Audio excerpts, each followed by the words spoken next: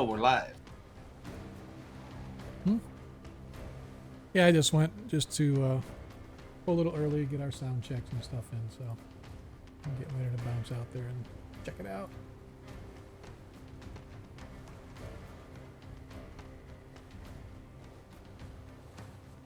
Hello, all my peoples. Hello. Hello, all my peoples. Trying to get one of those boo videos of what was it, SpongeBob video? I think it was. They're all going boo as a as a community response. I think that's funny. Let's see, but I haven't figured out how to do all that just yet.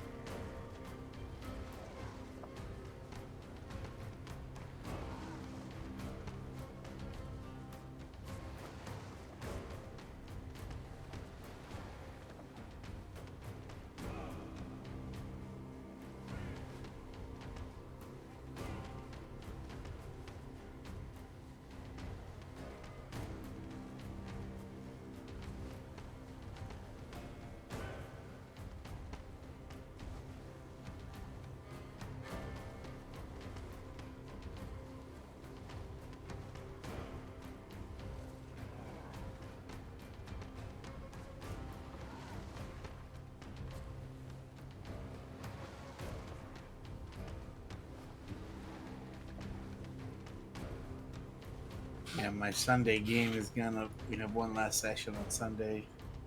The last session. Nice. Yeah, it's gonna be fun. Playing a. What am I playing? Wait. Oh yeah, I'm playing a. What do they call it? Eldritch Knight. Nice. Yeah. Name. What's his name? I don't know. You tell me. I have to look now.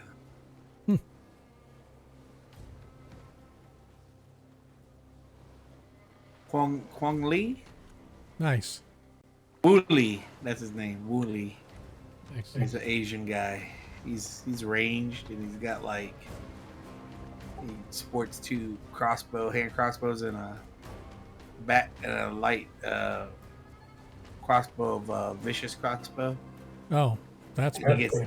Yeah, and he gets 3 attacks, and so every time and he can never be without his crossbow or his sword. I mean, even if you take it away, it'll reappear in his hands for some Eldritch Knight ability.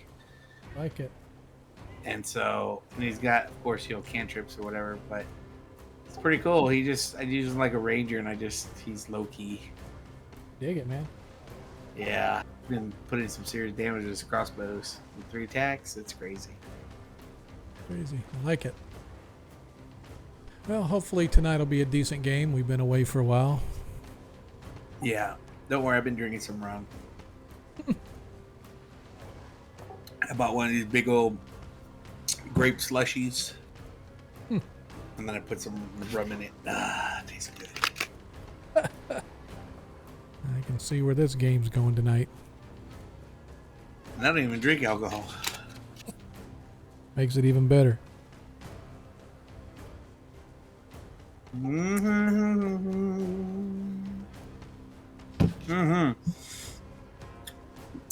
man, it's cold too. Uh-oh, it says you lost connection to the server, attempting to reestablish. Who, you? Yeah, I'm in now. Oh, on Forge? Perry Mason World or whatever it's called. Damn, dude. Perrylands. Dude, you kill me. I'll kill you without a critical 20. Oh, there it goes again. You've lost connection to the server. Attempting to reestablish. It doesn't even show you in there in the game yet. Doesn't? No. It shows me and my, I just moved my guy. You don't see him moving? Yeah, there he is. He's moving, but it doesn't show you as being logged in. That's kind of funny. Weird. Not that it matters to me, but... It's weird. Oh, I got a green light. I don't know what that means. Yeah. Means go. Green means go. Gringo. There you Gringo? go, Judge. Why you gotta be talking all that Spanish to me, dude? Are you gringos? Mmm. This stuff tastes good. Let me put some more rum in it. I only put like maybe a little shot.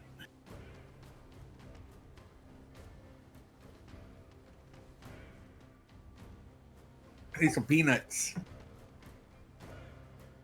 Remember they used to have peanuts at the bars? Long time ago. Back in the good old days.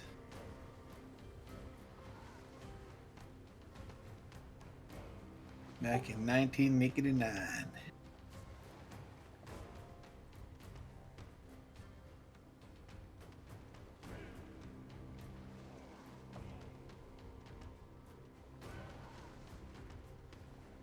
Yeah, I need some peanuts. Be right back.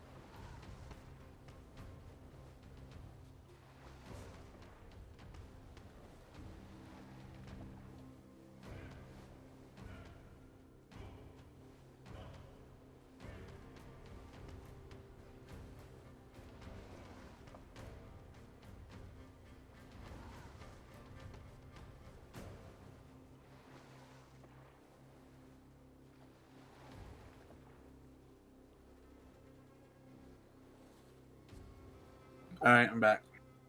That's quick. I just grabbed a handful of peanuts.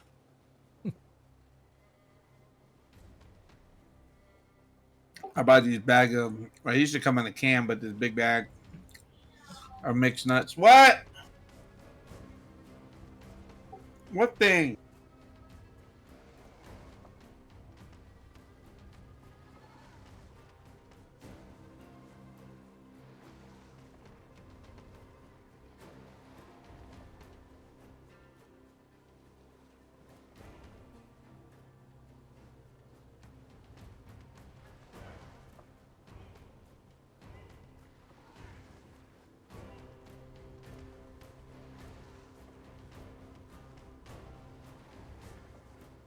All right, I'm back.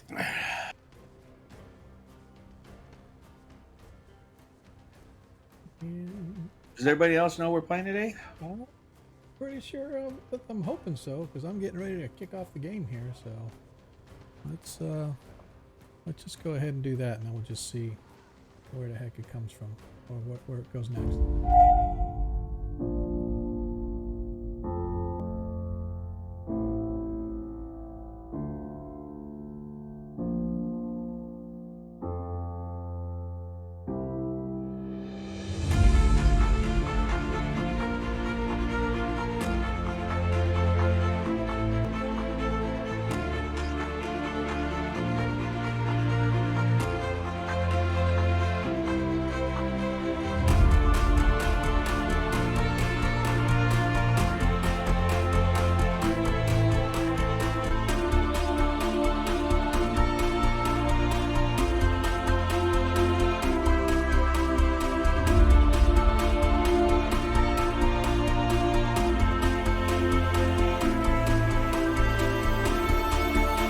Yep, my typing works.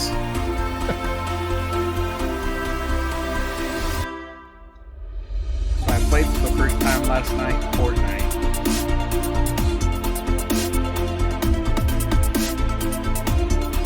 I can see why the game's addicting.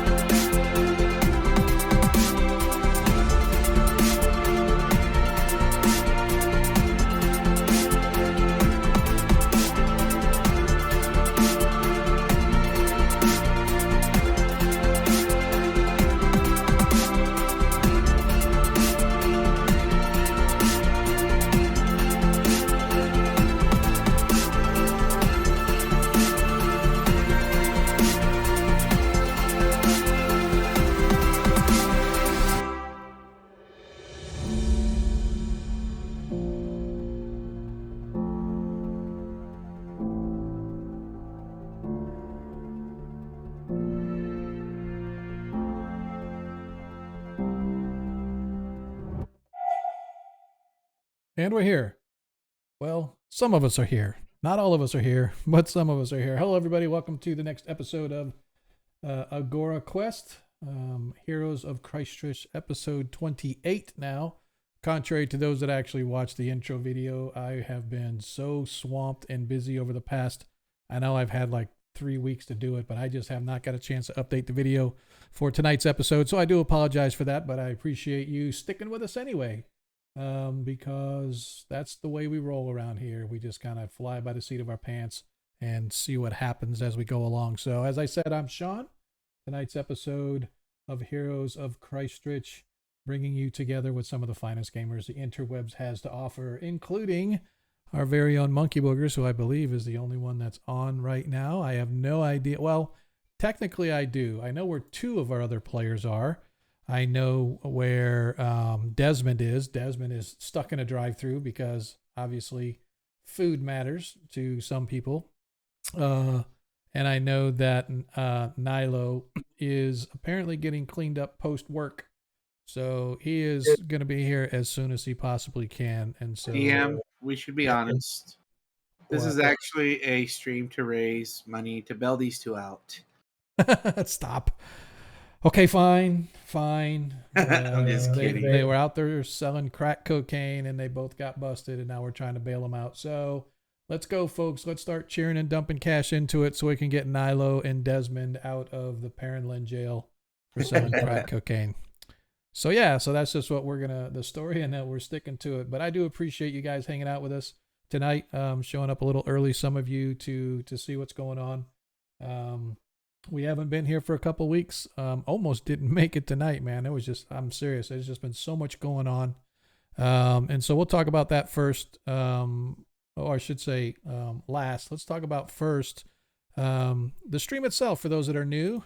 Obviously, you do know where you are. You are at Agora Quest. We're here every Monday from 7:30 till 11:30-ish doing our first edition game. And of course, this game is every other Friday, our 5th edition game. We're glad that you can kind of be here. So if you're into the 1E scene, catch us every Monday night. If not, like I said, catch us every other Friday. If you are interested, we are still looking for a player for my 1st edition game. Hey, what did I miss? What did I miss? Oh, thanks for the follow, man. I appreciate that. Every little bit helps. Anyway, so we are still looking for a 1st edition player. I don't know why it's so difficult sometimes, but I understand Monday night is not like the most opportune time to play, especially in the beginning of the work week because people are just dead from the weekend. They don't want a game, but that's fine.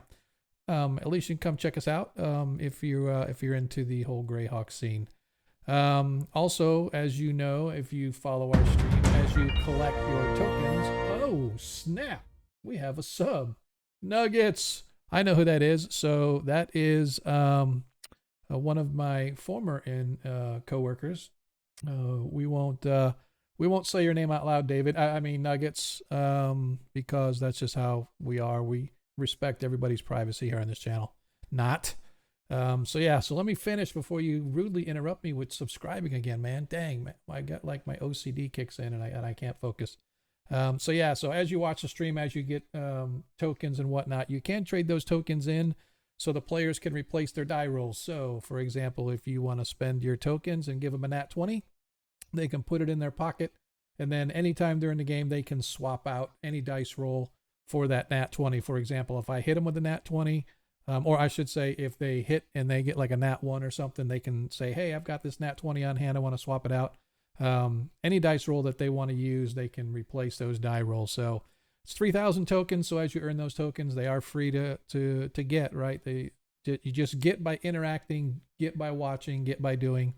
The more you do, the more tokens you get, and the faster you can restock our party with their nat 20s. Or if you want to be generous, you can give them to your humble DM, who is always on the lookout for nat 1s and nat 20s.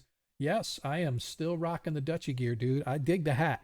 I'm sorry, I dig the hat, and my wife digs the t-shirt. So that's just, I got my box today to send my stuff back. I don't know, Nuggets, if you got your box yet, but I don't know how I'm going to get the laptop and these devices kind of stuck in there. No clue, but we'll figure it out. I think I'm going to have to pull a nugget and just not send back the charger for the laptop. That'll give me a little more room in the box. So we'll just have to see how that goes over. But yeah.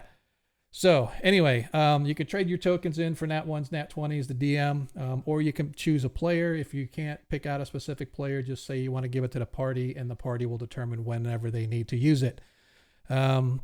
Also, you know that if you wish, you can cheer. If you're willing to spend your hard-earned money, for every 200 bits that actually get cheered, we will add bonus points to dice rolls, like a +4 or whatever. So, like I said, if you're going to spend your money, we're going to go ahead and do that. Typically during the session, if you use your tokens to give a Nat 1 or Nat 20, they don't roll over to the next session. The players have to use them this session. But if you actually cheer money to help support the stream and you give the players a +4 on a die roll, that actually carries over. So anyway, that's sort of some of the new things that we're doing as far as helping to support the stream. And, following is definitely appreciated.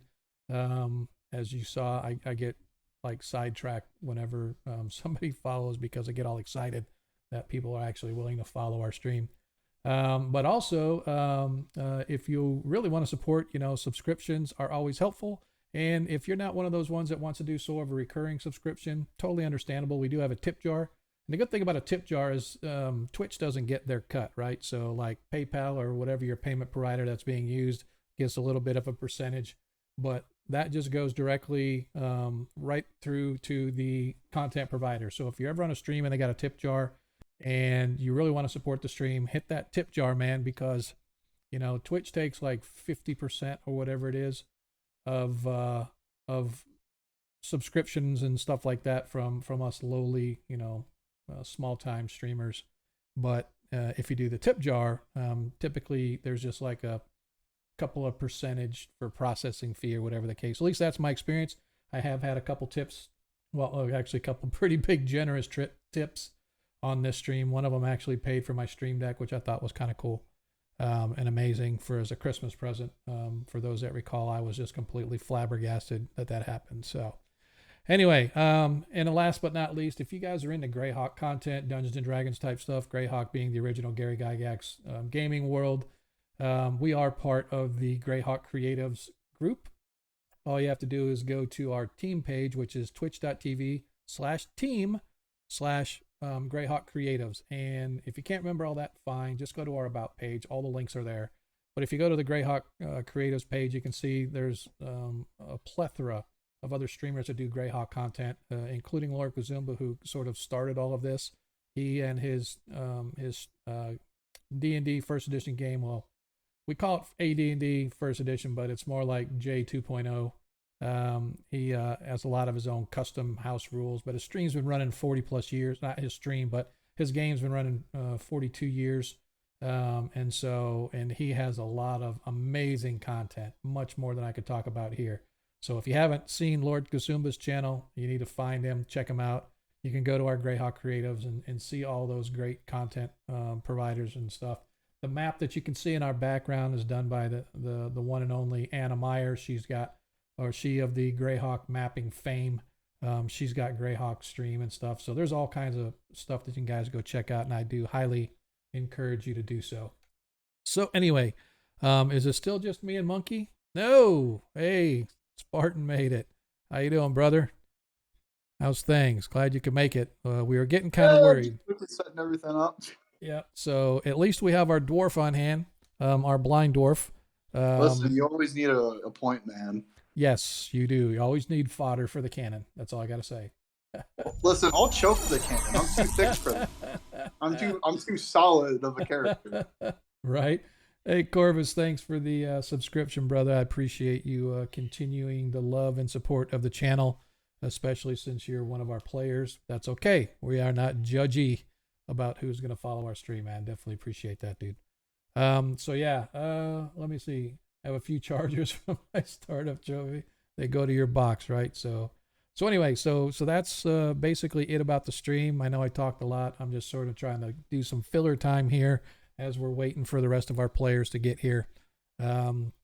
So looks like the only one that we're actually missing two technically.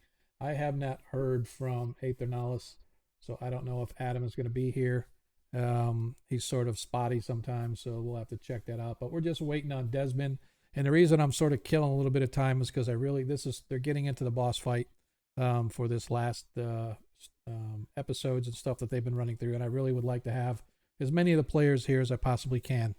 So in the interim, we're going to talk about some things that have been going on here. And so for those that follow our stream on Monday nights, know that I announced that last Thursday I was summarily released from my position and have been extremely busy this past week with trying to figure out what my next opportunity is going to be. And I will say that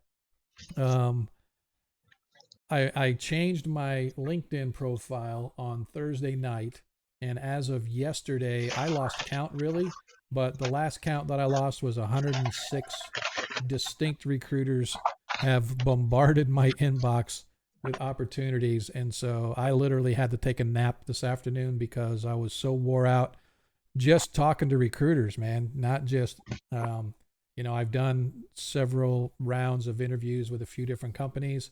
I am happy to say that I have actually had an offer presented to me that I'm kind of holding off because I want to make sure I do my due diligence with all the opportunities that I've got before I go on vacation this coming week, or next week actually. So yeah, it's just kind of nice to know that the job market for IT is at least pretty solid for those that are willing to kind of hustle and go out there and get it. So Nuggets, that as you guys can see, is one of my former coworkers. He and I are in the same kind of a boat as far as we were both let go off of the same team. So yeah, it's just it's been a whirlwind, man, but it's been all right. I can say I've never worried about it. They gave us an incredible severance package, and I say that with the all the sarcasm that I can muster. But at least they did give us enough time that hopefully can find another opportunity. But yeah, man, it was an interesting week. And for those that were pinging me afterwards on Monday, I definitely appreciate the love coming from folks on the stream, letting me know their thoughts and all that stuff. So yeah, so that's where we are. I'm still going to Vegas. Don't care. Still going to go spend money and have a great time because that's just how we roll. We don't let anything get us down. And we're still here streaming. We are still here streaming. So let us make sure that we don't ever stop doing that at least. So I think what I'm going to do is I'm going to, fellas, if it's okay with you, I'm just going to kind of recap for those that don't know what's been going on recently in our world, and also to recap for you guys because I know that it's been a couple of weeks and I want to make sure that everybody is on the same board. Oh, another subscription. Definitely appreciate that. Definitely appreciate that. So like I said, our party is located in the country of Perrinland in the world of Greyhawk. It's sort of the northwestern, not quite the exact all the way in the corner. Think of it as the Montana area. If you were looking on a map, it's kind of like a Montana area in the United States. It's in the northwestern part of the world of Greyhawk. It is surrounded by mountains. It is a cold, hard, harsh country. Think of it as very Viking-like as far as their culture, Nordic, if you will, sort of a culture. Our party has been adventuring there for the past several months, making a name for themselves.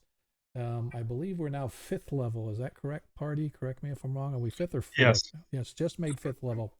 And so most recently, they investigated an old abandoned mine town, and they really were investigating to discover the family history of an individual whose ring they had found. So on one of their little excursions, they found this family heirloom ring, and they went searching for it, and they discovered that the heirs of this family used to be very big in the mine management industry. And so one of the towns where they used to manage the mine had a catastrophe happen decades ago, and then shortly thereafter the town was basically abandoned into a ghost town. And so the party went to investigate and discovered that a group of meanlocks, which were fey creatures that fed on fear and tragedy, had somehow crossed over from their dimension, if you will, into the prime dimension. And basically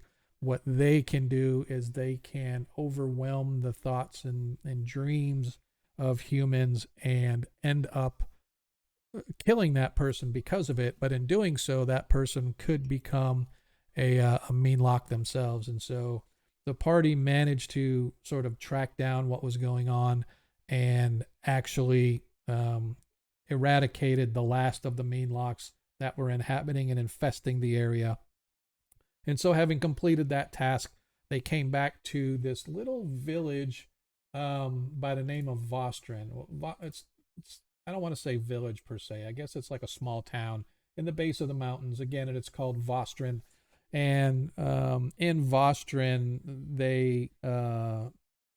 they were approached by a man who was basically a jeweler, and this jeweler had gems and whatnot provided by a local miner. So this guy had a small little gem mine, and he was always providing high quality gems to this jeweler. And apparently this individual that he was working with had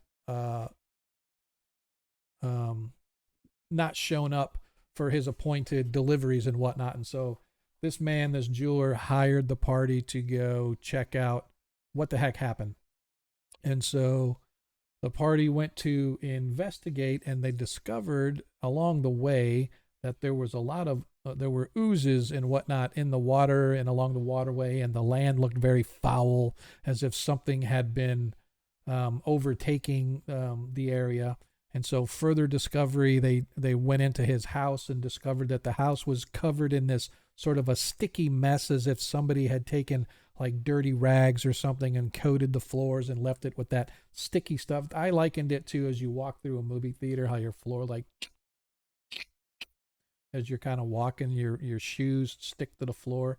Stuff sort of like that, just kind of covering the whole house. And inside the house, what's that, sir?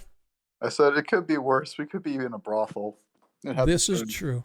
This is true. You could be in a brothel and it has the same sticky substance. Well, not quite the same sticky substance, but at least the same stickiness. So, yes, you are correct. And I apologize as I'm kind of working here. My screen, there's something going on with like my monitors, and my screen has sort of a, not really split in half, but it's like as I'm looking at this monitor over here, somehow everything shifted partially. So like, it's like the screen goes about a third of the way, and that's where it starts.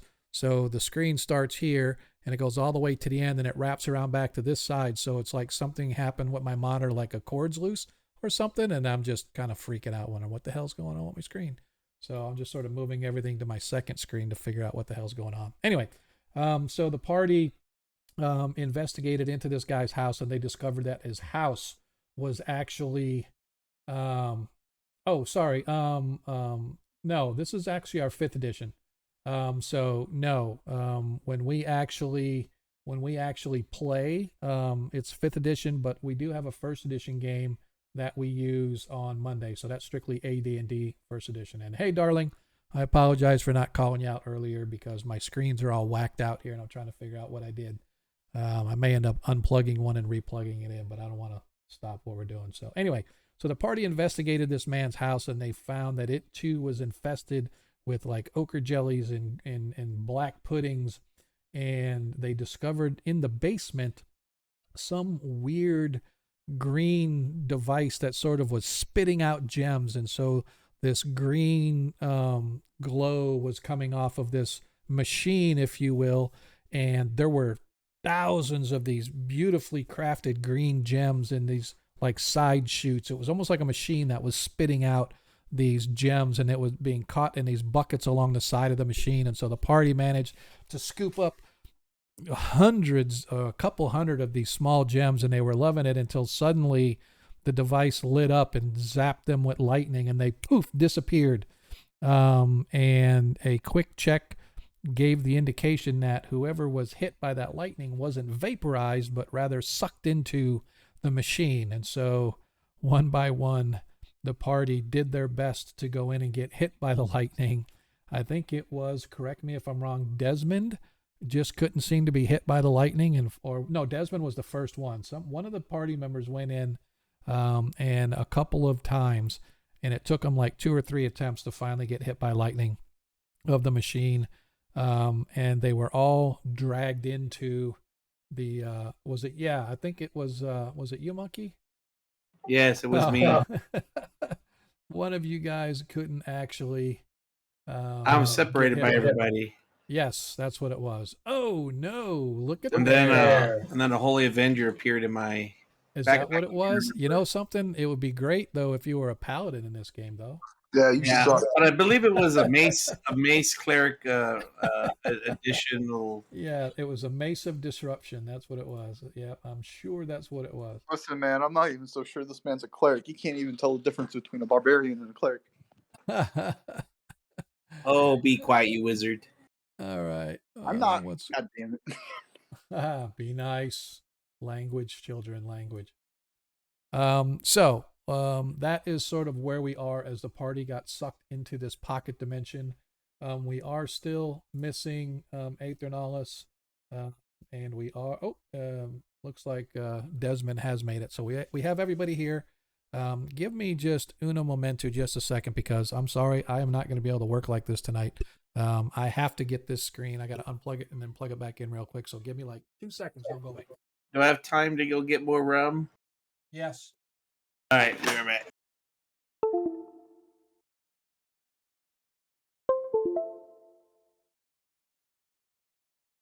Okay, we're fixed. I'm fixed. Now everything is over on this side, so just gotta move stuff. I'm telling you, man, I'm a creature of habit. It's got to be just so, or I'm not going to be able to work or anything. So, all right, so make sure we have everything. So our party currently is located in this pocket dimension, so let's go ahead and get you guys over there, and then we'll discuss what's going on in tonight's game. And Creep, I definitely appreciate that.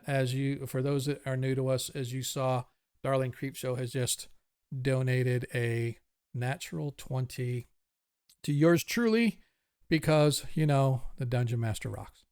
So I'm going to do a nat 20 here for me, just so I take notes. And let us now try to get ourselves into tonight's episode of the Heroes of Kreistrich, as we find ourselves in the ooze dimension. I think that's still a debatable title with what we've accomplished. This is true.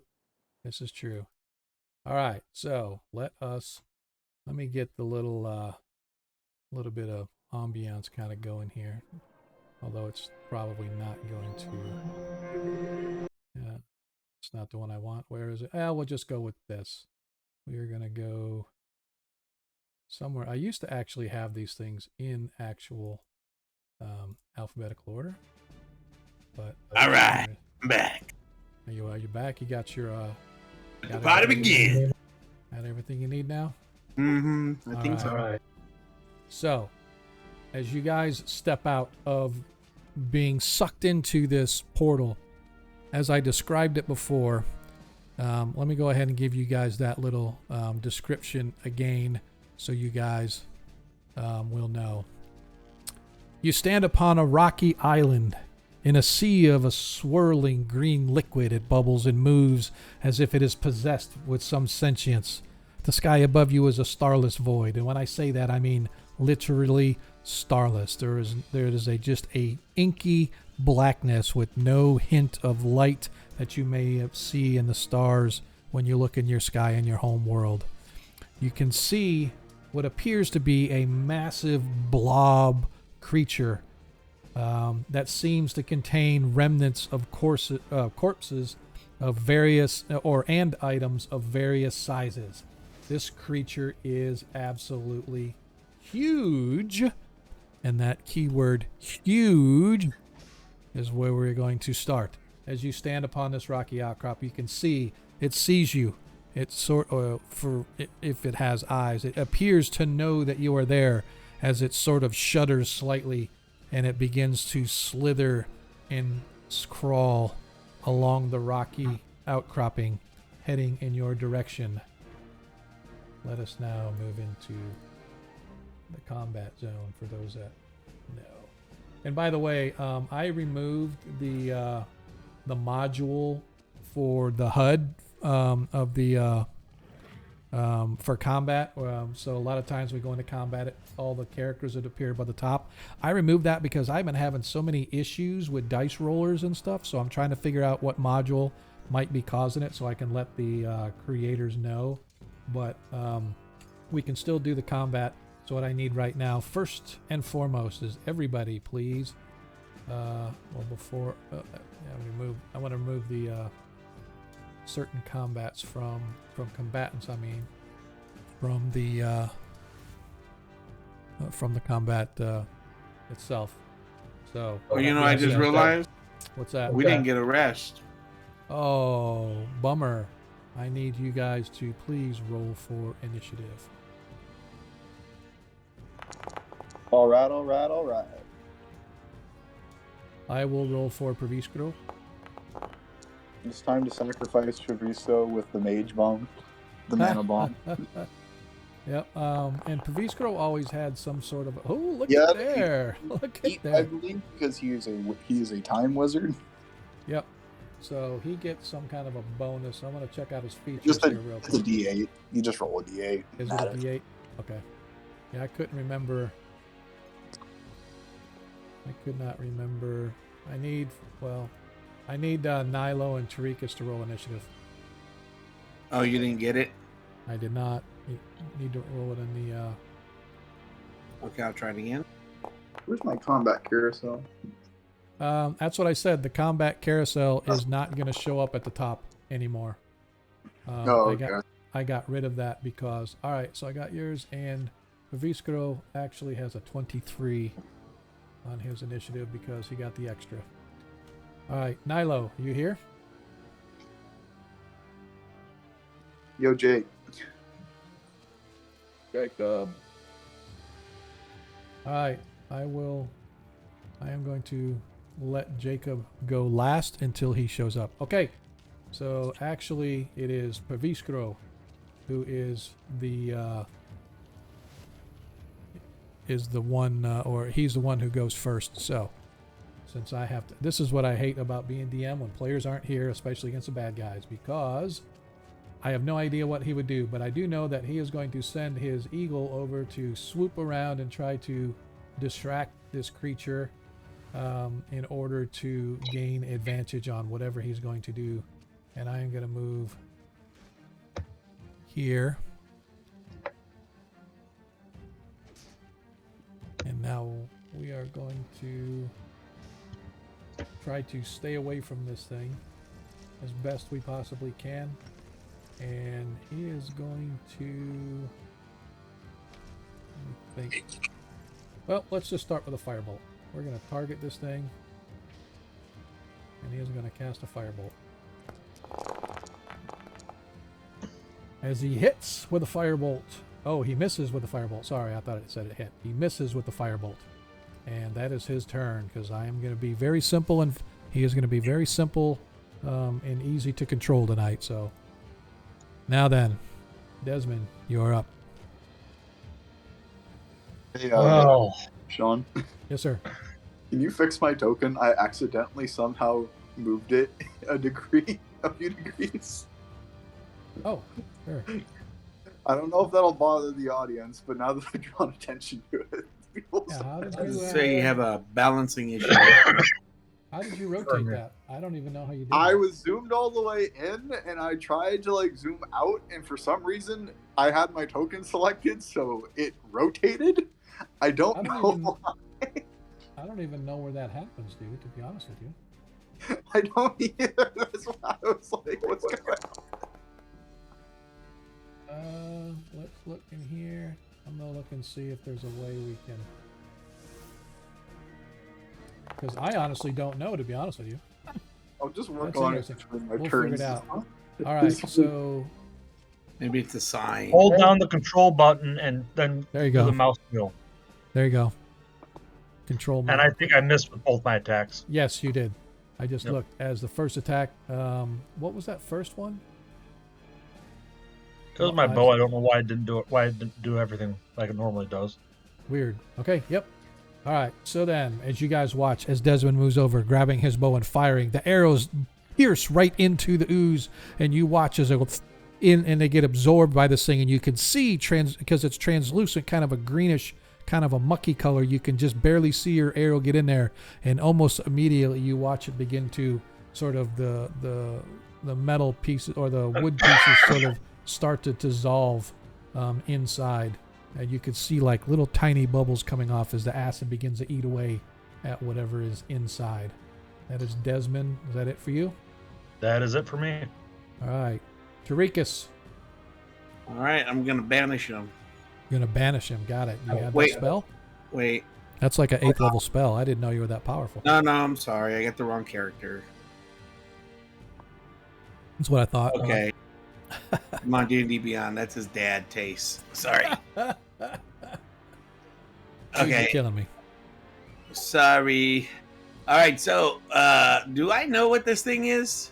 You can give me a as an action, you can give me a nature check. And to answer Lex, yes, this is Foundry, but it's hosted on Forge VTT. It's going to cost me an action to cloud-based. know if I know what it is? Okay. Never mind then. I don't want to know what it is. I will just attack it and ask questions later. Yep. I am going to see how it responds to Toll of the Dead. Okay. And That is- can I curse it? It is a wisdom saving throw on this, correct? I believe so. I think so. Just go ahead and find out for me. I'm pretty sure too, but Yeah, it's a wisdom saving throw. awesome. This is no good for him. 15. 15. Oh, I saw that 20. No, as it fails its wisdom saving throw, go ahead and roll your damage. Oh, is it damaged yet? Well, I mean, yeah, I just rolled a wisdom save and it failed. No, I mean, is it damaged at all? Because it. Oh no, it is not. Sorry. Okay, it is so not. it's only 1 to 8 then. Okay. Or 2 to 8. Okay, here we go. Spellbook.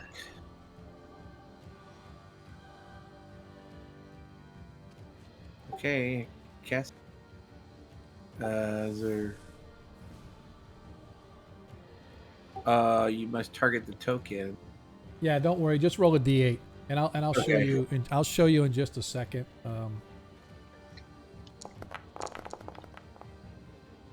2d8, All right. 13 hit points. As you watch, as you cast your Toll the Dead, you guys hear this loud ringing bell somewhere in the distance. It causes the oozy-like creature to sort of shudder. And I'm going to back up a little bit. If you go there, you're standing in the ooze. Just so you Oh, know. sorry, I can't see. It's just all gray. Yeah. Okay.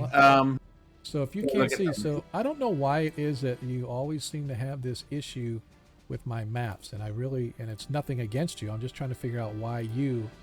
I'm gonna double check the map here just to make sure Not that because my character is it. it's probably me. I'm taking off the fog and all that, and I'm making sure because I've got it checked for unrestricted vision, so you guys should be able to see everything on this entire map. So there's nothing hidden whatsoever. So I'll just use the stream to look. All right, Okay. I'll move. I think I can move over here. Yep, yes you can. Okay, I'm gonna stay. Yep, so one thing I just want to say, and I want to do sort of a sidebar here. If you're casting an attack spell on a creature, if you right-click and you target that creature and you cast a spell, all of this, because 5th edition has a lot of, in Forge VTT, 5th edition has a lot of stuff built in. So if you target the creature and show its attack, it will actually say, hey, I think it tells me, but if not, it will tell the player, hey, this creature has to roll a wisdom saving throw. And then you can just click on it and it'll roll the wisdom saving throw. Or if you don't do it, it'll tell the DM to roll a wisdom saving throw.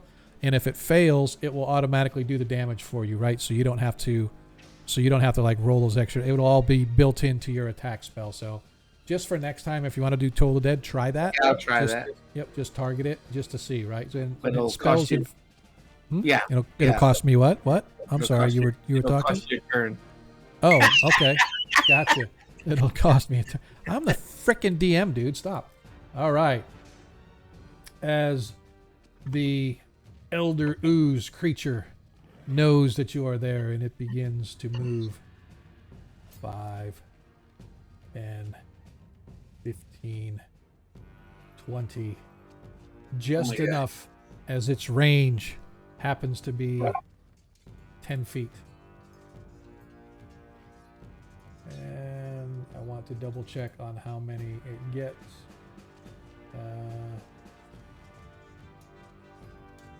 Want to see, where is it? DM, just one question. What is that thing up here? That is the eagle. That is Pavisco's eagle. Gotcha. All right, I just want to double check on the Elder Ooze. It makes 2 pseudopod attacks and then uses its engulf ability if possible. All right, so it's going to use its 2 attacks. One is going to go against the first, I should say, is going against Ragnar.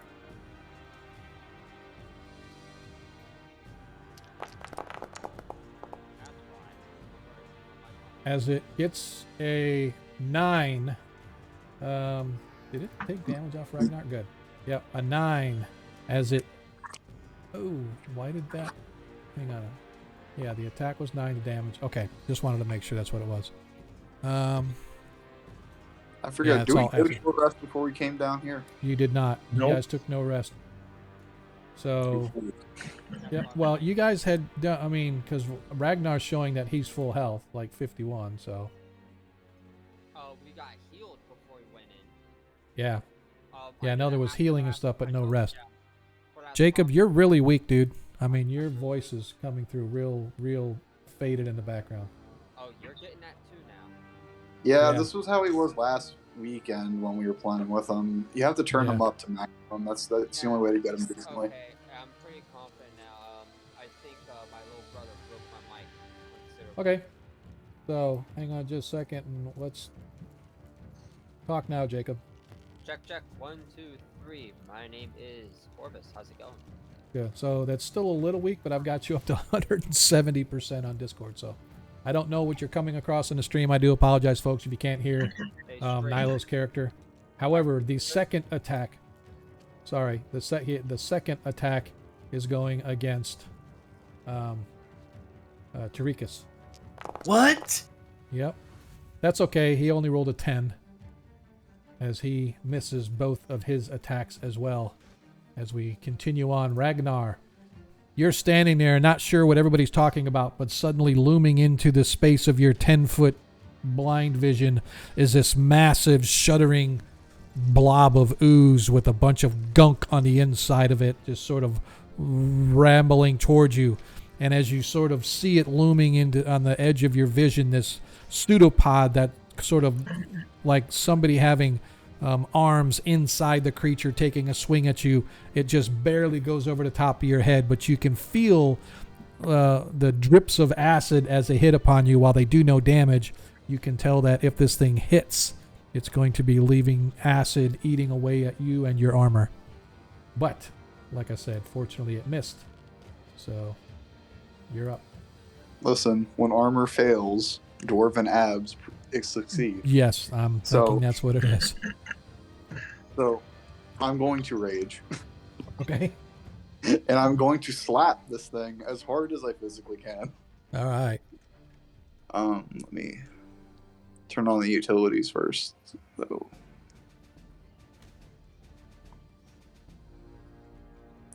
And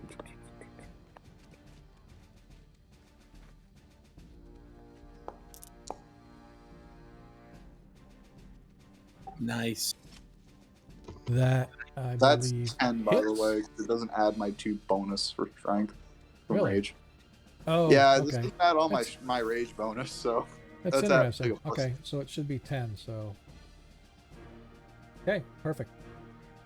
Anything else from Ragnar? that's all I can do. Okay. Nilo. Alright. am I threatening it? Am I threatening the mouth of the ooze right now? Like, am I in a threat range if I move? I get swacked by it. No. Well, Okay. actually, yes, because its range is 10 feet, so you are within Okay, its so threat radius. I have to. I'm staying within 10 feet. It says I move then. Okay.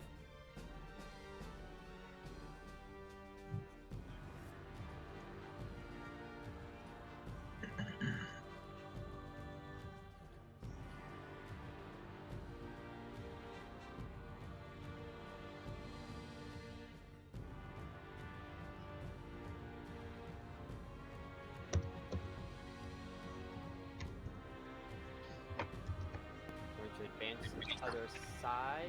Okay. Does this thing look acidic at all? Like, Yes. Okay. All right. So Yeah.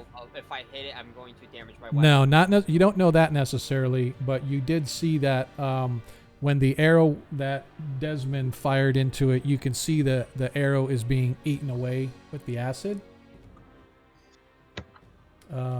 However, you don't know for a fact that if you hit it, you're going to take damage as well. But it does look acidic because it was dripping acid, etc., etc. Okay.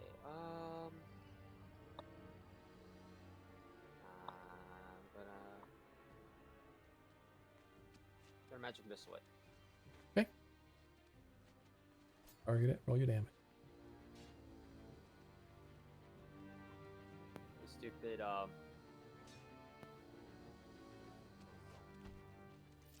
What? It didn't. Okay. Something must have changed then. I gotta go back and look at my stuff. What happened? Okay. That's wrong. It takes. 3 darts, right? Yeah, 3. So it takes 6 damage. Okay, yeah, got you. 2. Okay.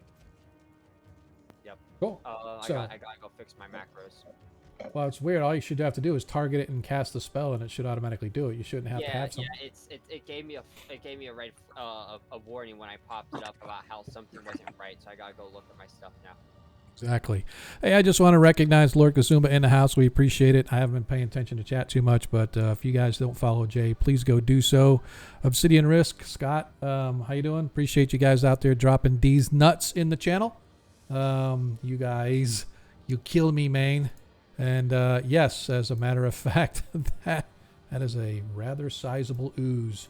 An elder ooze for those that are unaware. That being said, what brings ourselves to the end of this round of combat as Paviskro, sort of keeping range away from the creature, is going to move over here, once again target it. And hit it. As he hits for 13 fire damage. You guys watch as the firebolt blasts into the ooze. Little bits of it go sort of flying up, and you can see little bits of material that's still being consumed and dissolved inside of it go with the firebolt, as it's kind of like shooting a bullet into gel like they do for ballistics and stuff like that. It's sort of like that as the firebolt sort of blasts into it, carving out stuff on the inside. The ooze itself shudders, obviously affected, and Paviskro has gained the creature's attention. As we move next, Desmond, you're up. Okay. I'm putting away my bow. See you later, darling. Just there. And I am going to move. Okay. And I'm going to put my Slayer's Prey on the Okay. Elder Ooze, and that's my Okay. turn. Okay, perfect. Slayer's Prey does what for us? An additional d6 of damage when I hit it. For the Gotcha. first time I hit it each round. Okay, perfect. All right, that it for you then. All That right, is. Enriquez, you are up. And I appreciate the cheer there, Lex. That gives us 100. Let's keep track of that. So for every 200, our party gains additional bonuses on their dice rolls. So we will do that. Did it look like it responded from the from the Toll of the Dead? Yes, it definitely looked like when the bell rung, you watched the creature kind of shudder, as if you were slamming into it with whatever. I go, okay. And now it has been wounded, by the way. All right. I go, Tarikas is like, what monstrosity is this? This abomination. And he does it again with more intense. Right click on the creature and select the target so you can target the creature. I right clicked on it. Right, and you should be able to target it. It's a double right click. Well, yeah. Now it's targeted. Yep. You see Okay. the little red dots in the top left corner of the token? Yeah, the 4 dots. I got it. Yep.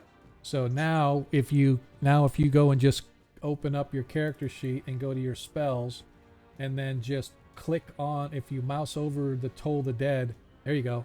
And now, so you've targeted it. The creature has to save a DC 15. So I'm gonna roll. It succeeded at save. So it automatically did. So it saved on its spell. It needed a DC 15. So you see what I mean? Everything's automatic, right? So boom, you cast it. It made it save, and therefore it takes no damage this time. All right. Well, then I'm gonna run. You can do the same thing with healing spells too. Yeah, exactly. All right, so you're gonna go that 30 feet. Yep. Okay.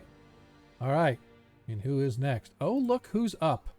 As the Elder Ooze, it sees and senses this creature right before it. As first thing as it does is it 2 pseudopod attack. What? I meant to cast a bonus action. Okay. What's the bonus action? Spiritual weapon. Okay. 3rd level. Okay. Go ahead and so you've cast your spell. I don't know if it'll put a token on the map for you or not. I don't recall off the top of my head. I was gonna put it right by it. Okay, that's fine. Like right there. Okay, gotcha. I'll let me do this just so that we don't forget about it.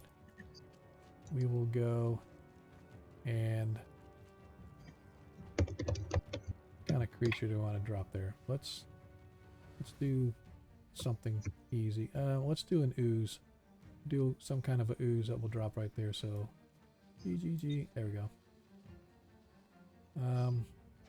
So that's what I'm dropping. I'm dropping an ooze right there. That's your spiritual weapon. And the attack misses. Okay, that's that. All right. Thank you, sir. Yep, no problem. I am a benevolent DM, if nothing else. You guys watch as the 2 pseudopods blast out at the dwarf. First one, 17. Does that hit, I believe? No. Oh, 7. What is your armor class? Holy crap. 80. Oh, 18. Dang it. It would have gotten me if I didn't get this replacement armor. Yep. And as its second attack comes out to you, and the second attack misses. However, you watch as it moves, as it rolls right over the top, sucking the dwarf inside it. I need you to give me a DC 14 saving throw. Dexterity, please. That you might get me on. As you fail your saving throw, you are now completely engulfed in this creature. First off, you feel the acid beginning to eat at your flesh. Oh wait, I have advantage. Sorry. Why'd you have advantage on dexterity? Danger sense. Oh, okay. This is one of the few instances where I could use it. Yeah. Both failed. Both failed. And if the dice hits it, the dice gets it. Yep. Yep. Hey, Yep. now you need to stick your hand in that jar of ooze. Yes, Yeah. as you guys watch as this massive elder ooze rolls over the top of your dwarven companion as he screams out in pain.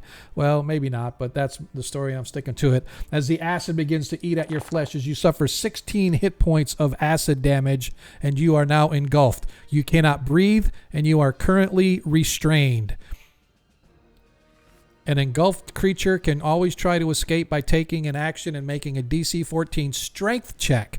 On a success, you can escape and enter a space of your choice within 5 feet of the cube. So, on your next turn, you can use your action to make a strength save as opposed to an attack.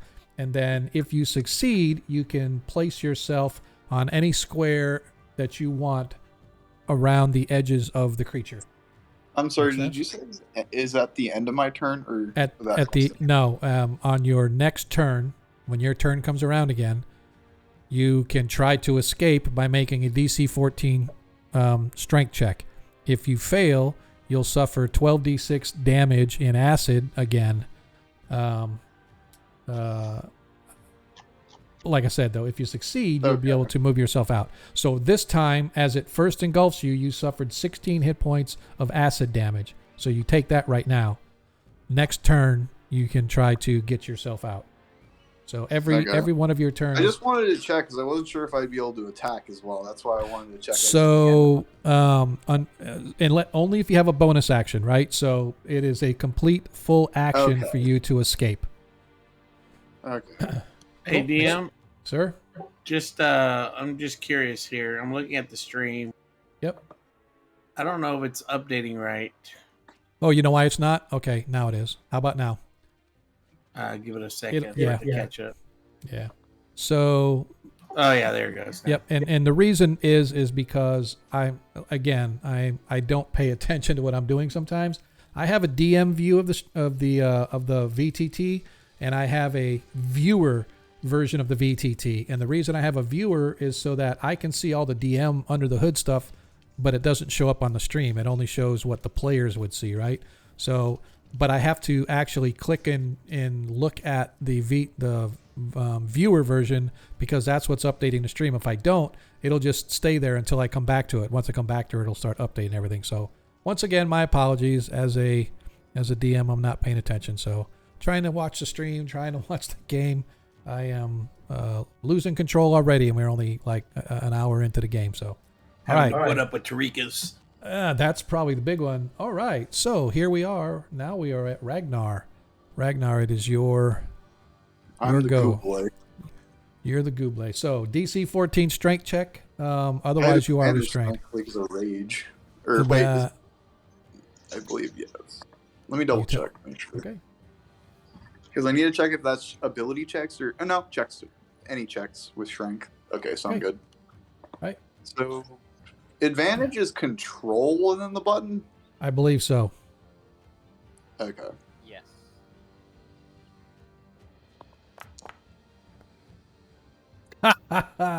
Damn it. As he gets Now as I'm you the F guy. God damn it. Yep. As you manage to save, now you can put your as this thing rolls over you, you feel the acid eating at you, starting to sort of eat away your armor and eat away your flesh. As you sort of struggle and kick and claw your way, you find yourselves outside as you scream, "It's a boy!" It's a boy. That is freaking awesome, dude. That is awesome. I like it. All right. The best Okay, part then. is that the map zooms you in to see the person. Yeah, exactly. And that's one thing. There's a module that I have is if you put something in chat, it'll show up on the stream and then it actually focuses on you and zooms in. All right. So, do you have any bonus action or anything? So you're able to move out. That's as far as you can move. Okay. I'm burned out. I'm just gonna stay here for the time being. Nilo, I don't want to risk getting attacked. Yep, Nilo, you watch as suddenly the back end of this ooze sort of bulges out like it's sort of somebody blowing air in a bubble on the inside of it, and there's a little boop as the acidy flesh from the ooze sort of splatters onto the ground and come tumbling out and gaining to his feet quickly. You see your dwarven companion covered in ooze, but none the worse for wear. as Nilo hits the Elder Ooze with a firebolt for 7 hit points of damage. Anything else that you want to do in the interim? That's gonna be it. Okay. Yeah, you need to get. I'm gonna have to buy you a new mic, dude, because I'm so used to hearing your voice coming through loud and clear. It's like I have to strain to listen. So you know what? How about I do this? As much as I like to hear the ambience music, I'm gonna turn the skirmish music almost all the way down. If you guys want, you can turn it up, but I would rather hear you than listening to the music because that sort of takes you over. Oh, by the way, Nilo, never did roll initiative. So why don't you go ahead and click your initiative on the... that's why I'm going last. Okay. Yep. So go ahead and do that, even though you've already gone. We'll get you next time. I guess you're going last anyway. Sit your ass down. That is classic. As Praviskro, Oh man. as the eagle comes... As Forges out Praviskro's for eagle flies over and sort of darts around this thing, as Praviskro once again flashes this thing with... he's going to see if he's got anything bigger. Let's do something a little better. Give Every eagle poop on him. If he still has a cast of the fairy fire. Yeah, that... I don't know how many spells that he had. So I'm just, again, I told you if the character's not here, I'm going to play them bare minimum, something simple and easy, and he's going to blast with a... Oop. What happened? Oh, I have to target a creature? I thought I did. All right. The creature is... Creature's targeted. Okay. Well, now it's like baffling. It's telling me I have to target a creature. Oh, that's why. I accidentally... Ragnar, how's your health? I had Ragnar tagged. As Is he there? hits with the firebolt for 9 hit points of damage. Bits and pieces of the ooze go flying, but it's still a massive crawling blob of ooze. Desmond, you're up. Okay. I am going to try throwing my hand axes at this thing. Okay. Make sure I still have it targeted. Come on. Zoom so far, and I can't see what's going on. I can't tell if I got it targeted or not. Something is Looks like really weird going on with my mapping. It's like, why is all of a sudden it's zooming in and out? Okay. Hopefully it doesn't affect the stream too badly.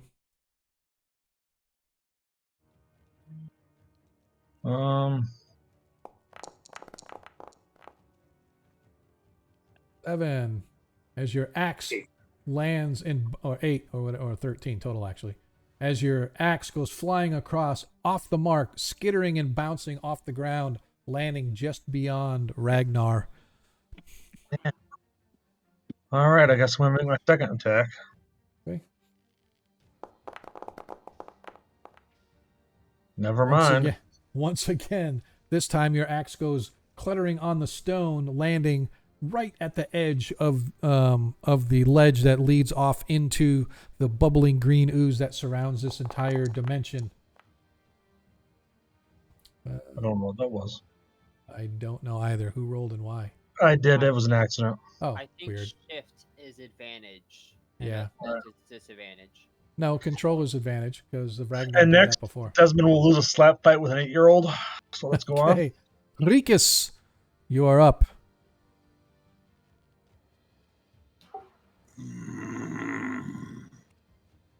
First spiritual weapon. It's going to move up to it and attack. Okay. Okay. Oops. Let me move it up for you. Okay. Oh, hey, when'd your spiritual weapon become a gray ooze?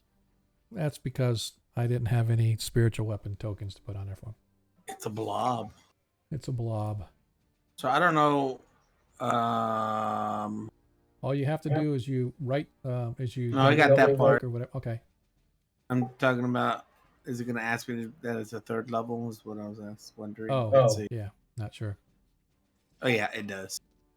Okay. Says I don't have any more spell slots available, so it's not working the way it's supposed to be working. Yeah, you should. Well, instead of casting it, it should just let you roll to attack it. So yeah, I'll just have to roll. Yeah, just roll a d20 attack.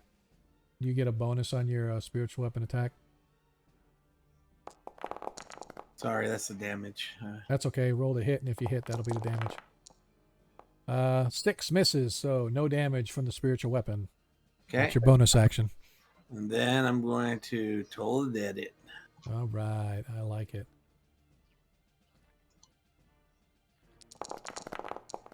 As it fails, and suffers 16 hit points of necrotic damage. As once again the creature sort of shudders, you can see that this thing is beginning to shrink a little bit as some of the ooze that you guys have been blasting on it sort of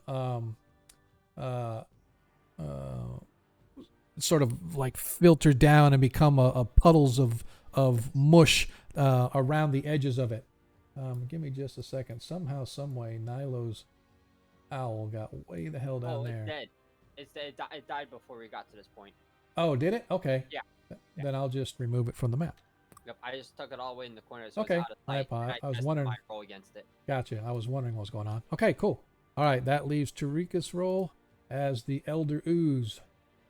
Once again, sort of rolls over the top. Well, first of all, what it's going to do is it's going to move. Let me do 5 feet of movement. Yep, I'm going to do a 10-foot of movement, first of all.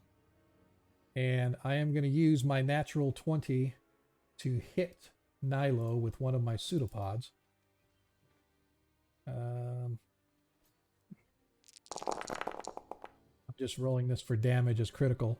36 hit points of acid damage to Nilo. I feel like this was premeditative. Yep. You need to take, so it took, I don't know why you did a hit, Nilo, but, for your Orcish Fury or what? Yep. Okay. I can swing as a reaction. Okay, cool. So it only took 18 off, so you need to take another 18, just so you're aware. So go ahead and take another 18 hit points off.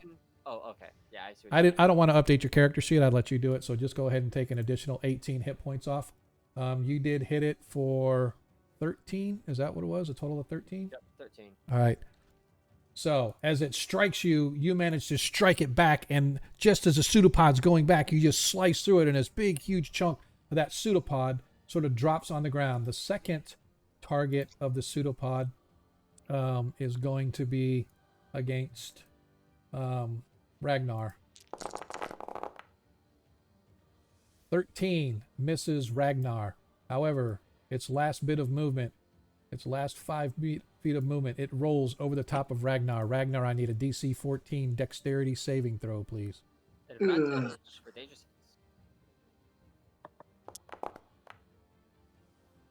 As you fail your dexterity saving throw, once again you feel the acid eating away at you as you suffer 22 hit points of acid damage. And you are now restrained inside the creature. Your next turn, you will be, well, you're up next anyway. This turn. Yeah, this is Sean. This is not funny. I'm sorry. As you manage to once again escape the creature. Oh wait, control is disadvantage. Is not it? advantage. Yeah, shit. Yeah. Okay, so you saved though, so it Yeah. you got a so you got a 20, so you saved.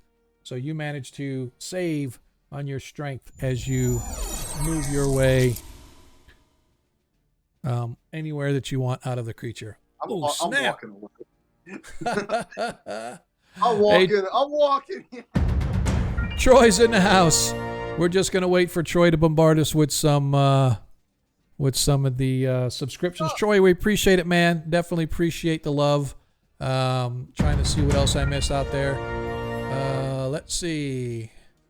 Yep, that's about it. Looks like that's all we're waiting on. Dude, man, Troy, you just show too much love, but we will never ever turn down the appreciation. Okay, so Ragnar, you get out, and just so you know, okay, your action was to move out, and then you're moving to where? There. I just There? moved 5 feet away, Okay. so I'm not in melee with it. Okay, gotcha.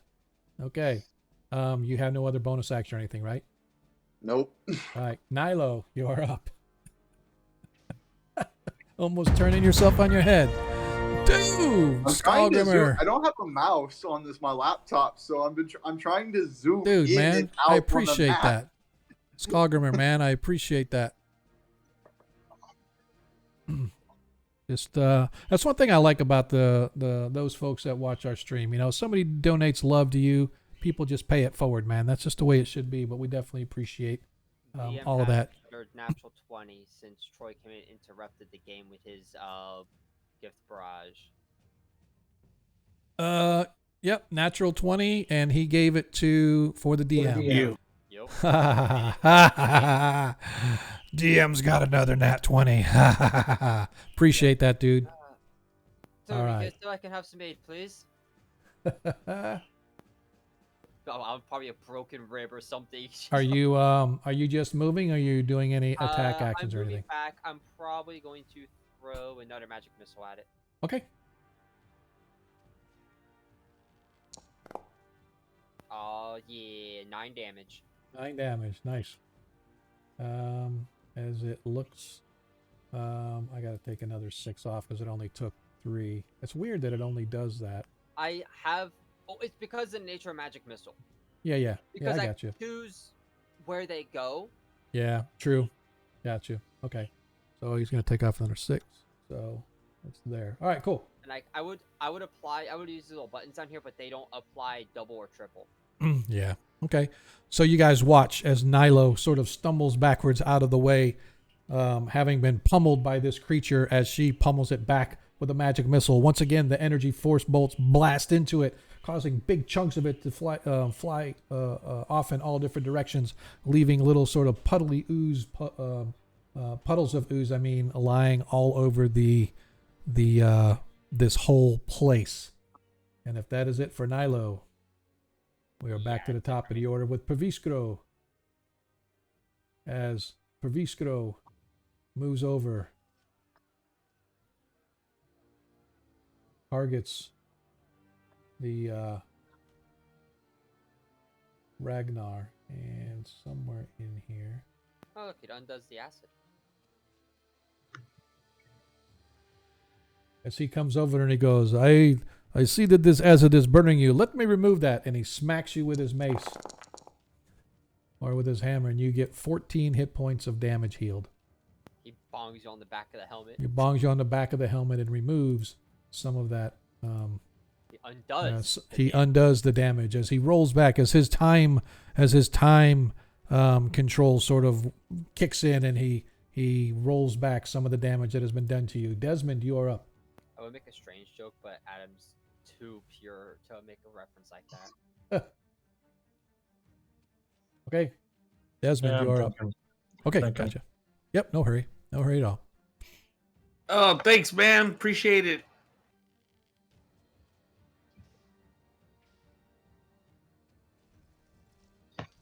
And I guess that's my action. All right. You just That's moved? Do you Yep. need a crossbow and bolts? I got some. All right. Monkey Boogers also has a nat 20. Yeah, I'll take the crossbow. I'll move over here and take the crossbow and bolts from So, Nilo. it's Wait, pretty what easy to get happened the to your bolts, but you'll longbow? have to grab the crossbow off her shoulder. So, I'm out of arrows. shake the ones on the right. Yeah, just take the bolts. I got some silver in there, but yeah. Pull a Will Okay. Smith from Men in Black, jump into it, and then make it blow up from the inside. All right. Considering my Des- attack roll Listen. tonight, that's probably what I'll do accidentally. What's that, Desmond? Sorry. But considering my attack rolls tonight, I'll probably do that accidentally. Yep. So you step down and you take the crossbow from Nilo, correct? Yes. I will allow you to take that weapon, figuring that it was probably loaded, and fire that weapon if you would like to do at least one attack. Yes, I would love to do that. I'm just going to use my longbow attack Okay, button that's because that fine. will. That's fine. I think they're the same bonus, aren't they? Yeah, it's 1d8. They're the same bonus. They're different damage. No, Gotcha. Is there 1d10 or 1d8? D8. Oh, it's the same damage then. I got a light Nice. crossbow. Okay, just a second here. It's not Yeah. rolling for some reason. There we go. Could be that. Yeah, I was gonna say you didn't have any. 8, 13. Right. As the bolt flies into the elder ooze, it begins to be absorbed, and the acid begins to eat it away, as it appears no damage. Tarikas, from a distance. Have another 10 rounds. Yeah. Let me see here. Let me look at my spell book real quick. I gotta look at the spell real quick. Yeah, that's what I'll do. Okay, since well, first I'm gonna do the spiritual hammer. Okay, go ahead and roll for your attack. 16 hits. Okay. And that would be 12 hit points of damage. Nicely done. well, there's more to that because Yep. they're supposed to be +4, so that's what was it? So that should be +8. It's what's the damage on +4. 1 to 8 +4. Okay, gotcha. All right, so that's 2d8, so that's 12 plus 8, so a total of 20, so a total of 8. Unless it's +4 anyways, and it doesn't add another +4. Maybe it's just +4, perhaps. Oh, that's fine. That's is it? So what does it say? Does it say 1d8 plus 4, and then up Yeah. later on it's okay? So then it's 2d8 plus 4. So yes, it's Okay. going to be the +4. So all right, All well, right. at least I'm pretty sure that's how it works. But we Yeah, can that always sounds double check, right. but- That sounds okay. right. Okay. You're All right. right, so your bonus action, you hit the creature as you watch as your spiritual hammer ooze-looking thing slaps into it, further whittling it down into it looks like it is shuddering and barely able to hold on to itself, if you will. So it looks pretty. Yes, it looks pretty damaged. Okay. Will you allow me to ask Nilo to just ask him a question and say, "Do you want me to heal you or attack it?" Sure. Oh, take it down if it looks like it's about to. I don't think it can reach us from here. What did he say? Take it down if you think you can. I don't think it can reach us from here. Yeah, he said attack it and kill the creature. It can't get to him from there. Very well. Abomination. I repel you, and I launch the toll of dead. Let's see what happens. Okay.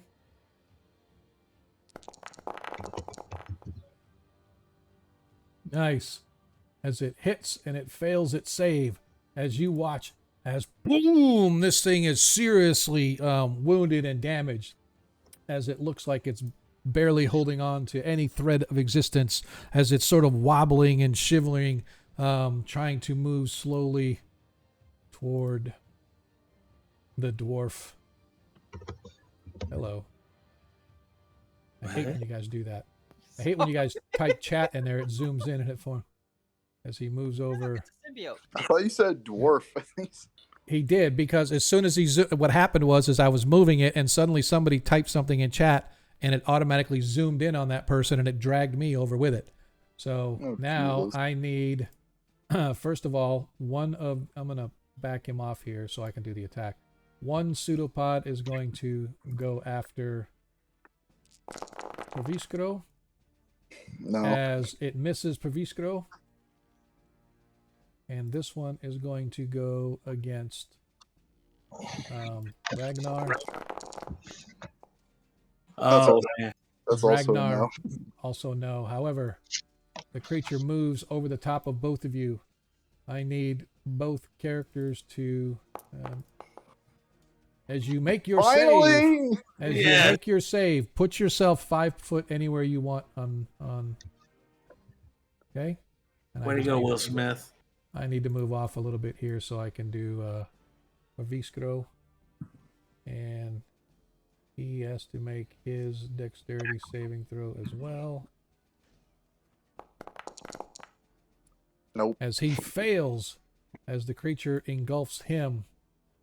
And now I need to Pravisco. I can As finally attack. Paviscro suffers 21 hit points of damage as he screams out in pain.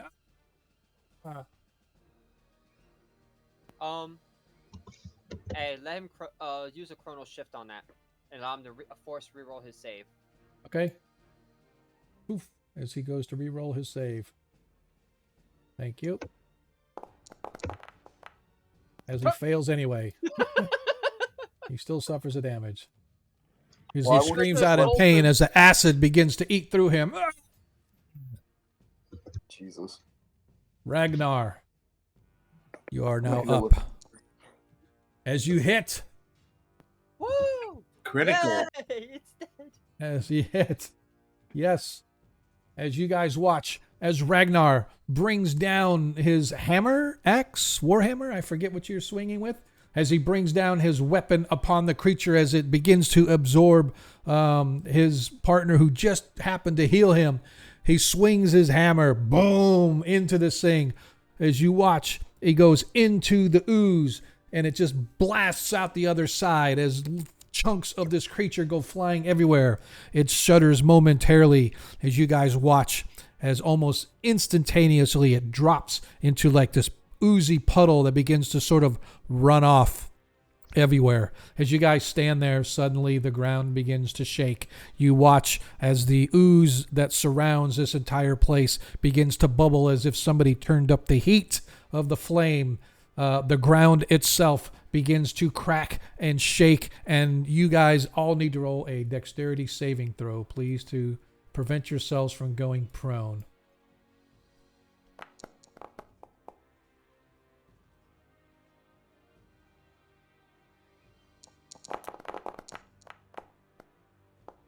As Paviskro fails miserably, as Ragnar. No, you did not. It was a nat 1. That was a nat 1. You rolled twice in a row by accident. Oh, I got you. No, Yep. I had advantage. I rolled 2 1s. Yep. As Desmond saves, I still need. See, Tarikas still waiting on you. Yeah. I don't. Do I just click on the attribute? I don't see. Yes. Where I see Just click the word of the attribute, and it'll pop up asking, is it a check or a save? Okay, gotcha. And it's a saving throw, right? Correct. Nice. You watch as the ground begins to heave. The acid or the ooze that completely surrounds this place begins, as I said, bubbling and sending up these shoots of like somebody hit it with an air blast underneath it as it blasts large swaths of this ooze up into the air. It sort of splashes down onto the rocky terrain of this little pocket dimension that each of you guys now stands upon. Ragnar, you, Tarikas, and Paviskro all sort of get caught up in the rocks as they begin to heave up, throwing you off your feet and onto your backs.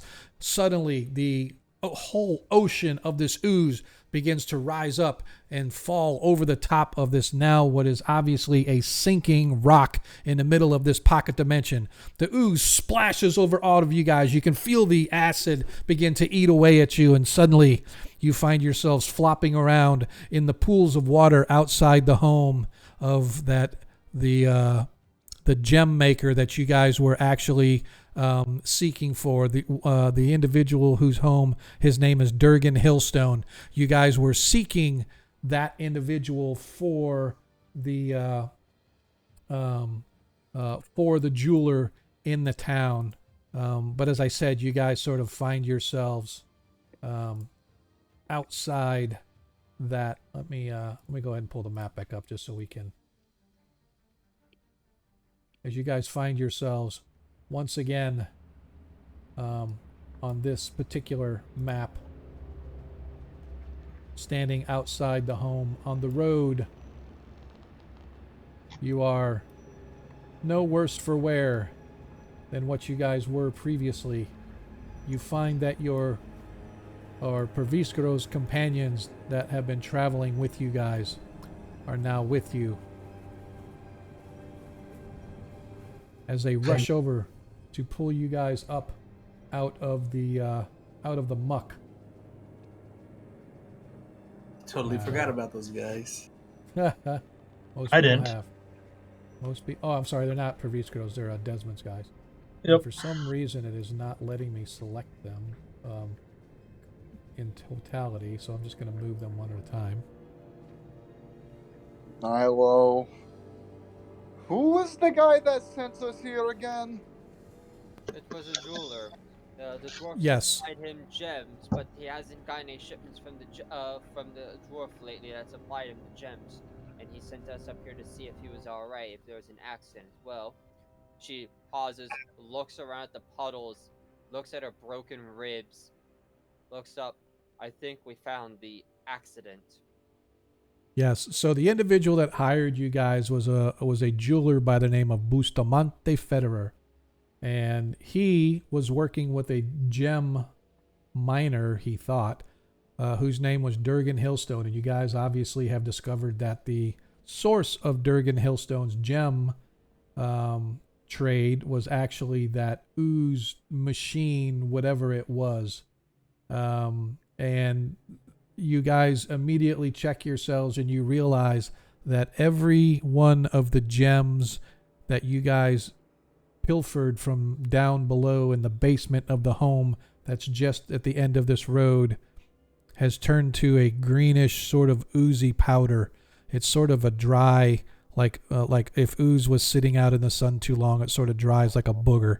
And you have these pissed off people. You have a every one of the gems that you guys managed to find has turned into this sort of useless junk, greenish, dusty putty in your various pouches and bags that you had filled with all of those materials. To the north, the house still stands, although you can see that the house itself appears to have come to a settle, as if it had been rumbling off of its foundation slightly. You can see that the roof has partially collapsed and that some of the outside logs and woods have sort of collapsed onto the ground around it, as if some great upheaval happened within the home itself. But you guys find yourselves safe under the sun outside, and fortunately alive, if not barely. Where do we wish to go, or what do we wish to do? I swear I'm choking on stuff that I shouldn't. Ugh. I'm going to make that jeweler freaking shit bricks for this. Oh, don't worry. He'll already be shitting bricks when the customers that he sold all of those gems to come back asking why their gems just turned to goo. She says as she empties the goo out of her bag because he's been selling Gems? this. Yes, all What the are you gems, talking about? all the gems that the dwarf sold him just turned to goo. How do we know they aren't just the ones we took? Because we took them from the You same guys, pile. where did you guys get gems? I didn't get any. Yeah, Desmond didn't get any because he was the first one that got hit by lightning, I believe. Oh yeah. Yep. Yeah. No, Ragnar was. He didn't even get a chance to look. Oh, okay. Yeah, I he was got hit before he even got close to the machine, so he never saw them. Okay, I was thinking for some reason I was thinking that Desmond had been think- hit first. I went in after him and then went before I got any gems either. Gotcha. Yeah, Gotcha. Desmond Okay. went immediately after to go try to get Ragnar. After Gotcha. that, the others group of us played around and tried to. You guys got greedy. We did get greedy. Well, before we do anything, we need to rest. I don't think we can take another battle Want to like rest we just had. here. Well, actually, I think we could rest here, no problem. We just Ragnar's gonna lay back in the puddle. The ooze filled puddles. Well, no, they used to be ooze, but they're not ooze now. The It's oozes water were now. destroyed. Yeah. You mind? I'm gonna start questioning my employees about what they remember. Make sure that this wasn't some kind of weird, messed up dream. As they run up to you, they say, "Sir, where have you been? You have been gone for nearly a month. We have been coming back here every day to see whether or not we were just coming back up the road when you arrived." Oh no! I'm going to ring Hold that. on, how long did they say? 1 month. Well, we at least know that letter got back by now. Well, What letter? The ones to the elves. Yeah. It is now Planar it is now travel the at its finest. 20th day of flock time where you guys are. Planar travel at its finest. With flock time? Yes. Walk time. The Sean, month of flock I'm time. sorry. Mhm. I have no memory of what I agreed to pay these guys. I I thought know it was I owe 100. I thought it was 100 gold pieces a month. Okay, then I'll give them 100 gold pieces now. Okay. There Yep. you guys go. We can revisit the stream. We can go back and find out what stream that you hired them on, and we can always replay that to kind of see what the actual. But I'm pretty sure it was, and I don't remember if it was 100 gold pieces for each per month, or it was 100 gold pieces for all three of them per month. I don't I think recall. it wouldn't have been 100 for all three. I couldn't have afforded that. So, or Right. each, I mean. Yeah. Okay. All right. But I Yeah. just took 100 off my character sheet for now. And if we find out different later on, we can worry about that then. Okay, Listen, man, 100 gold a month for sitting on your ass. These guys must be IT.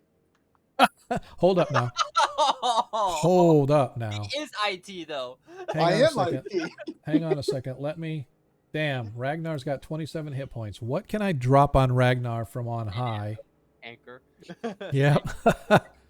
So, You know, we never did get back all the loot for that creature. mhm. as you guys stand outside, it is early in the morning on and I'm going to Flocktober. yeah, I'm going to say it is 9:46. I'm going to go reset the date. Hang on just a second. It's basically 9:45 in the morning, so I like this little calendar thing. It's kind of neat to kind of play with, just to kind of learn, but I'll make sure I reset the date. Does it have like an Earth style calendar, or is it Yeah. like gray one?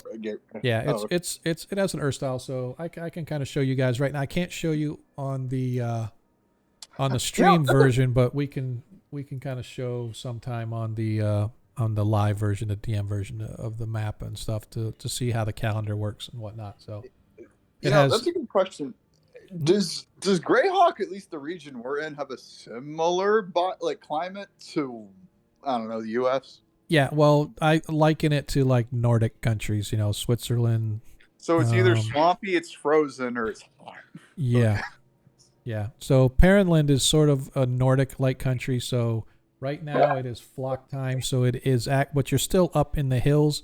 But the fact is that it's probably temperature-wise, it's probably comparable to like Northern Europe, right? So that time of year, so it's going to be kind of hot and humid and muggy in places, especially along Lake Quag, which is the major lake in the country. So especially around those, it's very swampy and campy during the summer. And then in the hills and stuff, no matter what time of year it is, you get high enough up into the hills, it's always going to be chilly and whatnot. You guys are in hilly country right now, and so it's probably in the low 40s maybe right now, low to mid 40s early in the morning. Excuse me. So yeah, so what do we want to do? It is early in the morning. You guys have just had your asses handed to you, basically. At least a couple of you have. Paviskro is going to probably heal himself to, I don't know how many spells he's got left, but I am going to try to cast upon himself Cure Light Wounds. He's got 1/3 level slot left, so he's going to cast it. So he gets 18 hit points of healing back. Before we rest, I'd like to cast my Cure Light. All right, go ahead and cast Cure Light Wounds on whomever. Who needs it? I know Praviskro doesn't right now, but he's going to cast Cure Light Wounds right now really quick on Ragnar. There it is. Cure Wounds. Yeah, because I can't see who's hurt. Hello. As you watch as... I'm uninjured. You're uninjured now? I was uninjured to begin with. Oh, okay. So anybody Listen, else injured? Listen, man. Ragnar might be in pain. You might be able to see bone in his face, but he is okay. All right. Well, he healed you for 11, and then he's going to cast his last Cure Light Wounds on you. Tarika's cast a heal on Nilo, and she gets 13 back. And then once again, he's going to do 7 hit points of healing on the dwarf, and one more time. He has one more, actually 2 more. That should put you up. You got 9 hit points. So that puts Ragnar back to his max. And it still leaves Paviskro with a 1 spell slot left for healing. Anybody else need any healing? Tarikas or Nilo, do you need any more? I was never hit. Now I'm good. Okay, so he's just going to cast it on himself then. Who was that for? Nilo. Oh, okay. Alright, so he is going to cast his last spell on himself, and then we can decide what we want to do now that we are free of that accursed place. I want to get paid. He gives himself 5 hit points back, and he is back to max. Alright. So, you guys head back to town? Oh, yes. Yeah, I have somebody to rip as many gems out of as possible. Alright. As you guys work your way back down the road, it takes you a few hours, or an hour or a couple hours, whatever. To be honest, I forget what the original travel time was, but it takes a couple hours. 2 hours. Yeah, it takes a couple hours for you guys to wind your way back out of the hills to the north of Vostrin. Eventually, you can see the smoke rising from the various chimney tops of the wooden gated or the wooden walled town here that sits at the base of the Klatspur Mountains to your east. You are waved in by the guards, who recognize you as they call out and say, "Welcome back. It has been many days since we see you, gentlemen. Welcome back to Vostrin." As you work your way back into town, where you find yourselves once again at the Bored Weasel. And as you step into the tavern, you can hear the music or as you step toward the village, or step toward the tavern, I mean, you can hear the music sort of flowing out into the streets. It is still early in the morning, but it's roughly noontime. So it's not early in the morning, but it's like, early in the day, roughly noontime, as you step into the tavern. And inside you can see the old man Lucas still tending the bar, as he looks up, sort of surprised to see you, and said, "Hey, what brings you back here? I have not seen you in many a day. I thought you'd be on your way, having finished your business up there at the old abandoned mine." What can I get for you, gents?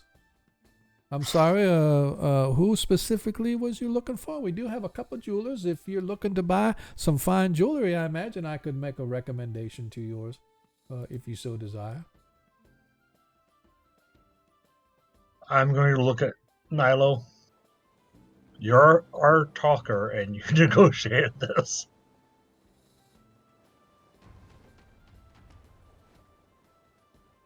Waiting on Nilo. You all right, Jacob? Can you hear us, or are you on mute still, or are you just having issues with your mic? He's typing in Discord. Okay. The Gotcha. gnome bought from Durgan. Yes, his name was Bustamante Federer, a local jeweler. And actually, he wasn't a gnome. He was a human male. He was just short. Yeah. He's going to be about 3 feet shorter when I'm done with him. Right about the knee level. All right. As you guys, that's okay. As you guys, he gives you directions to Federer's jewelry shop. However, I would like for you guys to please somebody give me a investigation check as you work your way through town, trying to find this alleged jeweler, Bustamante Federer. I was going to ask, could we have Pavisko roll? He's our investigation specialist. Unfortunately, he is not here, so ha ha ha. Yeah, he Fine. can roll. I'll roll investigation with my massive bonus. He can roll. Let me do his investigate. Oh, see, there you go. Investigation. Nicely done, dwarf. Nicely Yeah, done. I got a 0 bonus. Let's go. So it takes you guys about a half hour or so, but you manage to actually find Federer's jewelry shop. The shop is open. You can see that there are customers leaving. He appears to be tending to one customer inside, perhaps haggling over something. And as you step in, you can hear arguing going on.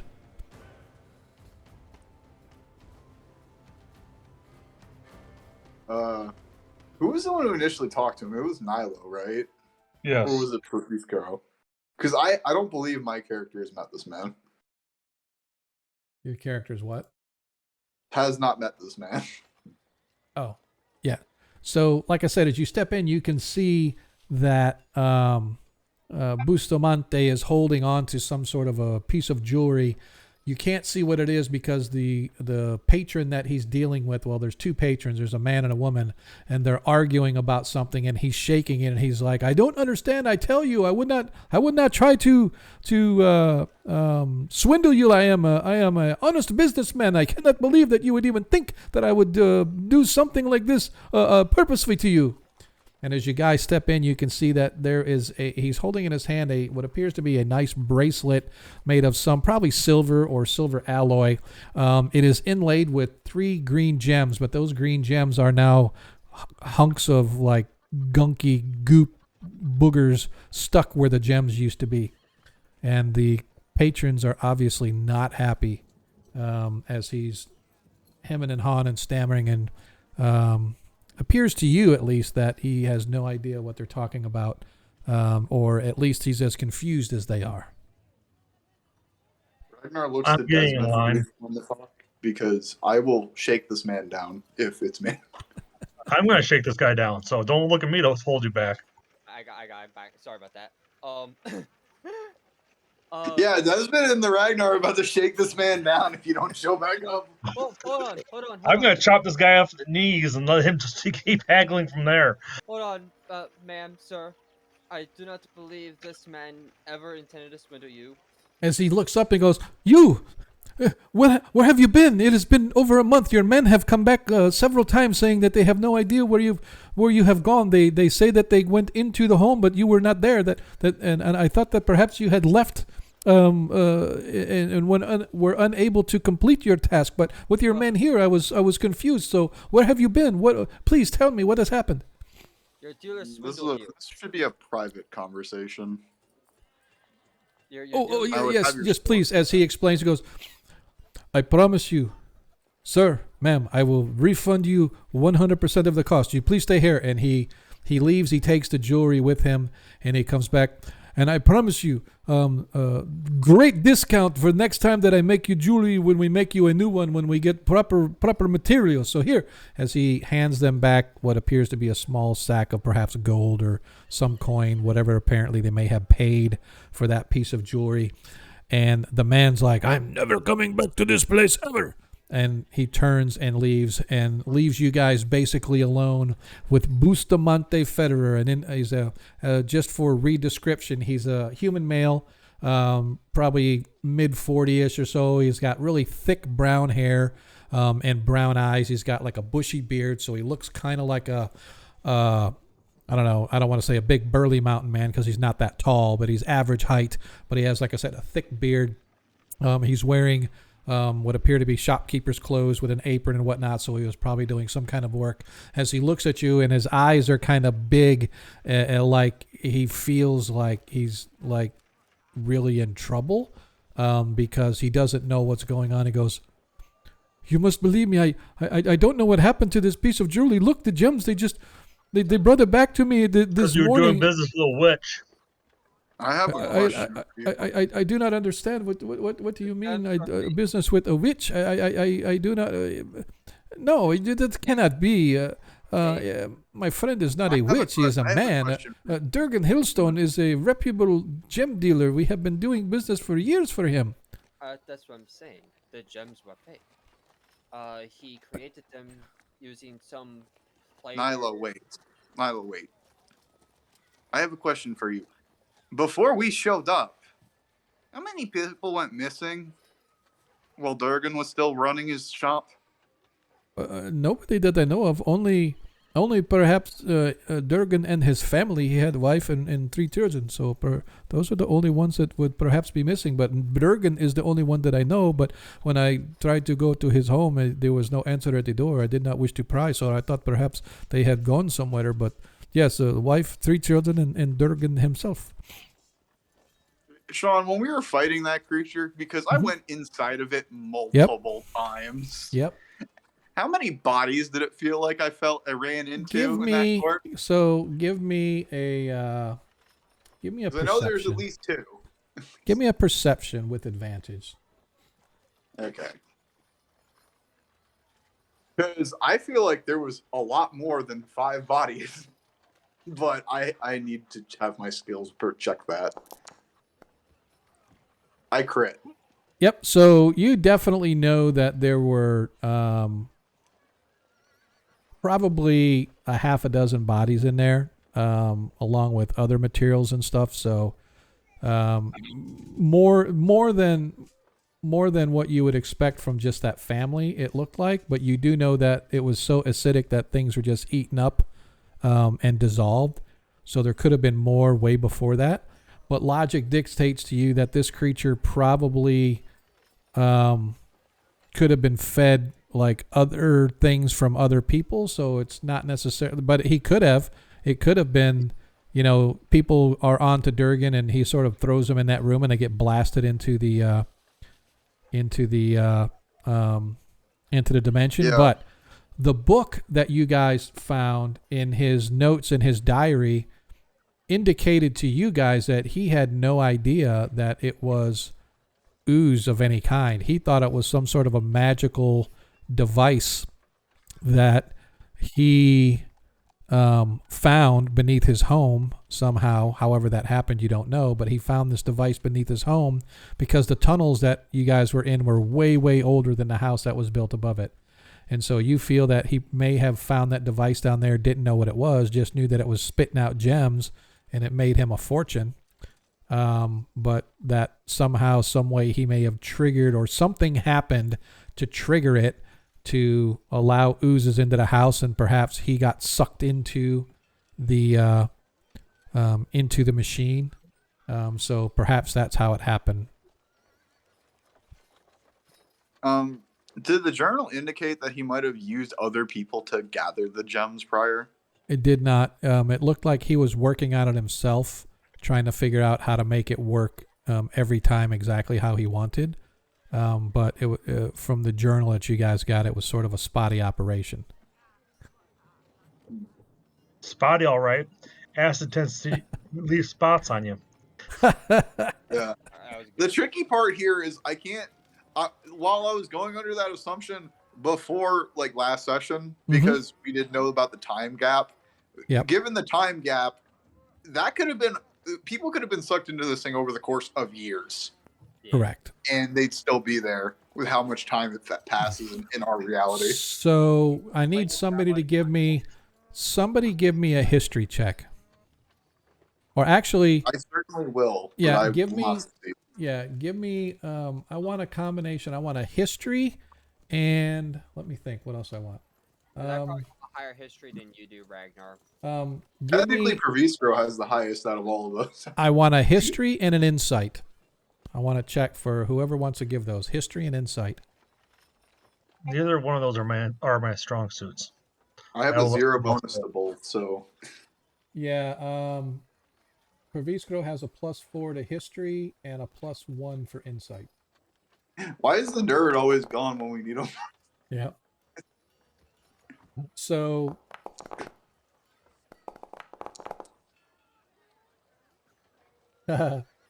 Desmond got a 3 of that. I'll roll, because let's see if the dwarf can do it. All right.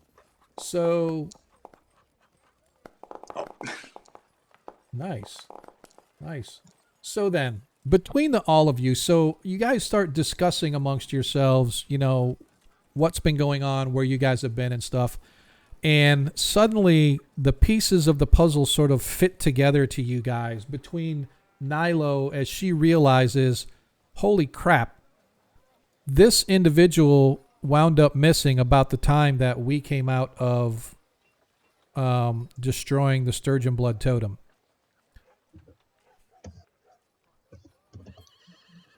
And so you realize and you recall that the shade of Sturgeon Blood told you guys that destroying the totem may release things that have been kept hidden and trapped for centuries by the power of the totem and those that created the totem. Those things could now have been released, and it's quite possible that this thing was one of those creatures or things that was sort of held in stasis at bay. And if this was one of those, it could be just the beginning of things that you guys may be forced to deal with in the coming future. I formulated a response to this, man. Y'all good to continue, or? We're just discussing about what happened. Yeah, I know. Yeah. If you want to talk to him, continue. But I like I said, my line of questioning was like, did you know if people disappeared? And he said no. And to be fair, from what we've gathered, it probably wasn't him kidnapping people. And a month, we were in there for only less than a minute, maybe it's just over a minute. I don't think that took 10 rounds, did it? Maybe. Well, for the whole time you guys were there in combat, you were, and between everything that happened, you may have been in there, 5 minutes, 10 minutes tops. 5-10 minutes tops turned into 1 month. Yeah, who knows? Planar travel is bizarre. The time gap could have been during the transposition into the plane. It could have been during. It could have been a 1 step here, 5 steps over there. Could have been anything. So she's gonna turn to the jeweler and goes, "Your supplier was harvesting gems from a machine he knew little about." And A machine? I don't understand what you mean by a machine. it's a magical artifact that created gems, but these gems were not real. They looked real, Oh, I am ruined. but they were an ooze. I am an ooze. Oh my. Oh, the gods are going to destroy me for sure. If not the gods, then my patrons are going to destroy me. I have been selling these gems for a long time now. I am. Make yourself scarce, because you might have a bunch of angry people coming for you. Oh, yes. I must thank you. And was there any sign of my friend?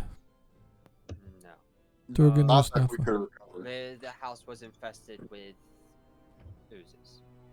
Well, perhaps it is for the best. For if they discover what he was up to, then he would be hanged as surely as any thief caught by the government's men would be.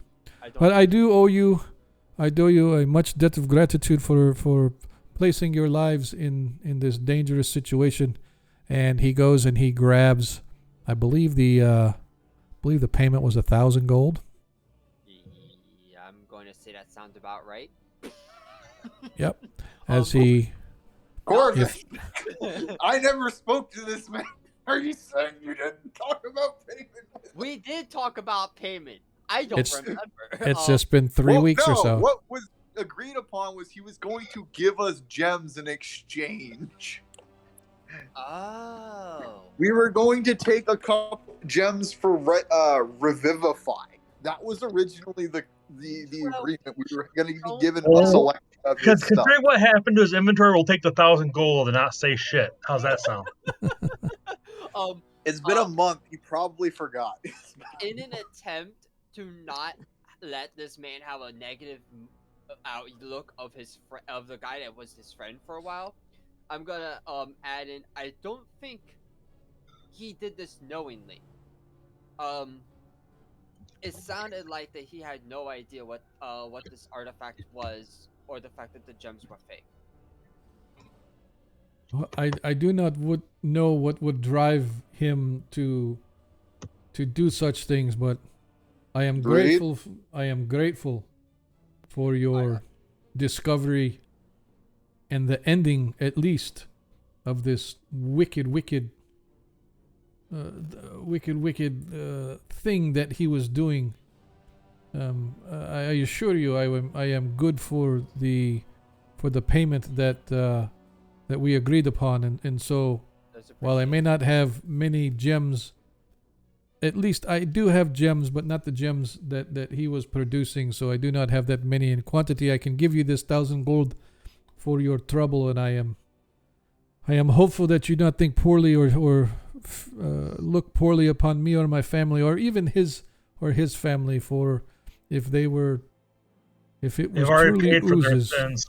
You still have Yes. gems in store, not that aren't what the Yes, I have some that will hopefully keep my shop afloat until I can make more purchases from Traft.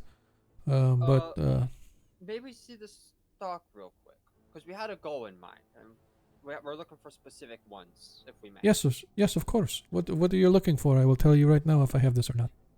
What gems were needed for Revivify again? See if he's got it.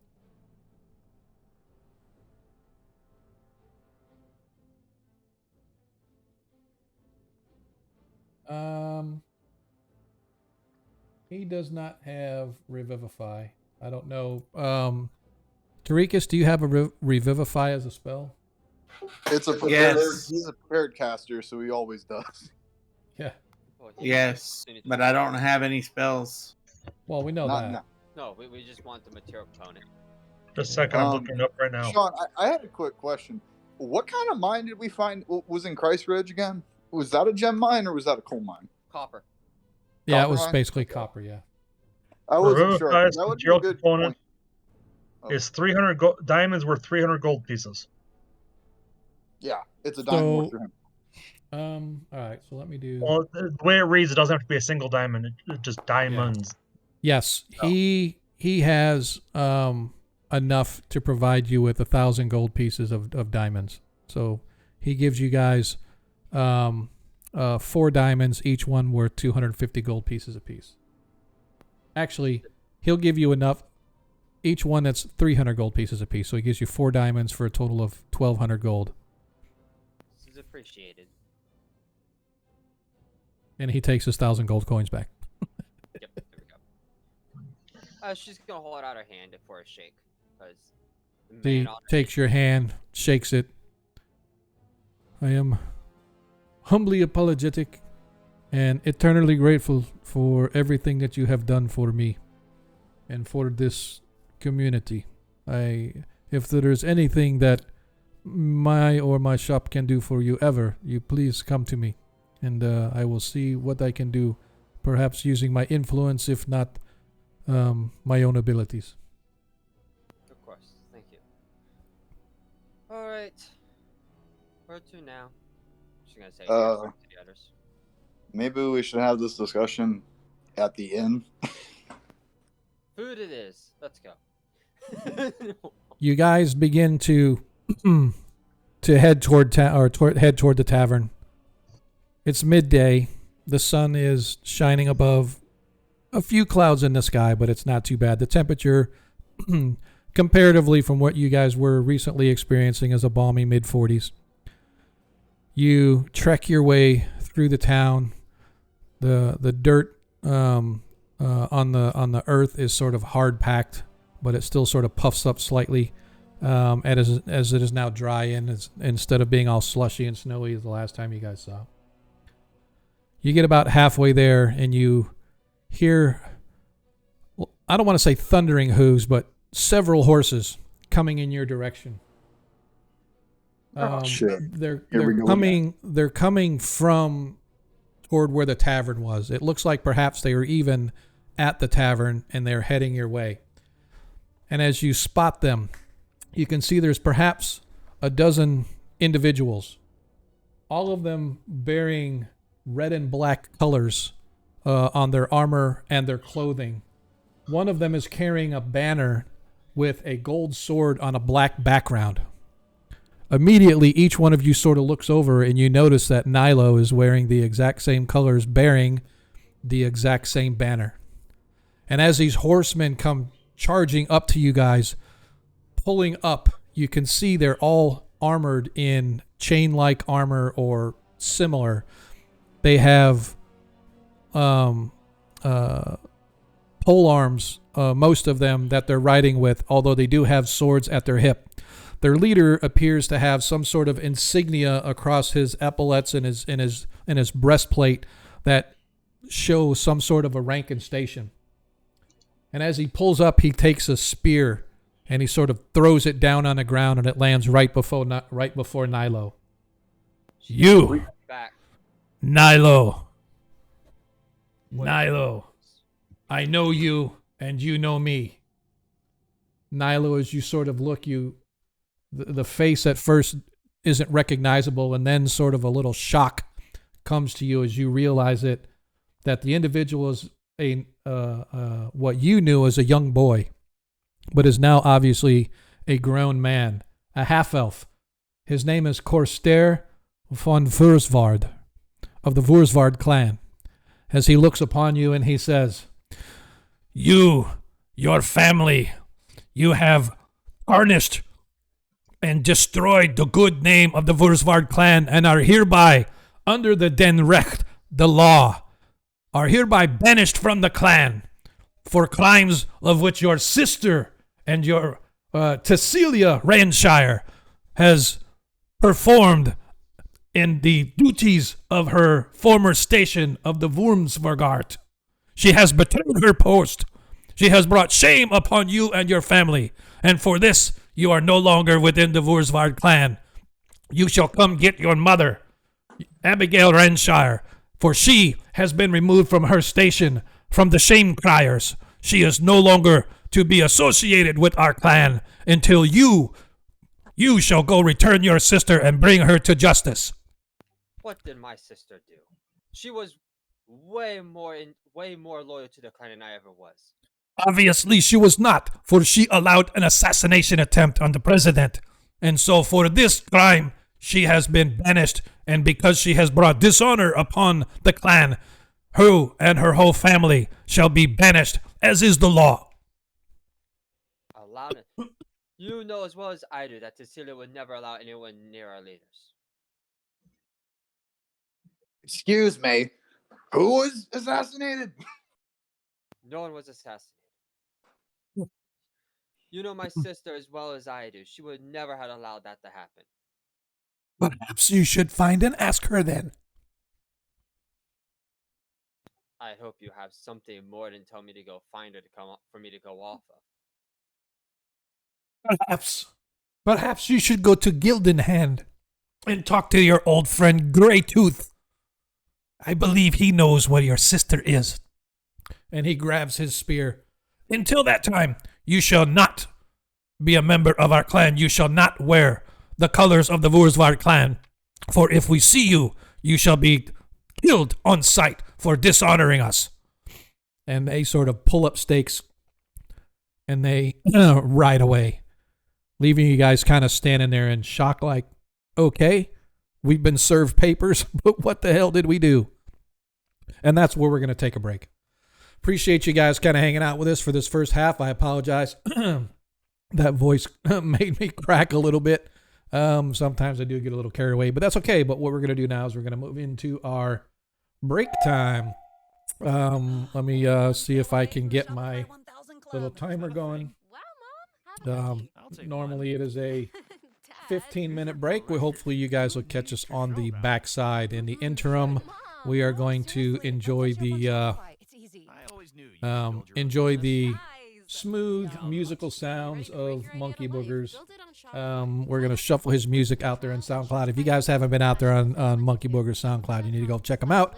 He does all this music himself. He does all of our character portrait artwork himself. And we do hope that you guys will come back on the backside. So, like I said, give us 15 minutes or so, and we will be back. Don't forget, you can still cheer. You can still donate nat 1s and nat 20s to the party, because who knows, they might need them before the end of the game. Otherwise, grab yourself a beverage of choice, get yourself a snack, put your feet up, and we will be back in a few minutes. Thanks for hanging out with us, man. See you in a little bit. I guess I should go look for new headphones. Again.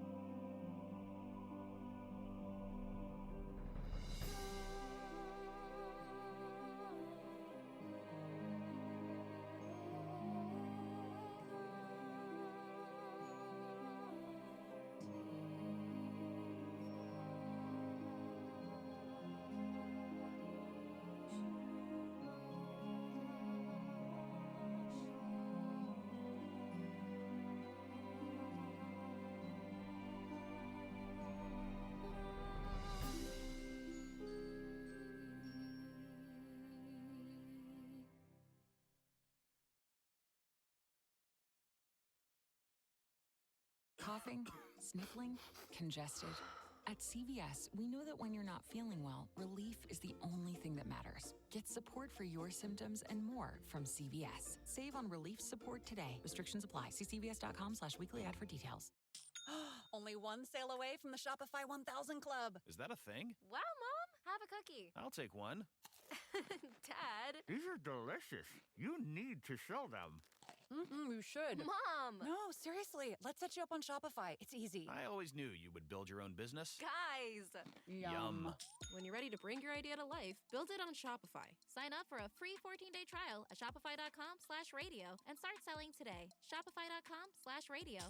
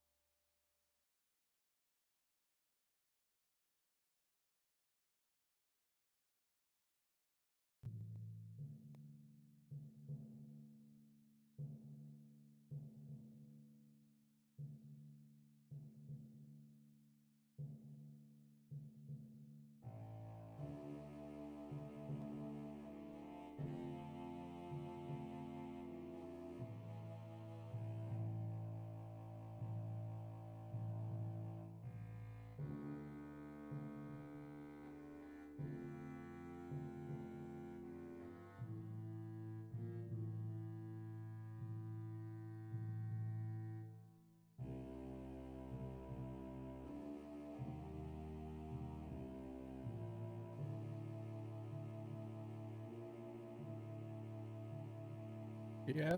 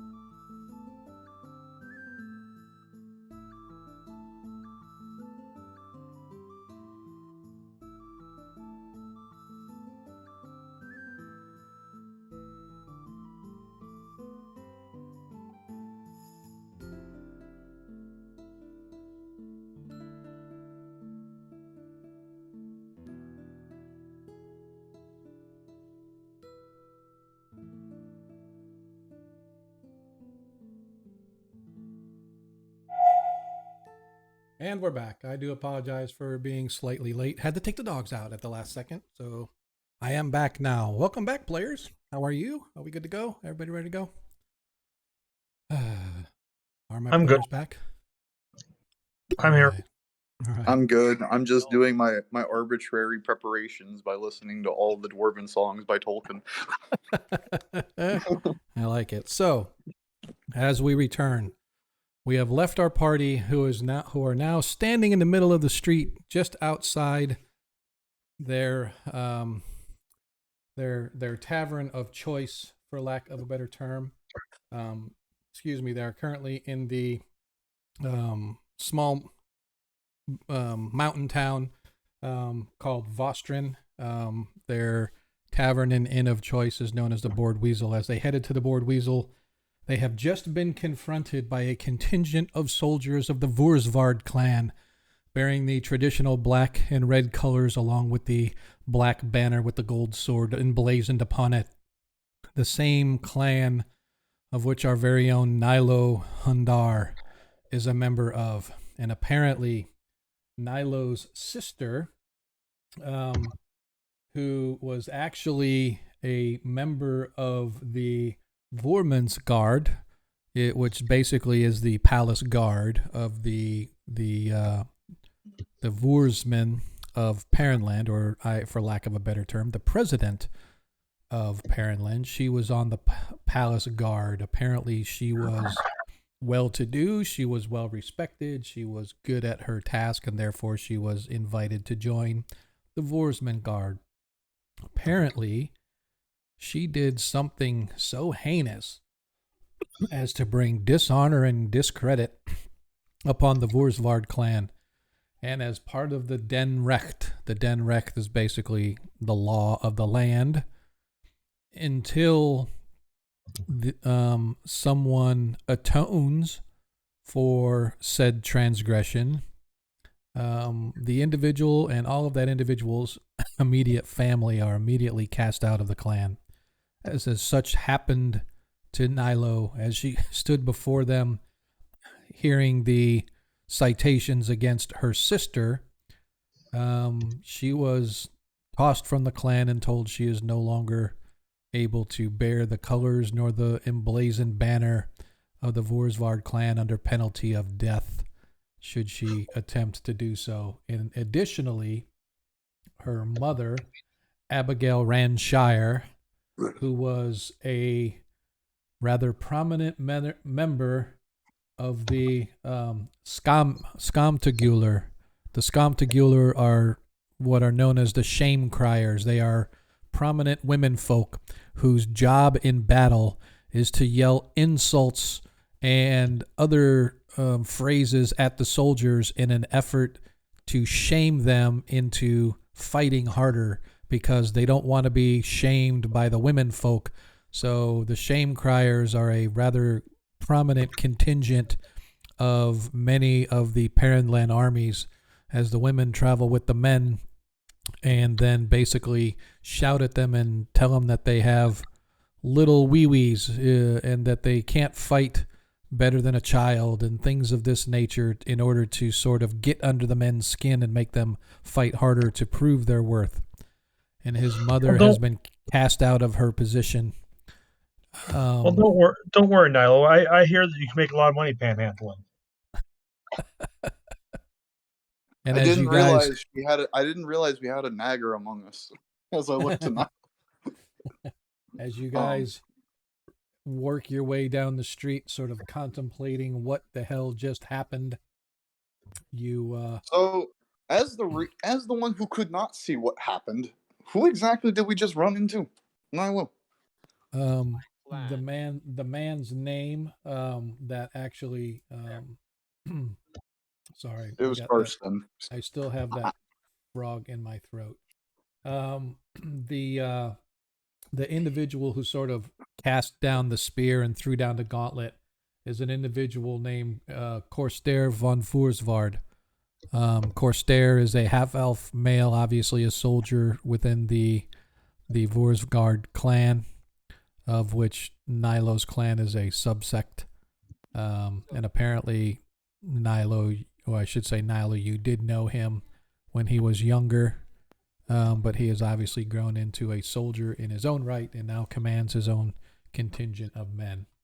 So But after they left, she just stood there for a moment, like she didn't say nothing. And then she sort of just started continuing on her way toward the tavern. When she was asked by Ragnar what happened, she explains, a man named Corsair, knew him when he was much younger. Uh, uh just came out of nowhere. Just came from just the clan, and I am no longer a member due to my sister's failings, which is hard for me Hmm? to believe because my sister was far Wait, more is loyal this to the clan than I ever was. the Elven clan you're a part of? The clan, the Vostrona at large. My family name Hundar is part of it, though. Yes. Is your sister an orc too? No, she's a human. Half elf. I believe it was a half elf. I said. yeah, she's a half elf. Yeah, she is a half elf. Her As you mother guys gets step around. into, as you step into the board weasel,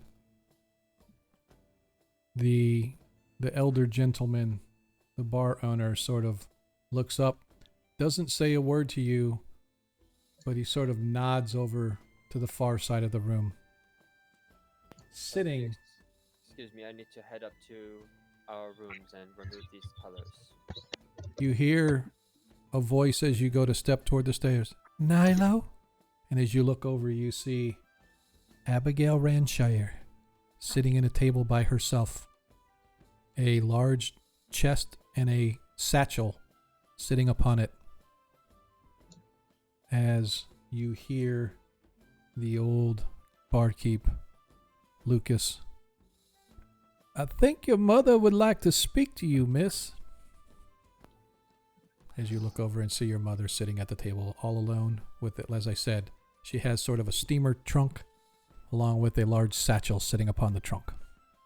Yeah, she's going to divert her direction and head over to there. Is it the same table that the barkeep mentioned, or he mentioned to a different Yes, table? he was nodding in that direction, and as you sort of ignored him, you heard her voice call out.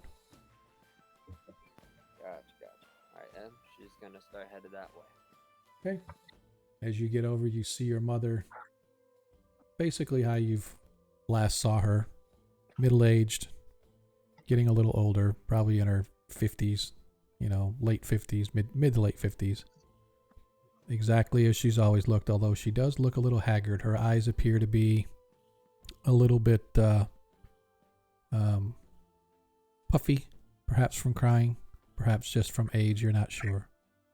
As she looks at you and you step up, she immediately stands up and sort of hugs you, and you can kind of feel her trembling underneath. Don't believe them, daughter. Your sister would never do such a thing as what she has been charged. There has to be a reason for this. Cecilia was always far more loyal than I ever was. That is what I do not understand. Her dream, her entire life was centered and focused on becoming part of the Wursman Guard. And she would never do anything to betray that trust. She would never do anything to dishonor our family. You must find out what happened. You're the only one that we have that has this. Well, you have been around some, and you know things that others may not. You have to solve this. You have to find her. You have to find out what happened. You have to bring her back so that she can explain. Because to do otherwise, we are ruined. I am ruined. I have no home. I have no place to go. This, as she sort of points down to her trunk and her satchel, this is all that I was allowed to bring. Our home is no more, Nilo. You must find out what happened. I have a place you can go stay in the meantime. Corsair mentioned to me that Greytooth is in Gildenhand, and I will be going there first. Gildenhand? Who Who is this Greytooth? I don't understand. He's a druid I knew when I was serving in the Bitter Past. He might be able to point me in Cecilia's direction. Where is this Gilded Hand? Am I going with you there? Am I to say that I'm going to be going with you where you're going? I will probably be sending you to the southwest, the Kreistrich. Kreistrich? What is Kreistrich? It's a small miner's town south of Traft, but there's good folk there, and we have a home that they're in the process of constructing. I'm to live in a home that's not built yet. Then is that what you're telling me? No, I will send you with some gold, and I'm pretty sure I forgot her name. Who's that? Sog? Sog. A woman named Sog will be able to help you. Are you sure? I mean, it has been so long since I have seen your daughter. Surely I could stay with you for a short time. Oh, yes. Are these your friends? Are these your traveling companions? Is this? She's gonna go down the line, introduce them all. The boys are probably getting a drink because you walked off. And Yeah, We I don't- was gonna go get a drink with the boys. Besides, go ahead. Kreistrich over there because he can't drink, so he's get like cranberry juice or something. I'm picturing. Have all of you seen The Departed when he orders cranberry juice and he gets in a bar fight over it? Yeah, That's what I'm picturing. So she's gonna point over to them. The one with the bow, his name is Desmond. The dreads is named Tarikis. The dwarf is Ragnar. And the one with the shield would be Paviskro. And not a single one of these names are clan names. Actually, I have a clan name. I'm I actually have from a the clan Southeastern name as clan. well. You Oh, just that's don't right. know it. Desmond is an actual Paralander. That's right. My Yeah. bad. Vossar. I'm from Vossar, so. Yeah, I'm also from Karenland, you jack. But he's from I'm the from other. a free He's city, from the though. other side of the tracks, though. He's from the other side of the tracks. I'm the hill folk that don't like the rest of you. As you're pointing them to introduce, Praviskro walks over and he nods. It is good to meet the mother that raised this one. She is quite the capable warrior. She has saved our lives many times. You should be proud. And she's like, your mother is kind of like beaming, but at the same time like unsure. Won't you join us? As she sort of waves to the table for anybody that wants to join as she sits down. Not too long later, food arrives and drink arrives. So, tell me, what have you been doing since you left home? I hear so rarely from you. Most children in the village get letters occasionally from their children that are off serving in the Auschwitz or the Pax Mercury. This mother rarely hears anything. I thought perhaps maybe you had forgotten us or turned your back on the clan entirely. She really is a nag, isn't she? Jesus Christ, man! I can see where Milo gets it from. Out of character, yes, she completely forgot about her mother because I never wrote that part until I was asked about this. That one didn't fall from far from the tree; it fell directly down. Would she have ever Like had a hammer, man. to be back at the be back at home between the Bitter Past and now, or? Well, you know what? That would be you to decide. I was like, would there have been time for? Oh yes, yeah. It's been a couple of years since the war, right? So there's definitely time for. Now you're just for context sake, your village in the area where you actually grew up and live is near Crestable, which is toward the south. Bitter Pass is on the very tippy top north, right? So if on the same side of the country, and like we can actually scroll down. So Can from you where ping it for me real quick? Just ping it. Crestable? Yeah, Yep. yeah. I was zoomed all the way out. Yeah, let me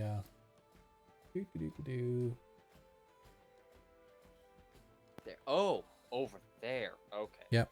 All right. So, And yep. Bitter So, Path is on the east or Yep. west of the lake. so it's on the eastern side. So Crestable's down here. You Yes. guys are up here. Bitter Pass is right here. Gotcha. Okay. So, And Gildenhand is right here. I saw Gildenhand. Okay. So she probably never would have returned home.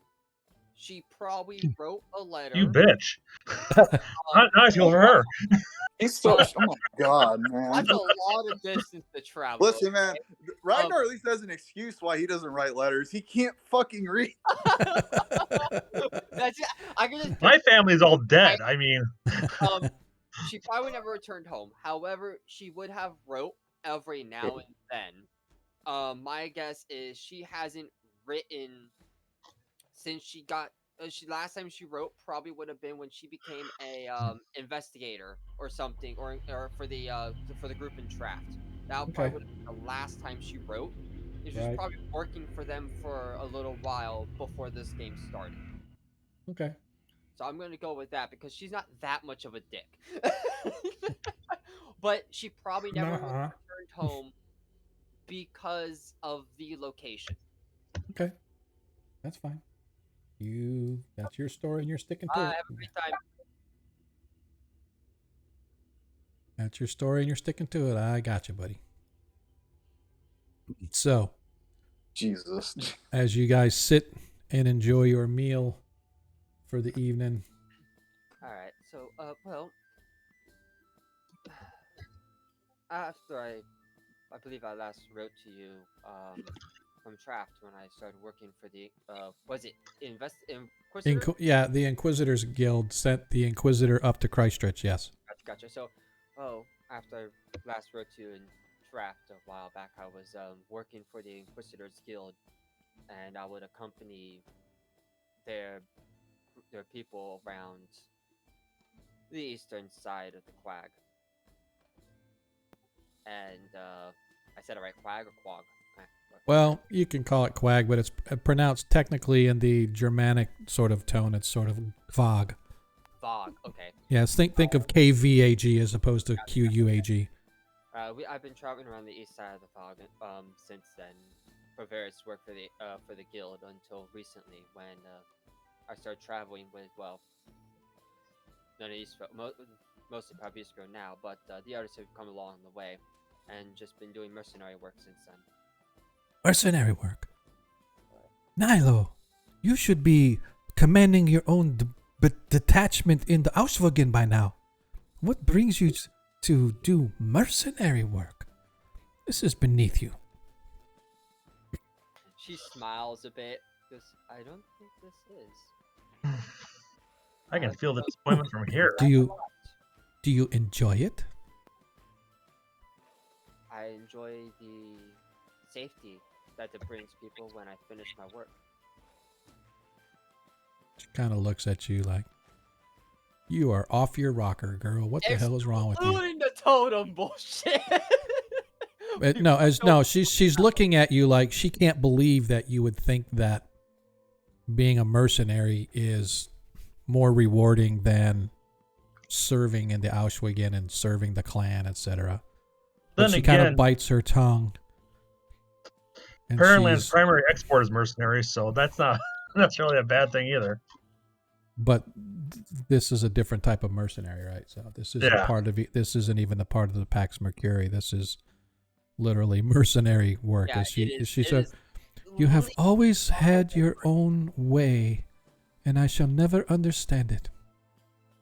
But I know that everything the gods have put you through has come to this. I know that you are the one that must find your sister.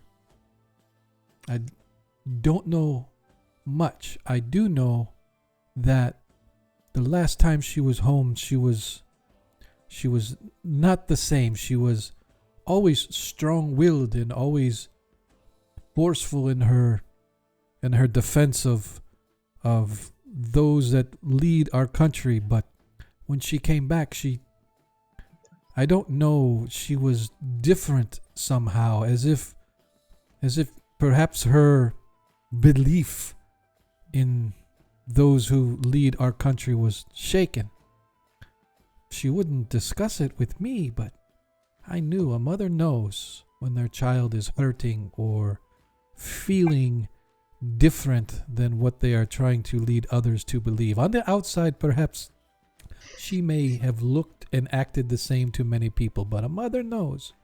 A mother knows she was not the same. And then the next thing I know, we had these charges levied upon us. Our servant was kicked from our home and told never to return. I was stripped of my position in the village for no reason other than what they claim. Well, all Corsair told me was that she abandoned her post and there was an assassination attempt. Yes, there are those that say that she purposefully looked the other way as an assassin came in an attempt to assassinate the president. So I do not believe this. No, your sister trained and worked. You know, she trained and worked her whole life with the single focus that someday she would be within the Wurstwart garden. Trained her myself. There is no reason, none, anywhere in this world or the worlds of the gods that would make her turn her back on her clan, much less the Vorman. Something is not right. There is something going on. I did not tell this to the guards, but she came to see me the night that she fled and told me that she was going across the mountains. I don't know where. She would not say why. And fortunate for me, I was not questioned by the inquisitors had I seen her, for they would have forced me to tell what I knew. But I know that she went across the mountains to the east, and I fear for her safety in those lands, for the evil one never sleeps. His minions continue to hound those deep within the forest on that side of the mountains. I do not... A strong warrior, she can hold her own, no doubt, and if she's smart, she'll find folk to travel with as I have. I hope you are correct. However, I have nowhere to know where to start. I have no... I do not know where she went on those side of the mountains. I'm hopeful that you will be able to at least find a way. Did any of the other guys join us at 7 for Bistro by this point? To be honest, that's up to those guys if they want to. Yeah, I've been waiting for us to get panned over. I have no idea. I'm looking uncomfortable. Like, maybe I don't want to be like these guys that have been outlawed by their own clan. So, and Ragnar has known you effectively like a month. So she's gonna look over at the other and goes, "Oh, we were just returning to Traft for work, yes?" Ragnar wasn't paying attention. No, when we finished up with Vostron, she's asking if we were just returning to Traft for work, right? I believe so. We were finishing up. This was supposed to be a quick one and done thing, and then we were going back to Traft to look up some information, and then see what to do next. Apparently, we're going on a rescue mission into the Darklands. She's gonna stand up for a minute. I'll be right back. She's gonna go talk to the barkeep. Is there anything anyone wants to say before I do that? So Desmond, like I'm taking shots with Desmond because we had a whole month flash before our eyes. Goddamn. I'm sipping vodka. I gotta get my month's supply of vodka in me. Listen, I can carry a keg on the road. Oh, believe me, I'll be buying a flask before we leave. I got 4 people to keep in vodka. Jesus, give them their vodka rations. Yep. You know, Desmond, I never really asked, where are you from? I'm from southeastern Perrinland. Let me get it here. Southeastern Pearland. You aren't one of those, what are they called? Unlums? I don't know I can't see what that city is. I am from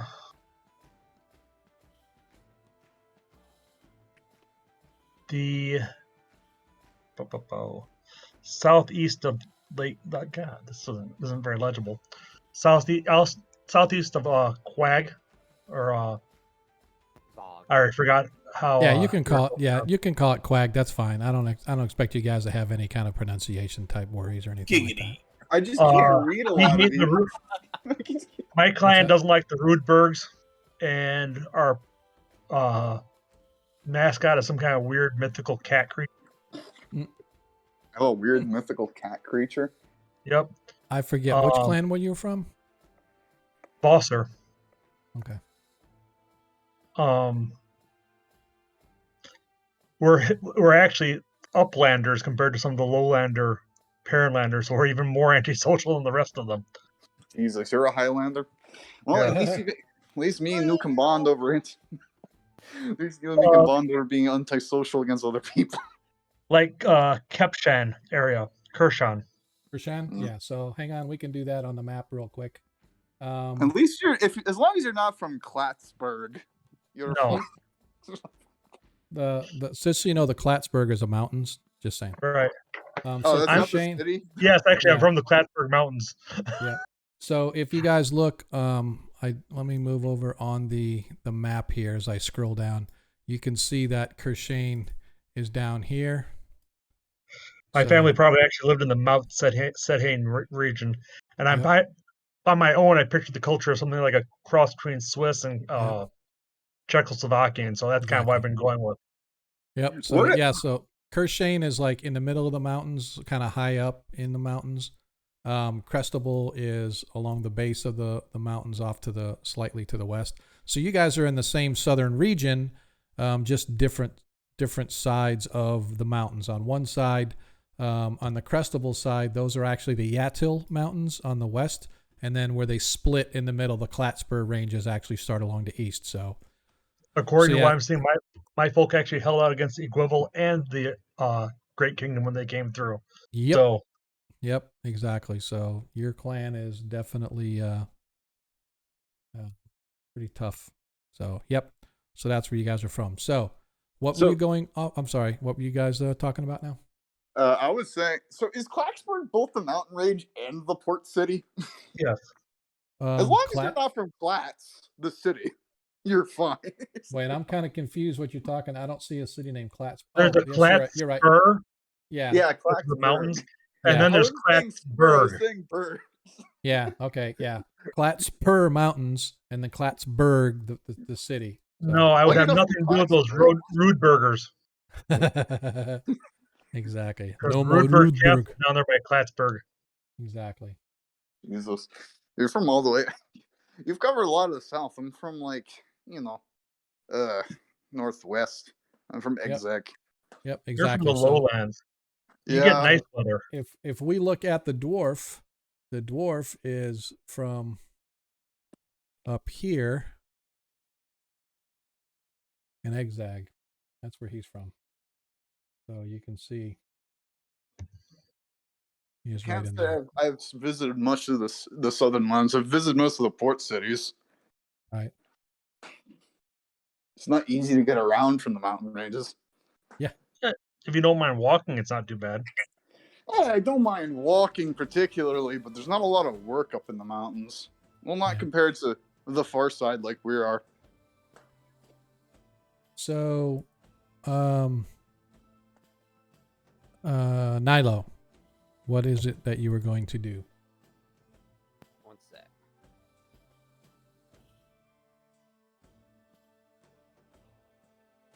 All right. She's going to ask the barkeep, Lucas, I think his name was. What are you asking? Sorry, it's a little weak. His name was Lucas, right? Yes. Lucas, do you get trade caravans from Traft at all? Occasionally, yeah, they come. We get trade that come up here, particularly right before winter to kind of stock up on winter goods. When would the next one be passing through? Do you know? I do not know. You would have to talk to the over to the market for the shipping company. So I would imagine that they would have a better time on when things come through. But I would have to say at least once a month we get something come up from Traff. And they just go back after a day or two? Yes, sir. All right, thank you so much. You're very welcome. Is your mother okay? She will be okay. Oh, Miss Nilo, almost forgot. Whew. Getting kind of old as he pulls out a letter and hands it to you. Looks like it has been opened. I do apologize, but there was some rather interrogative folk here that demanded being able to read that letter. I do apologize. He asked for you, and I originally told him that should he find you, I had a letter for you, and then he demanded to see it, and when I refused, he demanded a little more forcefully, so I do apologize. I do not blame you. Forster is very zealous in his work, apparently. Yes, soldiers typically are, but I have not read it. I do not know. But it was delivered by, I know you're not going to believe me, but it was a badger delivered this letter, and I was rather confused. Smiled a little. I know who it's from then. Was it a Russian badger? Did this badger had an odd metal contraption on it? Only if it's being towed away by a tractor.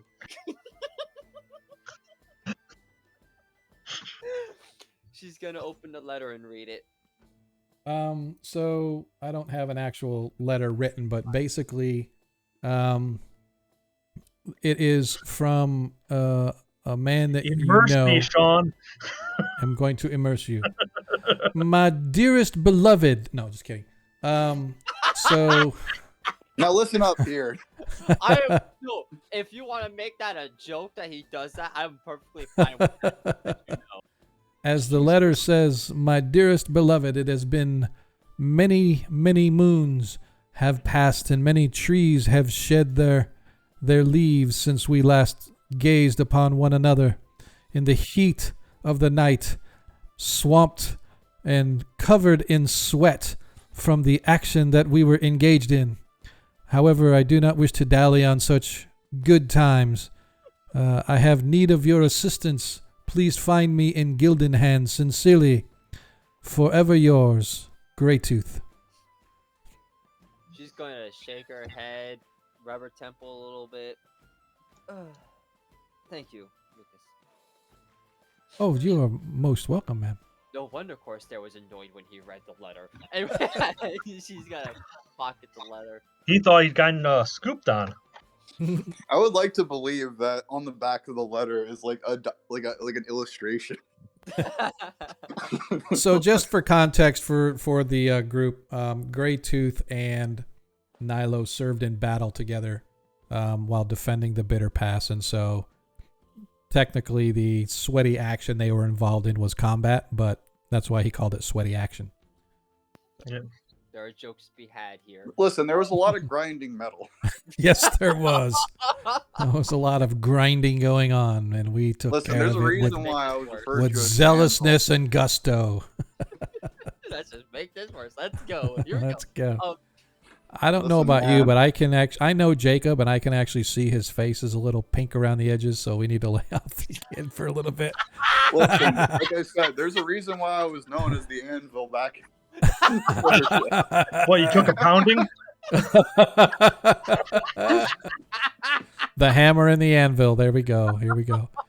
Who was the hammer and who was the anvil, eh?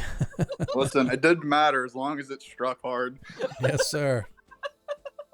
So as you return and sort of sit back with the group at large, your mother sort of looks and, so what will you do then? And how am I to get to this Kreistrich? I've never heard of it.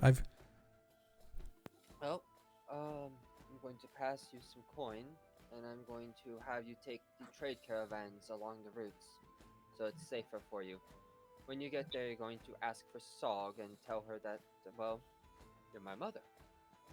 She'll know who I am, and she'll make sure you're taken care of, either with another local there or herself, or maybe the home will be finished. I'm not sure, but either way. So where are you going then? When can I expect you to return?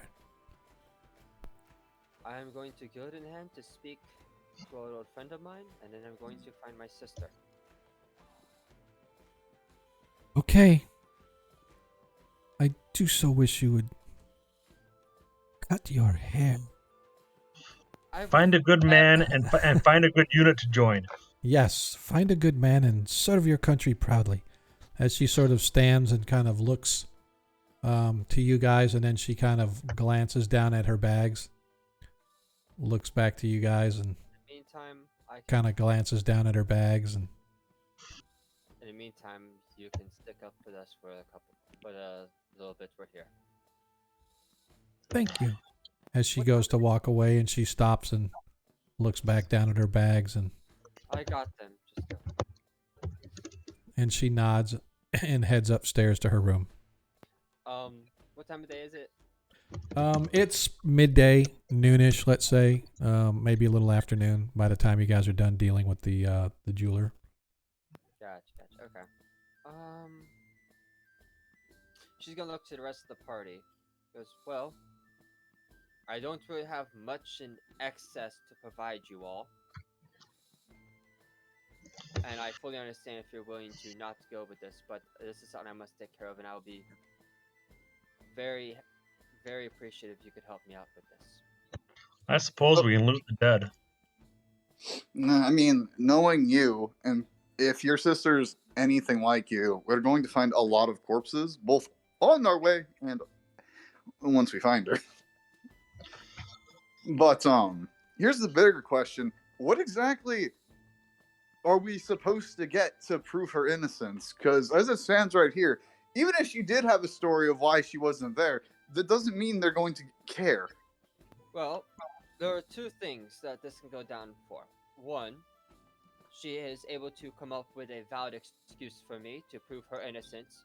Or two, she truly did what they accused of, and I bring her back to face trial as she is supposed to, and I restore my clan's honor. So do you mind doing me a favor until we find her and bring her back? Can you wear a hat or a mask or something? I think the difference is she's an elf. She's an orc.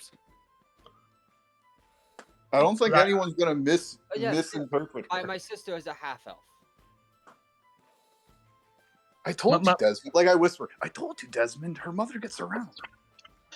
That's my point. Is that she's been dishonored. I don't want to be seen with her. If she's wearing a hat or a mask or something. She's a half orc. She's kind of hard to miss. I will be. I know, but a hat might cover it up a little bit. A hat is not gonna hide. Depends on the hat. Nilo's trying to speak. Nilo's trying to speak, but his mic's weak, so let's cut him some slack so he can interject. I'm sorry if that makes you a little bit uncomfortable. I will wear a cloak, if you'd like, but as long as I shed. How about put your damn helmet on? What helmet? You're wearing half plate, I think. What are you wearing, Jane? She I know her anime picture doesn't have a helmet on. It doesn't have a helmet, but she probably has a circlet or something, like an armored circlet or something like that. But a full. Yeah, we'll get you like a full helmet. You know what? Fine. Next com I a get top and cough. Full helmet. What? We'll get you a top and cough. Not to mention, as you recall, she is no longer going to be sporting her Vursvard clan colors. Yeah. So unless somebody knows her specifically, nobody's going to know that she's a member of the Vursvard clan or that she. So, as long as I do not display the Vursvard colors, I am not liable for law at that point because I'm no longer a member of the clan. Correct. I'm not allowed to display I've been exiled from the clan, therefore they can no longer exact clan law against me. My objective is to return my objective to the clan is to return my sister, to restore my family to the clan. My personal objective is to prove that my sister truly did nothing wrong. But in the fault of that not actually being true, she's her ass is going to jail or the execution line, whichever it is. And do What if not she's forget dead? that the clergy have and the inquisitors have ways to interrogate people and force them to speak the truth. So, So that's What if she's dead? If she is dead, then I'm sure the inquisitors have a way to speak to the dead. I kind of look at Desmond like, this is kind of fucked up. You lowlanders are soft. We would have just burned you, tied you to a tree, and burned you alive. We've done a lot for our clan. I'm pretty sure there was some sway to ensure that we were not executed on the spot. I owe somebody a great debt, I believe. I believe it. So but yeah, I'm in. You know, we've done 2 charities already. What the fuck not? I guess at this point. Dwarf practicality. I like it. At this point, it's just free advertisement, but I don't know if we're getting anything out of this one. Tarikas? Tarikas has been dead for like an hour. Can't hear him snoring in the background? I just been listening. Alright. Didn't you hear him turn the lurk on? I'm lurking. Listen, Tarikas, how's your soul been conflicted? Because now we have to find another woman.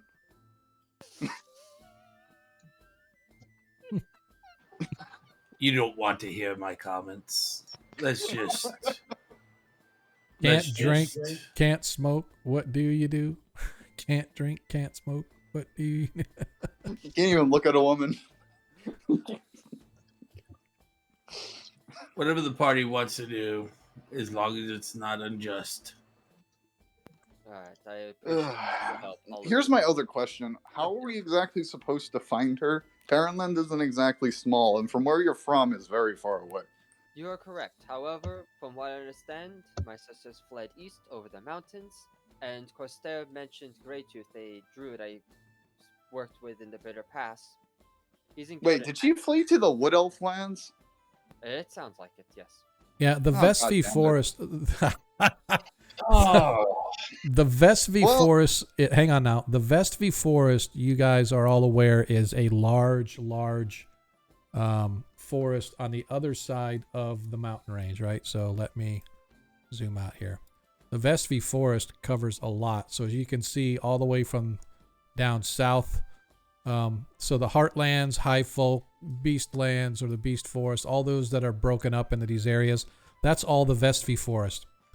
And so a lot of fighting went on, particularly in the north, as Ayus came from like this region, coming through there, as well as when he took over the Shield lands and whatnot and came around south, he was able to penetrate in through some of these lands. So there was a lot of infighting in the Vestvi Forest during the wars. Fortunately, the combination of elves as well as some of the Parenland Pax Mokuri that were involved in the fighting within the forest helped drive Ayu's troops back. But there are still known roving bands of evil that go through these particular woods and whatnot, and so there's always something going on, for lack of a better term, right? So, but yes, directly across from where you guys are now, it's kind of known that there is a large body of wood elves that sort of live in that area. And also the Velvet Empire. The Velvet Empire is sort of a little borderland of what people believe is a queen of some unknown race or whatever, and she's allegedly to be most beautiful and has tinted green skin. And they call her, the areas that she controls, the Velvet Empire. Some rumors say that she's actually a dragon in human form, but there's been no confirmation, at least as far as you guys know, that is in fact true. But you are correct, Dwarf, in your assessment that directly across on the other side where you guys are right now, it is heavily populated with wood elf villages and regions. I mean, on one hand, I did want to. We wanted to talk to them because of the other situation. On the other hand, it's fucking elves. On one hand, your sister's over there. On the other hand, there's no fucking meat. Seriously, that vegetarian diet fucking rots the brain. Ragnar, so like you said, there's probably plenty of corpses to loot. That shut him up quick. He's genuinely conflicted. He looks to Desmond. Ragnar, loot means. I'm gonna die somewhere. I might as well die doing this, I guess. I don't want to die at all, but you know. Nilo actually is chuckling a little at the back and forth banter between the group. Jesus. Listen, did you ever get your letter back from your clan? Well, the one you sent before this debacle. Honestly, my letter probably reached them after this happened, so no, probably not. I mean, it's been a month. I have no idea what the turnaround. This is why I don't write to my mother. It takes 2 months to get there. It's only been a month then, so you should have another month before my letters can get to her. Well, in the meantime, I must go find out when the. You know what? I'll take care of that tomorrow. I need to go treat my mother. Just don't pick up more side quests. This one costs us a month. I will be more careful next time. Okay. Thank you. She is going to stand up, make her leave. She's gonna go remove her colors and go treat her mother out. Go treat her mother to a trip through the town market. Okay. What are you looking for specifically to buy? Anything? Not right now, but I need to go refill my drinks, so I figured I'd pass this off to the other guys. Okay. As you guys watch, Nilo grabs her mother's trunk and satchel, heads upstairs to remove her colors, as she said, and take her mother shopping, as you have about half a day. It's a little after 12 right now. So, Actually, Desmond, what do you know about the Eastern ones? Once you get past the mountains, they're a bunch of pansies. Agreed. I heard a little bit about them. I ran into some of their rangers when we were fighting in the past. Until you get to Ayus, and then they're a bunch of evil bastards. Then that's also true. Honestly, I heard it's a wealth of culture and peace and love. Oh, I know it's not many peaceful. Other things that disturb me. We'd have no jobs if it was full of peace. This is true. I heard there's actually stranger creatures in that forest. Yeah, who knows what those elves get up to in there. On the bright side, we'd probably run into a dragon. Probably. That's a plus for Praviskro. Yeah. Hey, wait a minute. I do not think that is very funny. No, it's not. But we're going to be passing in the mountains that you saw it. Yes, I will say that I do not wish to meet this white death, mountain wind, whatever it is that they call it now. I do not wish to meet it again. It's white death. It's much simpler. Yes. The locals call him Mountain Wind. He has not been here for a long period of time. He has recently returned to roost somewhere in the hills. What'd you say? I said he must be a very gassy dragon. Must be. Yes. That is why they call him. I think we saw him one night, didn't we? Yes. Yeah, we saw him fly overhead. Yep, a rather large. How big is he exactly? Give me a history check, please. Let the blind man try to remember what this dragon looks like. Yeah. You said history? Yep, give me a history check. Let's see how I do. That's a 4. Yeah, you're not really sure, although you've heard that dragons can get upwards of, 100 Mountain-sized? 100 boulders long. You know, God damn, 100 boulders. Yeah, you've heard of dragons that could get that big, but most are probably maybe 50 or 60 boulders big. Ugh. Ugh. On the bright side, while we're in the forest, we're not likely to run into it. On the downside, we might run into werewolves. Werewolves I can handle. I can handle them. The only problem is little furry fucks are werewolves. So then, Yeah, what do we guys? While Nilo is doing what she's doing with her mother, is there anything particular that you guys need to do or want to do before we close out? I'm going to sleep. You Okay. want to I need a rest. get more arrows, Desmond? Oh yes, I need to buy more arrows, like 2 quivers full. All right, go ahead and deduct the standard cost plus 10%. So whatever the cost of arrows is, go ahead and deduct that from your sheet plus 10% for being in an out of the way place. Nilo, you take your mother shopping. What are you specifically looking for? 1 sec. Okay. All right. She's going to get her mother something like a brooch or something like that. Guilt so gifts. She has some. No, not a guilt gift. More. I guess a guilt gift. Yeah. Get her something that has a meaning between the two of them she can hold on to. She's also gonna restock her supply of bolts. Okay. Again, go ahead and yeah. Go ahead and take whatever the cost is, and then take an additional gold piece off for some trinket that you may have bought your mother. You can decide what it is. All right, and then she's also going to ask around for how long the next until the next caravan from Traft. The next caravan will be in. See, hang on, let me double check the day here really quick. It's 1920. Yep, it's actually the 21st of flock time now. It doesn't, for some reason, the calendar on the viewer doesn't seem to update, and I don't know why, but you got to remember, you guys came out and I went through the next, or you went over a month, I should say. You went into the basement on planting, you came out of the basement on flock time. So it's the 21st day of flock time right now. It's about 1 in the afternoon, going on 2 in the afternoon now. I'm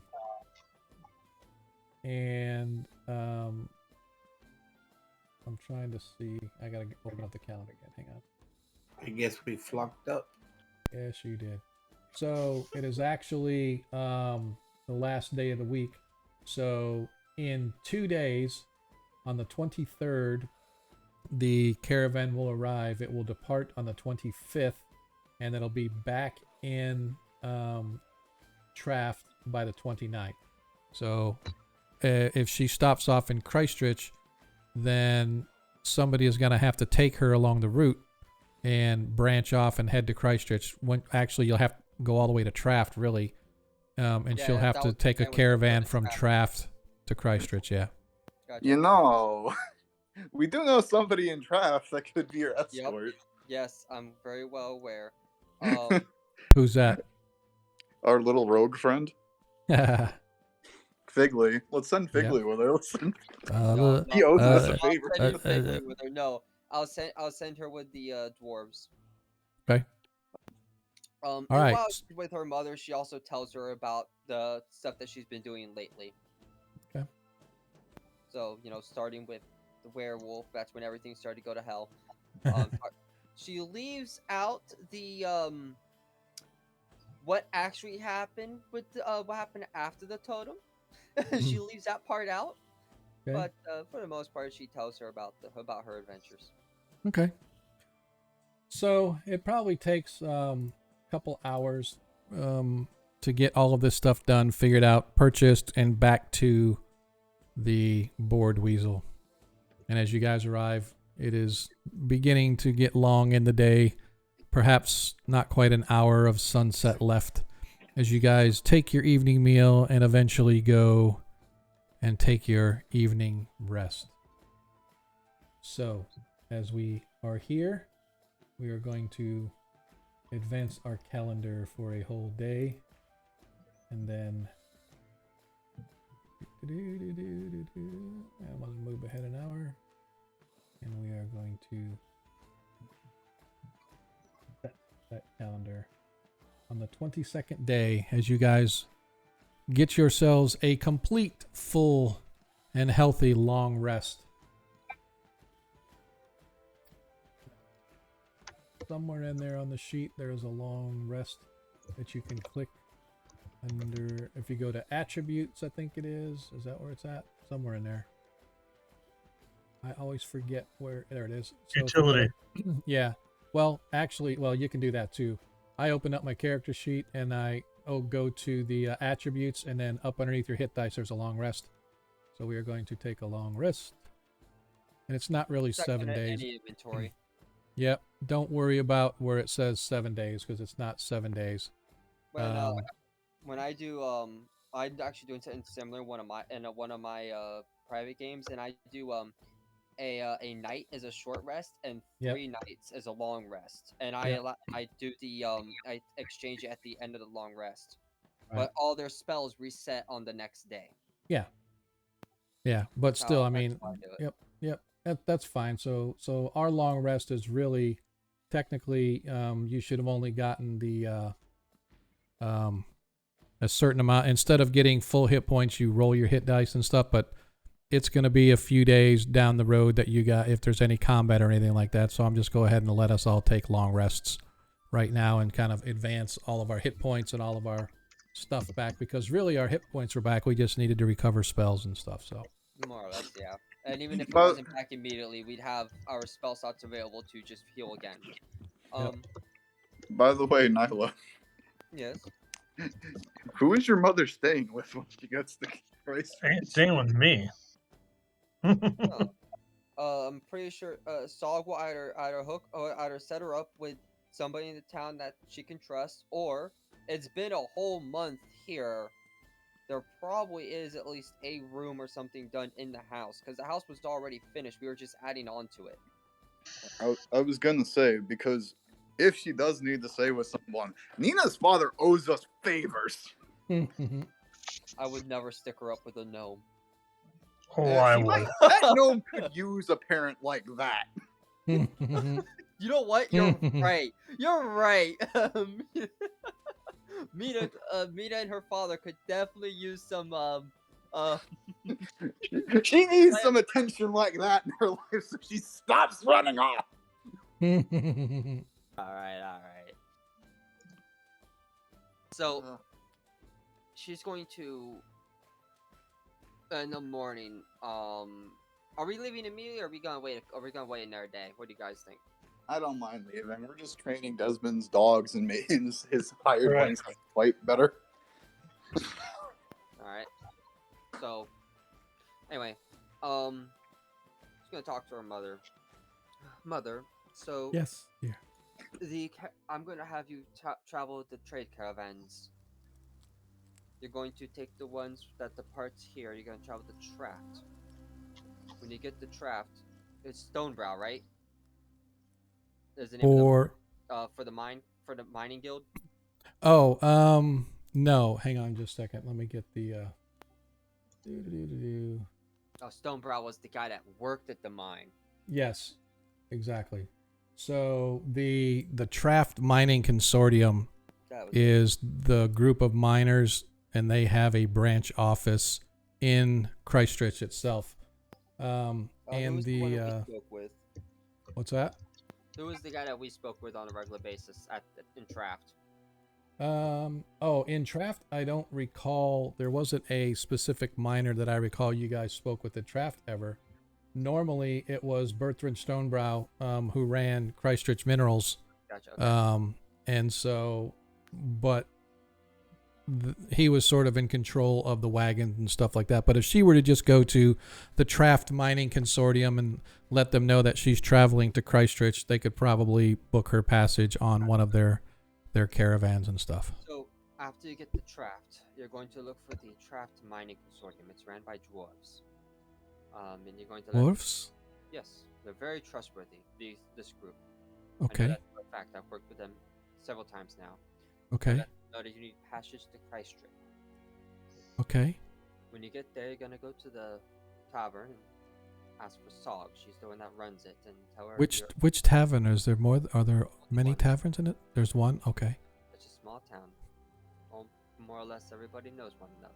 Can't believe you don't remember the name of the gorgeous dwarf, but that's okay.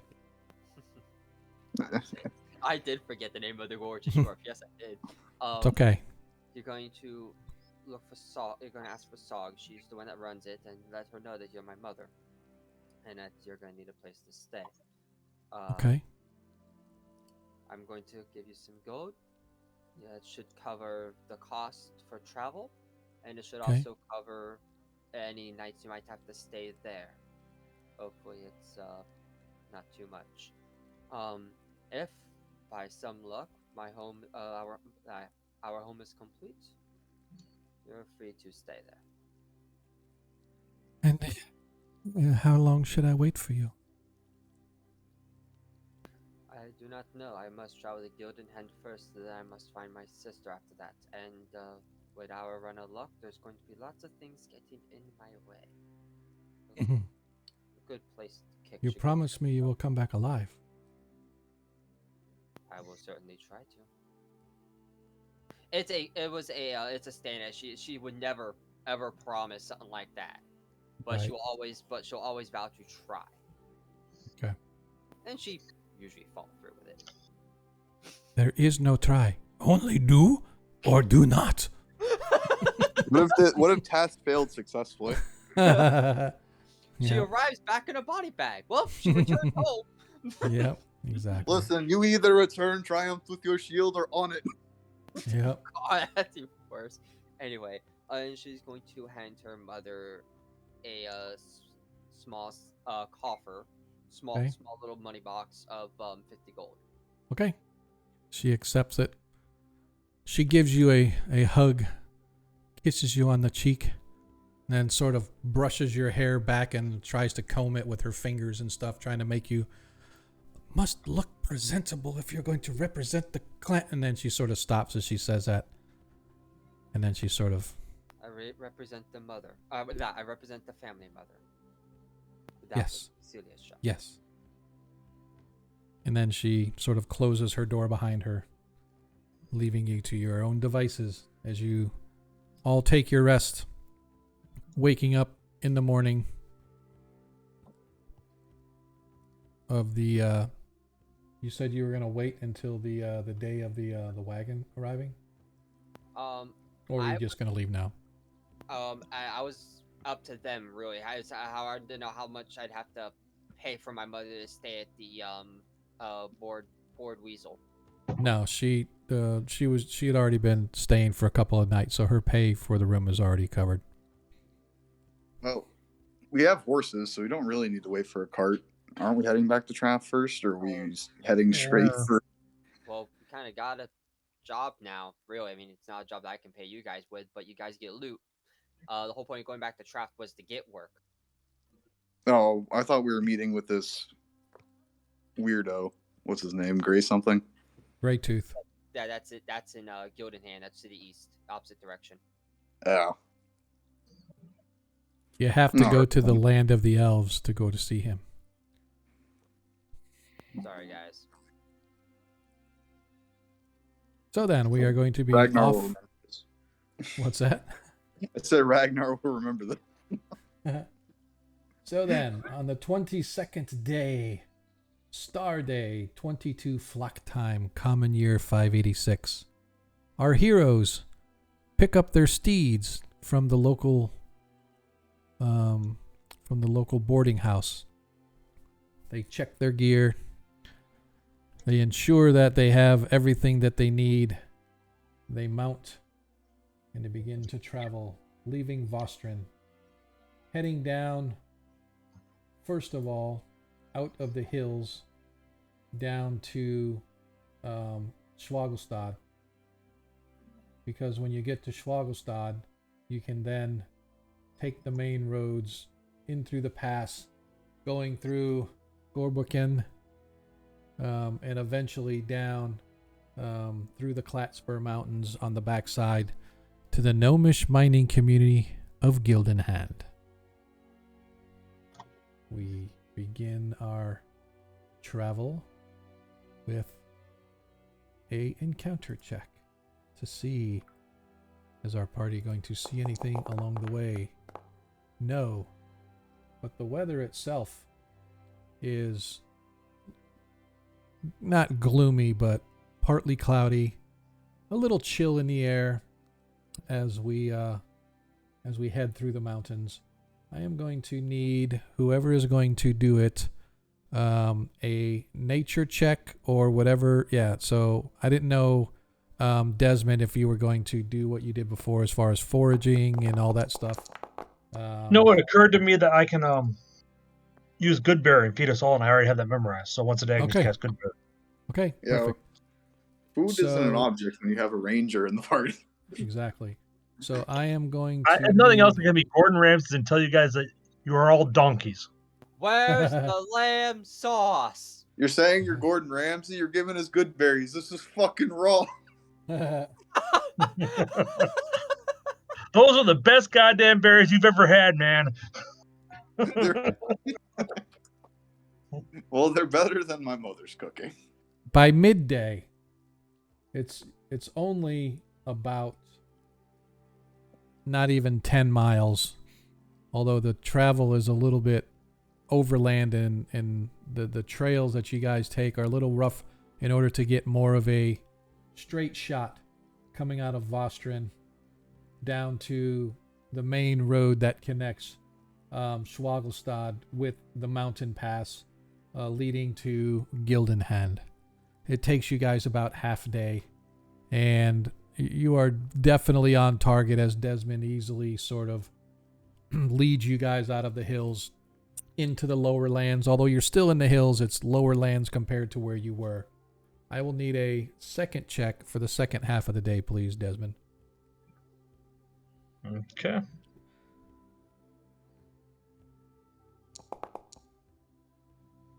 Shit.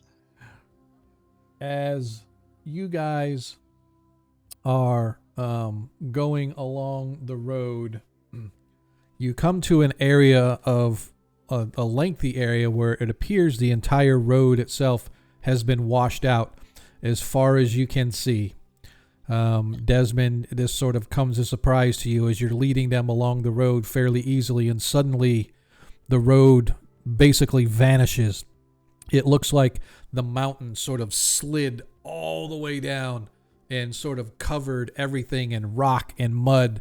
As far as you can see, there appears no road, and you try to lead the party around and through, and you end up in the woods, turned around and twisted, unsure of where you are. So you are only able to travel half the distance in the first day before you have to sort of stop and regroup. I will need now watches. Who is standing watch? In what order are we going to be standing watches? I'll stand watch with the dog. I'll take second watch. So I'll take first. All right, so Desmond's first. Tarikas will take second. I'll take first. Ragnar third. And then Paviskro will do the morning watch in order to, get some sleep and get his studying in. All right, so Desmond, go ahead and give me a DC 20 perception check. Not DC 20, but just give me a perception check. Sorry. Oops. All right. Flipped. What's weird? Why did it roll twice? Oh, that was a different one. Survival. Okay. All right. So the evening starts out relatively slow, and then partway through your watch, Desmond, you can feel this. You smell this sort of a wet grass kind of smell on the wind, and you sort of look up and you can see the clouds have begun to roll in, and the rain begins to fall, and fall it does, and before you know it, you are caught yourselves within this mini torrential rain in the middle of the evening. Fortunately, no creatures or anything. However, your campsite is completely sort of flooded, forcing you all to awaken and move to a slightly different location, as apparently our ranger picked a spot where it was a little bit lower than the surrounding lands, causing it to become a little mini pool of muddy water. I don't really want to set this back up. Next will be Tarikas. Give me a perception check, please.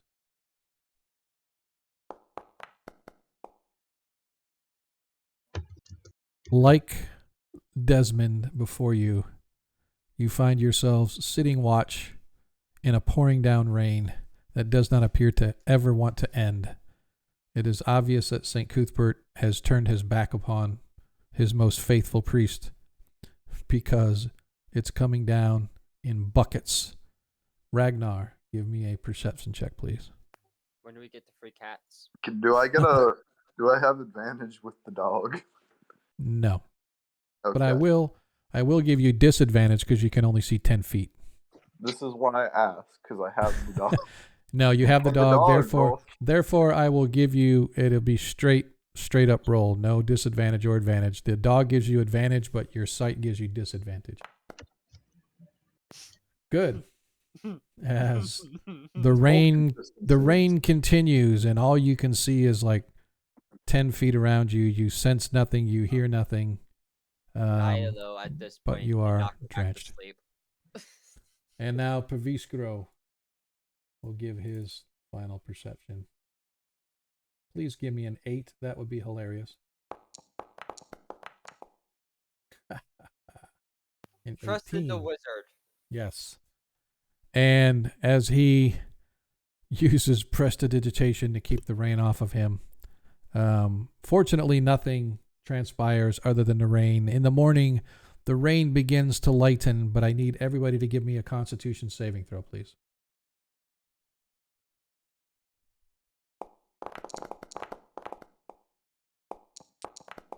All right, who rolled that black die? Who rolled that golden red die? Or was that The what? Whoever rolled that, it was either the black one with silver or the gold and red one. One of you two knocked my die over and maybe roll low. It doesn't. Listen, man, I rolled a 2. All right, I watched it happen. So here's what happens. The dice rolls, it already knows ahead of time what the dice roll is. It just has to take a minute for the 3D effect to catch up. If you roll something, it'll automatically save that. And then if your dice gets hit by something and it knocks it over, it doesn't change the dice roll. It keeps the same dice roll. So you still got an 11. It's like Schrodinger's dice. Yep, exactly. You still got an 11. So what are you worried about? All right. So in the morning, you guys pick your way up. You are going to have to spend the first half of the day seeing if you can get yourselves back on track. So I need a survival check, please.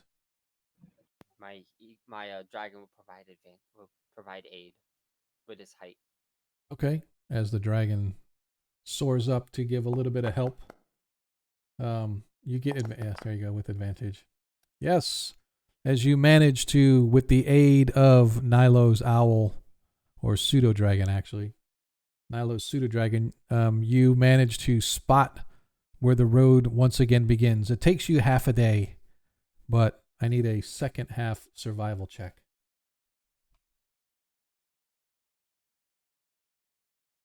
Here it comes. Just a second here. Natural 20. We're even hiding these rolls, Desmond. I don't know. Right. You guys manage at the end of the day to arrive in a small little mountain village. As you work your way up into the hills, the road is well packed, although it is slightly slick from the recent torrential rains. You can see small little rivers of water running down the edges as they run from the mountains back down into the lowlands, and you guys begin to work your way up into the hills. The temperature drops noticeably as darkness begins to arrive, but as I said, fortunately, you guys see the little small village of Hortstrom as you work your way through the mountain pass. This is just a little way station kind of community, perhaps 20 structures in all. It has a small wooden fence that's maybe about not even 10 feet high, sort of running around and butting up against the mountain pass walls. The gate is just a small, simple wooden gate with a huge wooden bar behind it, but they let you in as you arrive just at nightfall. As the gates are getting ready to close, you guys arrive and they button up shop, and you find yourselves able to stay at the a small way station.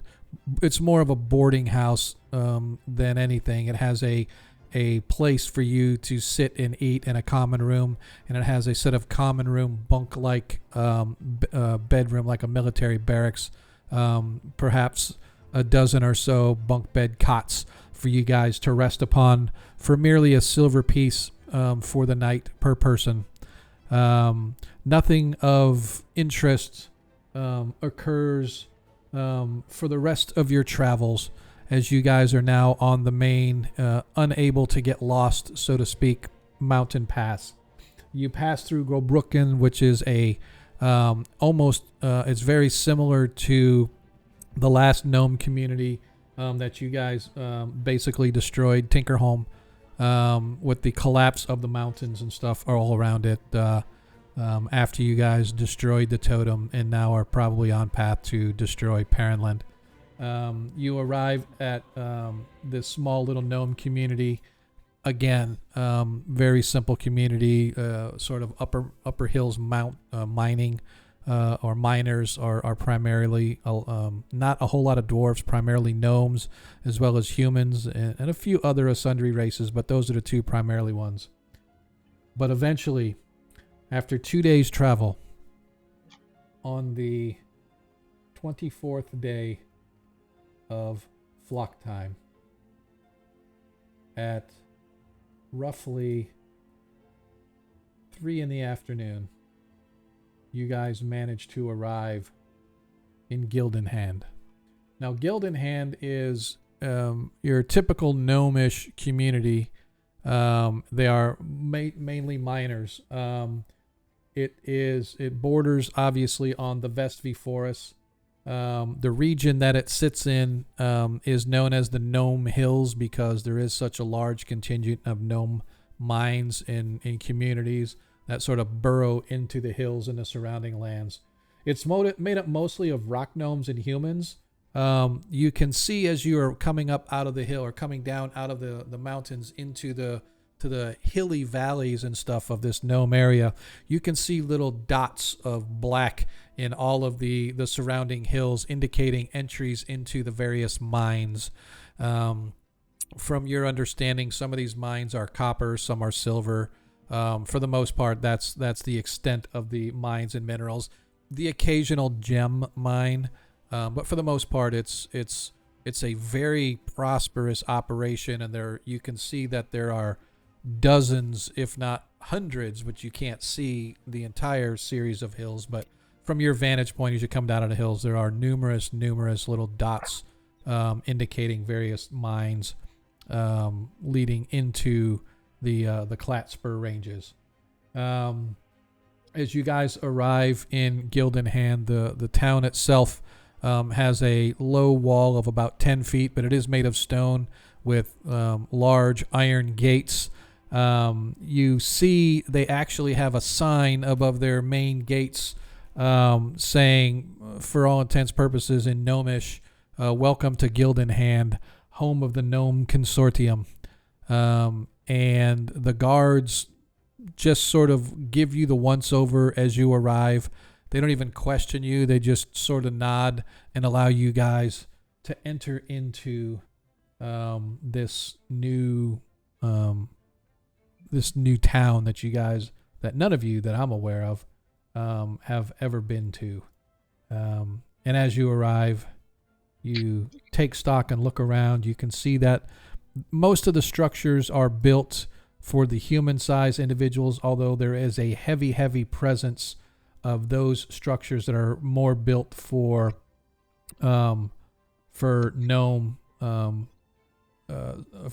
size individuals, because obviously lower doors, lower buildings and stuff. Some are built into hills that are within the town itself, and you get the indication that they could be, I call them hobbit holes, but basically gnome halls leading into the hills.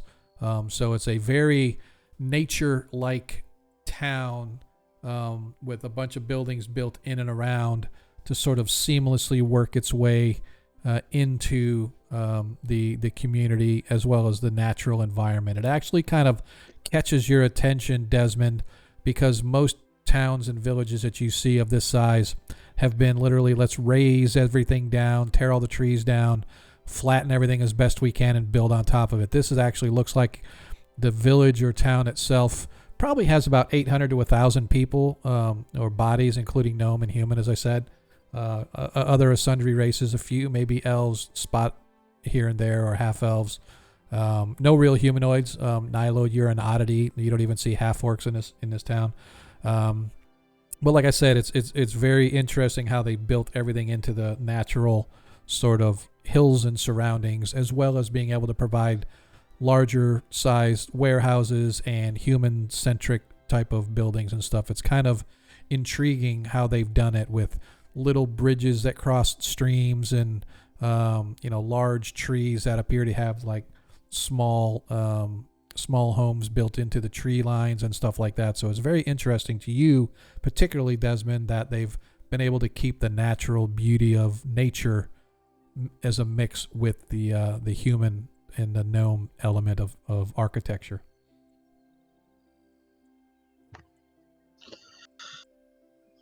Well, I'd rather stop here than a lot of other places I've been in. I'm not interested to see what kind of tolls these guys are going to try to rob from us. Where to? I look at Nilo. You're leading us. Yes, I am. All right. What does this guy look like? What does Gray something look like? Look for bad teeth. Anyone called Gray Tooth has to have bad teeth. Do I know why his name is Greytooth? Why his name is Greytooth? Because he has gray teeth. Of course he does. He has a grill. Goddamn. All right. So this is a very nature-oriented town. I was hoping a druid here would be an oddity, but I got a feeling that is not the case. Well.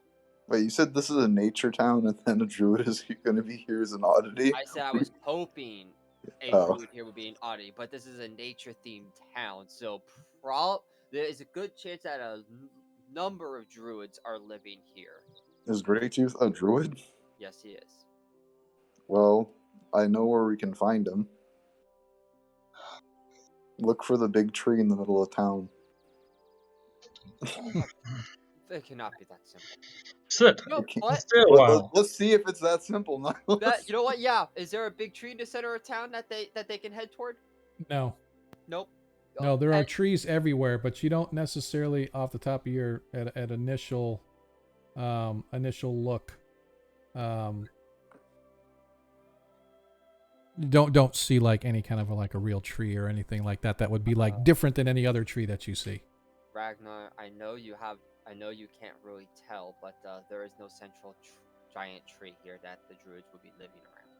Yeah, that's what I heard druids like to do. They usually like to pop up their villages around like big nature things. Well, essentially, this is a gnome town with large people in mind, and it's built around and through the natural area. They didn't bulldoze it down and clear the trees. They built around the trees, with the exception of the lumber needed. So they just made it work. It's really artistic, actually. Well, if I had to guess where a druid would be in a gnome town, not in it. Because they have no money. All right, Cartman, let's go. You guys, I'm going. So my coworker has been binging South Park for the past 2 months. Nice. I need to binge it. It's a great show. Oh, I hate it. My ex-wife made me hate that show. I can't. It's a horrible show, but it hits the nail on the head every time. I love it. Just like BoJack Horseman. I love. We saw the movie in the theater like 6 times. Oh God. My ex-wife wanted to say it so bad. So, well, I guess the first thing she does is secures her coin. Okay. And then she. Listen, there's an army of Figleys in there. Watch out. They're all holding out 10-foot poles. Stay away, tall person. We need to buy we need to buy more 10-foot poles. I lost why you try to do Figley's voice, right? Because Figley's voice doesn't sound anything like that. I really do not appreciate you talking about me and my pole. Listen right here. Why you're is culturally appropriating I me right think now. Figley's response is a little on the nose. Yes, so that's funny. I'm going You guys enter into town and you see what I described. Where do we want to go and what do we wish to do? I'm going to look for a tavern, I guess. Okay. Go ahead and give me an investigation check, please, as you look for someplace perhaps to stay or to at least walk into to see what's going on. Can I presume I'm receiving help for this? Sure. Give you advantage. That's fine. I saw that 20. So as you walk through town, you notice a few various establishments. For example, a couple that appear to be mostly just taverns. The Little Gopher and the Dapper Cabbage appear to be mostly just taverns. However, you do find what appears to be an inn called the Overrated Rabbit. And so that's like the first one. Now that's obviously not the only one. This is a larger town. It's not as big as Traft, but it's bigger than Vostren. So there's probably a few different inns and taverns. But like I said, you see the 2 taverns as well as the one inn, the Overrated Rabbit. At least as far as if you were looking for a place to stay. If you just want food and drink, then as I said, the Dapper Cabbage and the Little Gopher are probably better suited to serve just drink or food than the Overrated Rabbit. Specifically. What's that? And she was looking for information specifically. So probably you're going to want to go to one of the 2 pubs, right? So either the Dapper Cabbage or the Little Gopher, one of those 2. The Little Gopher sounds better. Okay, so as you walk in, you can see that there's actually a couple sets of doors, one that are more human size, as well as a set of doors that are more gnomish size. The roofs themselves appear to be slightly smaller, so if you're an excessively tall person, like over 6 foot, you're probably going to have to stoop as you walk through the door. Inside, it appears to open up a little bit, but it is still a little more claustrophobic for human-sized folk than it would be for, say, little folk. And so as you walk in, the place is busy. Again, primarily gnomes, but there are a few humans in here. You don't see any other dwarves or even elves hanging out in this particular place. There is a gnome busy running up and down the backside of the bar. There's obviously some kind of a walkway on the backside of the bar to allow him to walk along it, as well as serve human-sized folks at a human-sized type bar. And so as you guys sort of step in, the warmth and comfort of the place sort of hits you, because even though it's not chilly outside, it's cozy warm inside. The smell is a rich smell of tobacco as you guys walk in, and you see several different gnomes and whatnot sort of sitting off in their various corners and tables with their comrades, sort of puffing on large pipes, blowing huge rings of smoke that sort of give the atmosphere a hazy kind of feel and a very earthy pipe tobacco type of environment.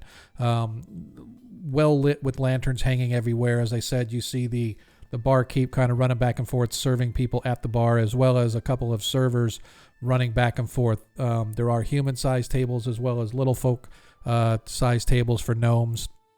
And entering in, one of the gnome servers runs by. He's like, pick a place wherever you want to sit. We'll get you as soon as we can. Oh my God, is this ever going to end? And he sort of waddles away, obviously under a little bit of stress to get his servants done. You folk go ahead and grab a table. I'll be there in a bit. Okay. There are tables available for folk of your size. I'll take a human-sized table. I wasn't going to say. I was going to say I don't want to larger than larger. Yeah, you get the little people's table. Somebody take the handicapped dwarf over and sit him at the little kids' table. So you guys find. Dang it! Like a tickle in my throat when I did that. She's gonna tell him to go get a table. She's gonna walk up to the bar itself. Okay. Getting up to the bar, the bartender sort of nods. What'll you be drinking? I'll take one of your better ales, please. Oi.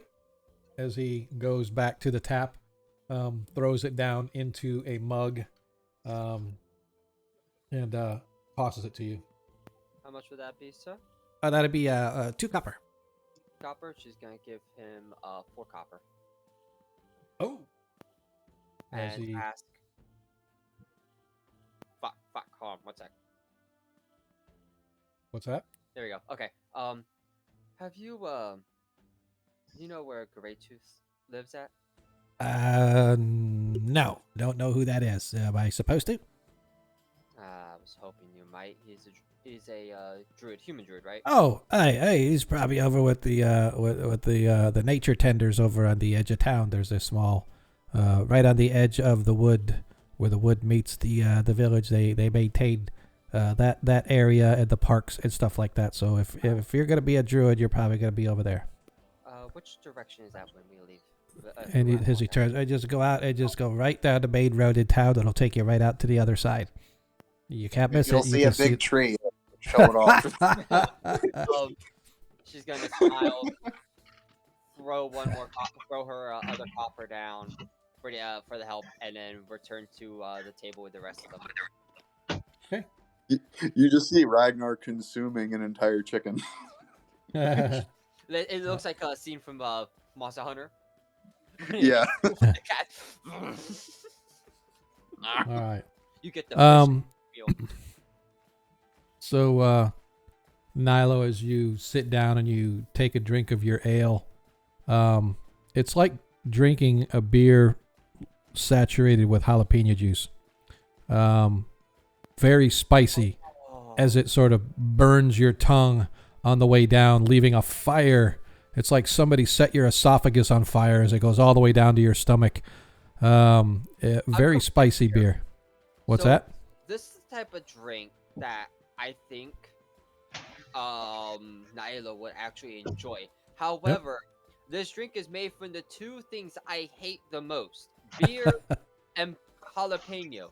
And as you drink it, you can feel the gas build, and you belch a long. And as you do, flame literally snorts out your nose as you belch. You guys all watch as Nilo drinks his drink. Her face turns slightly red, and then she belches a lengthy, hearty belch, which any dwarf would be proud of, up until the time that a small little flame sort of poofs out her face. Nilo, what was that? Very ladylike. Does anything about me strike you as ladylike? Not anymore. No, I wasn't going to say anything, but if you insist. What check would it be to know what the hell was in this thing? Just I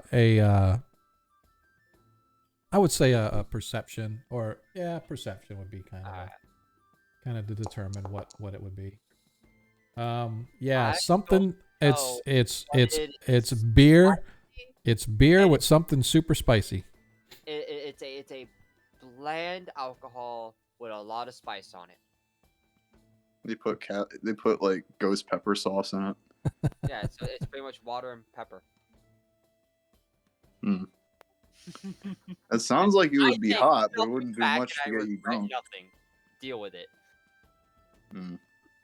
So you guys manage to get your drink, and as you as you're drinking and talking, you come to find out that this ale that you were served, Nilo, is relatively cheap because nobody really wants to drink it because of the effect that it has.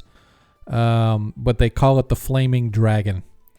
And so apparently the gnome thought it would be funny to watch a half-orc light up the place with a belch. And that's why he only charged you 2 copper pieces for it. But it's known as the Flaming Dragon. But people don't drink it for long because it tends to do bad shit to your stomach and esophagus. I was gonna say this as turns the flame, into the flaming piss. as the flame comes out. For those that are dwarves, it's even more deadly because it could set your beard on fire, which would be no bad. bueno. There's a lot of Which would be alcohol no, in this beard. which would be no bueno. Yep, exactly. A lot of alcohol, torch that thing up. But you guys managed to eat and drink and satisfy your cravings. You find that like I said, if you wanted to find druids, they're probably on the other edge of town where it borders onto the woods on that exit of town, because there's a grove of trees and whatnot that they tend to maintain, and that's sort of where they congregate, if you will. If there's any druids at all, right? There's not like a whole big crowd of them, but if there are druids, that's where normally they're found. Yeah. So we have to go meet with the vegetarians. This will be fun. Yes, sir. Druids aren't quite vegetarians.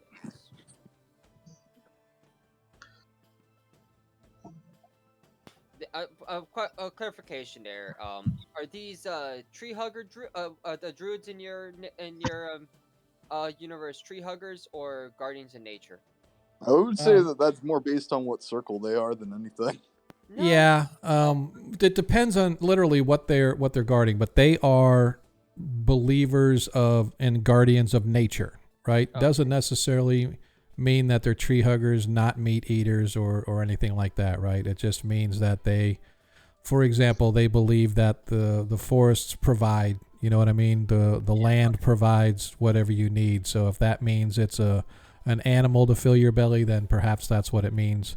Right, but Ragnar is very correct in that it could be based on the circle that you're in as well. Maybe there are certain circles that are strictly, don't touch animals, but it's not because they're like tree huggers. It's because they don't believe that the animals are put here to eat. The forest should, or the land should, provide everything that you need to survive, right? And others believe that, well, animals are part of the land and part of the nature that's being provided to us, so let's go ahead and scarf down a cow now and then. So yeah, that's why. I mean, I see it as like the moon druids, especially, would be like the main meat-eating druids, just because they're the most bestial. Right. What type of druid was Greytooth? As far as you know, you did see him eat meat, so you feel that he is someone that just is a guardian of nature, in all its glory. My favorite type. Okay. Don't know. I know that if that is the case here, then Greytooth would hate it. We head out the door and head down the road. But first, food. Yes. As you guys ate. No, you can go on. I was going to say, so you guys finish eating. You work your way through town. It is roughly as the sun begins to set. You arrive at what can only be described as the park that the gnome barkeep told you about. Before you get there, you do see that there is an inn on this side of town as well, called the Silent Hammer. And so you guys see that, and then perhaps 10 minutes later you find this park or grove of trees or whatever, and you can see that there are several small huts with light coming out from it. So apparently there's at least a few, perhaps 4 or 5 individuals that are living in this area. Now, whether there are druids or not, you don't know. But you do see that there are a few huts and whatnot that have people living there or somebody there, as there are lights coming from inside the various structures. They're not businesses. They appear to be like homes in the park area. Gotcha. Is anyone outside right now? No, but you do see on the other side from where you're at, you could see these little homes and huts, and then right at the edge of the park, because it's sort of like this wide open area as the park ends and becomes the town. Right where you're at, the town is becoming the park as you're coming the other way. Gotcha. So you can see there's this open field like area, and right on the edge of the field before the actual woods kind of start on that side of town, you can see a small druidic ring. So obviously there are druids in this area. Perhaps one of these structures contains them, or they could be over at the circle or in the woods. You don't know, so you just have to determine. All right, I'm going to knock on the first door. All right, go ahead and give me investigation checks with advantage as your friends are there helping you. I was gonna ask Sean, is there any animals that are looking sharp? Looking sharp, as in what do you mean? Like there's a druid. They have a nice sharp dress on, or no, they sharp dressed man with sunglasses with a nice hat. Watching. No, you don't see any like that. However, it takes you a few times knocking when one of the doors opens, and there standing before you is your old comrade at arms, Greytooth. Oh, nice. First try. And that is where we are going to end tonight's game. As you guys arrive at the home of the druid Greytooth. I appreciate everybody that hung out with us tonight. I apologize for any issues that I may have had, as some initially my monitor was kind of jacked and I had to get that fixed, so I apologize. I cannot, when my monitor wigs out like that, I was like, I have to get it fixed. I can't do and operate that way. So, but I do appreciate you guys hanging with us. If you have not yet followed us, please do so. Click that follow button. If you want to really show some love, obviously we would appreciate if you would hit that subscribe button. I appreciate all the love that we got tonight. We had some folks cheer. We had some folks subscribed. We had gift subscriptions. We had just a little bit of everything going on tonight. So I definitely want to shout out all you guys that are helping on this stream go along, because every dime we make goes right back into the stream, and you guys are helping us pay for our hosting of our VTT so that our players can have a place to log into and roll their dice, albeit not very effectively sometimes, but at least they get a chance to go up there and roll their dice. And all the other things that come with it. For example, some of the Patreons that I subscribe to help get me content that I can use to kind of help this game going. If you haven't been following the whole time, our party is currently now headed off across the hills, across the Klatspur Mountains into the Vestvi Forest to the east, as they are hopefully going to seek and track down Nilo's sister, who used to be part of the Palace Guard, but apparently she did some heinous wrong and allowed an attempted assassination on the Vorman, who is considered the president of Perrinland. He's sort of like the leader of leaders. So every clan has a leader, and then they have sort of a council that the president sort of heads the council.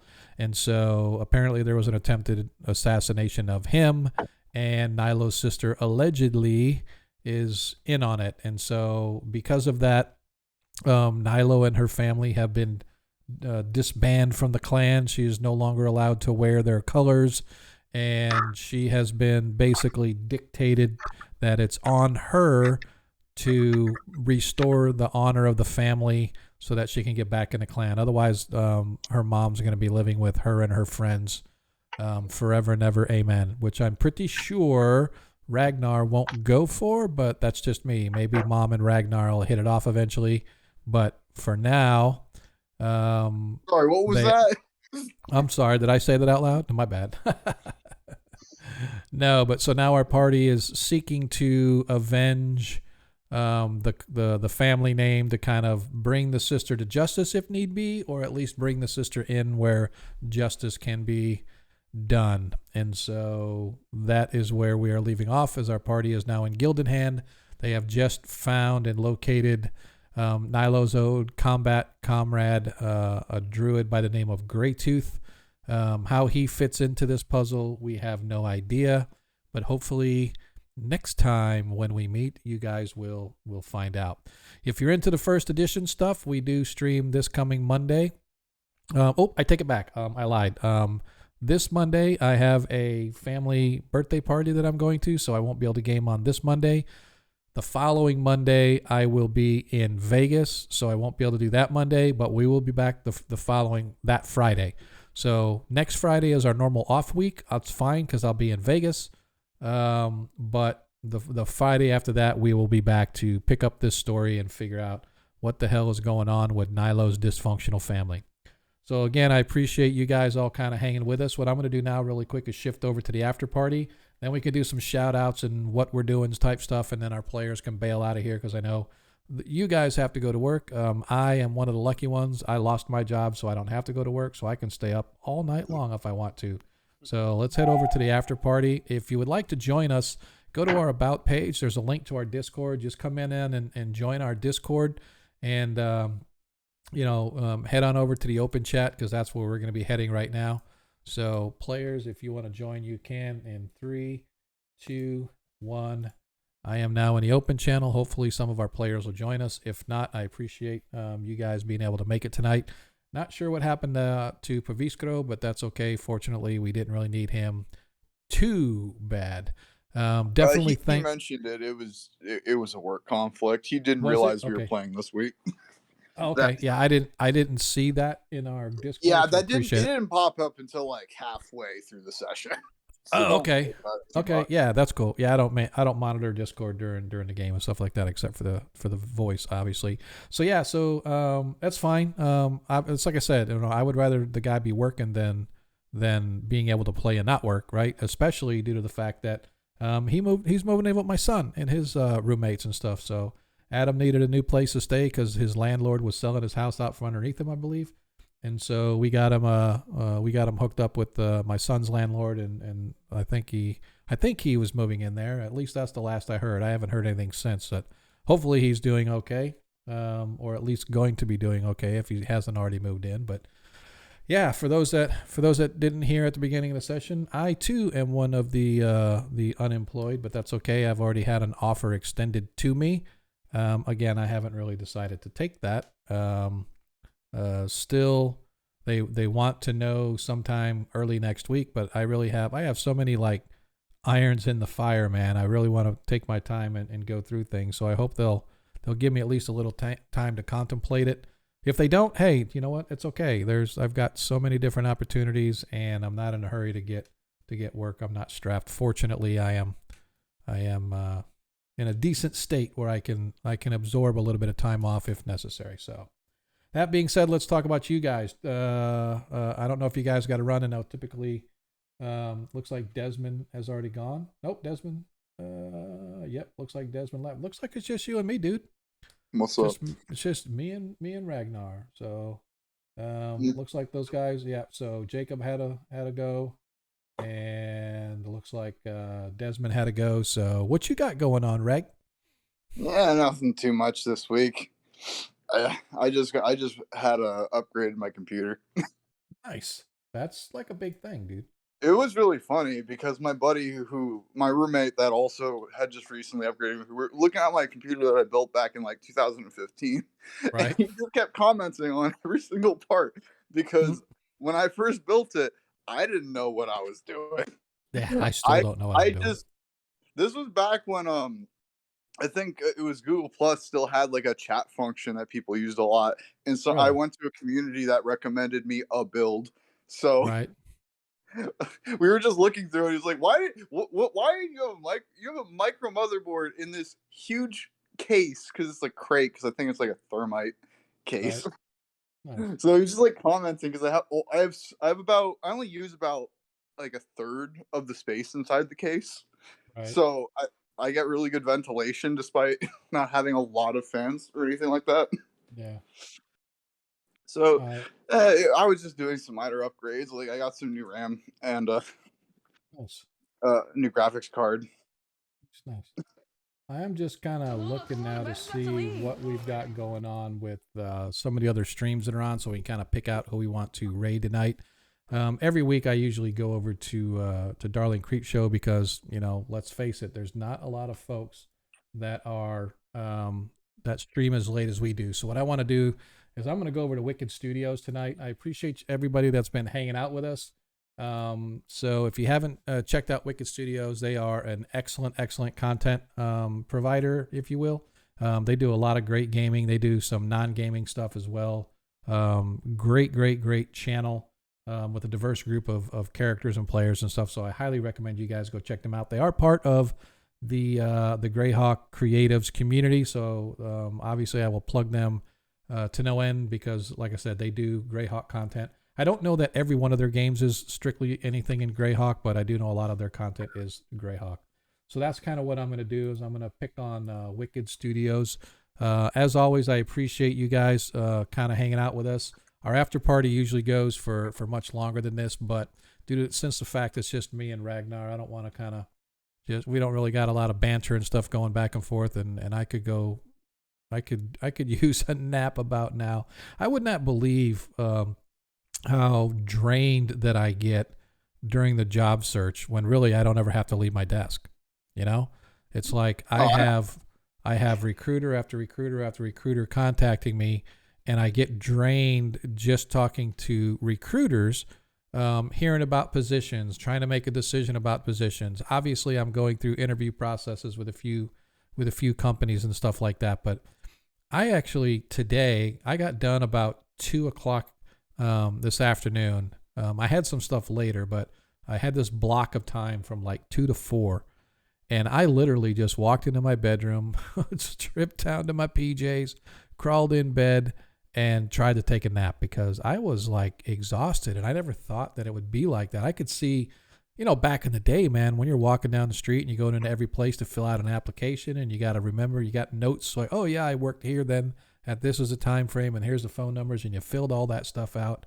But man, just all I'm doing is answering the phone, answering emails and stuff. And I was drained, dude. I was drained badly. So I don't know. It's just one of those things that kind of hit me, but yeah. I mean, it's crazy. I definitely think it's up to like anxiety and stress. That usually does a lot. It's why at least a lot of my corporate meetings, they don't tend to be extremely long because everybody gets wiped after about like an hour. Yeah, exactly. You can't do it that long. I mean, I don't really feel stressed, although I probably am. I just don't know it, right? I don't realize it. Oh, yeah, like in the moment you could like draw it out because that's like, I mean, I wouldn't call it adrenaline because that's not that extreme. But you don't really notice it when you're like tense. You can, exactly. But it's not noticeable. And so, and today I went through an interview this morning, I think it was, and it didn't go as well as I thought it should. It was a great interview, don't get me wrong, but they really challenged me with some of their questions that I hadn't like thought of or done before. I had to do a coding exercise for those that are in IT. I had to write software for them. Just to, hey, we want you to write a function that does this, right? How would you, and then kind of talk through how to do that. And I had seen this sort of problem challenge before, but they had a twist on it. And I was like, wow, this is kind of interesting. And I sort of found myself getting a little nervous because it wasn't sort of coming to me the best solution. Excuse me. And so what I usually do is I default to, I'm going to brute force this thing, right? It's funny that when you go through an interview, you try to be elegant with your code. You try to be smooth with your answers and stuff. But really, I've found it's better for me to just like talk real talk. Hey, explain this. And I try to translate it into something that I'm much more familiar with. Like an analogy or something like that. But on coding challenges, I found that everybody's always like, oh, you got to do this really slick, smooth thing. I said, no, all you have to do is write code that works. Right? Yeah, you can work. You can go back. You can go back and decide that, okay, this is not as performant as I want it to be. Let me go back and see if there's a better way to do it. And that's kind of where they were getting at today. They're like, do you think this is what do you think the performance is and what can we do to improve this? And I'm like, really? You're not going to improve this performance much. You would have to do like almost a complete rewrite to make this much more performant. But when I wasn't able to test the code, but I actually took that code and I put it in my environment, my test environment, and I ran it. And I had to make a couple tweaks because I did like some spelling errors or stuff that didn't show up on the whiteboard that I was doing. So when I plugged it in, sure as shit, it worked. It worked exactly as I expected. I'm like, hey, my code works. So hopefully they didn't gig me for that. But like I said, I didn't feel like a warm fuzzy from that one. But every other interview I've done, I felt that, man, that went great. That went great. And I'm expecting follow-ups, which is why I hate when a business comes in and says, hey, we're going to make you an offer. I'm like, well, I'm going on vacation. Can I kind of decide, well, the job might not be there when you get back? I'm like, okay, it's your loss, dude. You know, don't force me to make a decision. I was really hoping to be further along in some of the processes of my interviews and stuff by now. I wanted to be able to like be through, say, 5 or 6 different company final interviews and then have recruiters come back and say, yeah, this one, this one, and this one, and this one. So you got 4 companies that are making you offers. And now I can say which one is best for me. Because as I'm going through these, I have a certain salary expectation that I look for. And I don't mind telling people that it's not super lofty, but it's fairly lofty. But I will say that I had a recruiter reach out to me today. And I've been working with this guy on another position. We're just kind of waiting for finalization on interview date. But he comes in and says, hey, man, this one just came across my desk, and it's for X per hour, right? I'm normally salary, but this is a hourly contract to hire. So initially I'd be getting paid hourly, and it's long-term contract. If I want to stay contract, that's a minimum 18 months or whatever. So anyway, it actually equated to a $47,000 pay raise if I were to take that. If they were to offer me that. And I was like, hold on a second. I don't want to do contract work, but if you're going to pay me that big chunk of change, I'll have to consider this. So I told them, dude, man, submit me. What are they going to do? Say no? And so it's right up my alley. It's the same tech stack that I'm used to. I have no doubt I could do the work, but it's just one of those things. It's like, dang. And now I have this other company saying, well, if you don't make a decision by Monday, if you wait till the time you go on vacation, it might not be there when you get back. I totally get their position, but it's just like, if you're going to make me an offer and it takes a minimum of your guys 2 weeks to get somebody on board, you could afford me 5 days to decide whether or not. I'm not going on vacation for a month. I'm going on vacation for 5 days. So you can afford me that, right? If you make me the offer today, why can't I respond to you like in 6 days or 7 days or whatever the case may be?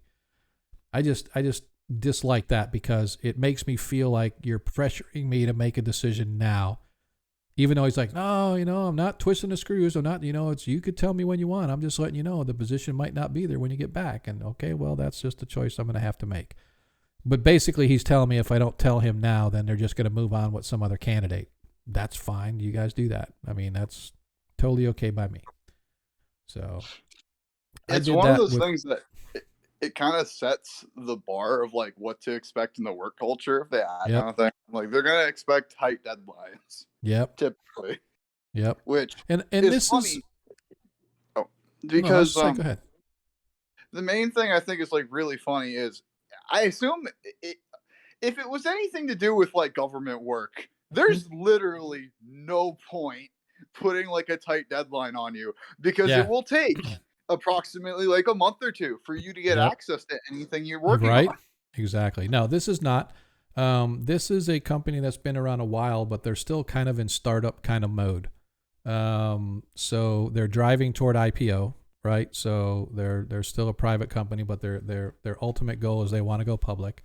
Their benefits package is okay. It's nothing. The salary is exactly the same salary that I left my last position at. So, every other position I'm talking to is at least offering me a little bit of bump in salary. Nothing, and I'm not looking to be a huge bump. I'm not greedy. But there's only 2 things that really attract me to a company. Number 1, salary. Number 2, work-life balance. If you have a PTO structure that says, yeah, we're going to give you, 2 weeks worth of PTO. Okay, that's great. Yeah, but the problem is that it's prorated. So instead of the 2 weeks when you get here, you only got here for 6 months, so you only get a week.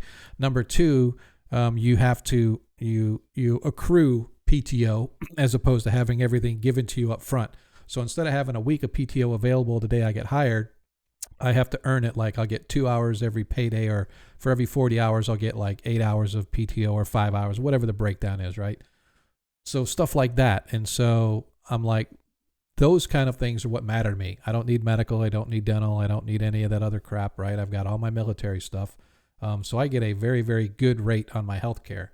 So the other stuff is what appears to me. And so I have other companies that are reaching out to me saying, hey, we have a bonus structure at the end of the year, 10% bonus or whatever it ends up being, or we have a training budget. And then if you want to go get a certification in your particular job, like for me, I'm a software guy. Hey, you want to go get, Azure certified in Azure. We will pay for your certification course or test or whatever it is that you're paying for. We have a budget to cover that. So those are the kind of soft perks that really attract me to a company. So yeah. So, I mean, like I said, I just hate the fact that they come back and say, oh, we need you to say now or never. I'm like, yeah, I don't want to do that, right? And so I'm going to try to string them along as much as I can, but I think I'm going to be stuck trying to string them along by Wednesday, because I think they're expecting an answer Monday, and I'm going to be like, look, I just can't. Maybe by Wednesday. If you guys have to move on from me, I understand that. I hope you won't, because it really has, of all the interviews I had, this company that made the offer, I really had a great time during the interview. I thought I bonded well with the interviewers and stuff, and I thought that it went well as far as how questions and answers and things like that. So we shall see what we shall see. But like I said, I'm gonna try to hop over there too. Let me see if they're still on. They probably get done at midnight, so we'll probably catch them just as they're getting ready to leave. But I'm gonna pop over to Wicked Studios. Let's see if we can get a few folks over there. I really do appreciate everybody that has been hanging out with us tonight. And, oh yeah, my monitor did it again. So it's like a third of the monitor is on this side. So the right-hand side of the monitor is now the first third of the left-hand side, and the rest of the monitor is on here. So somehow my monitor like shifted. And man, that drives me crazy when it does that. But anyway, so what I'm going to do is I'm going to raid over to Wicked Studios. I appreciate everybody that has hung out with us tonight. You guys are amazing that you're still here listening to me banter on about Job Hunt and how things are going, but they're going well. But because of your guys' support, I don't have to worry about not being able to stream, because you guys are definitely keeping us afloat out there.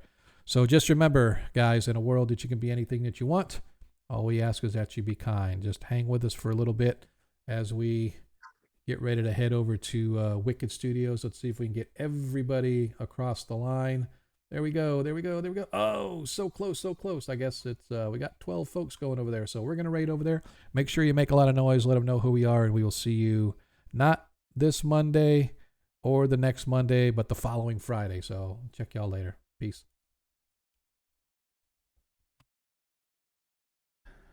We will end tonight's session a little bit early, but since we don't have Will, we don't want to get started in the next section here as you guys chill with the elves. Thank you, Agora Quest, for raiding with a party of 12 just as we're wrapping up to leave. Huzzah! Thank you, though, for hanging out with us. Sorry, Agora Quest. Well, we've only got 12 minutes anyway, so take us with you. I don't know where we're going because I have no idea what's. I would love to raid into something else, but I don't know how. You know what? Take them to go watch They Live with Film Crit Hulk. I don't know how to do that on this. God. We have to teach you how to do this. Well, Adam's new to all this. Yeah. Adam's very new to those just joining us.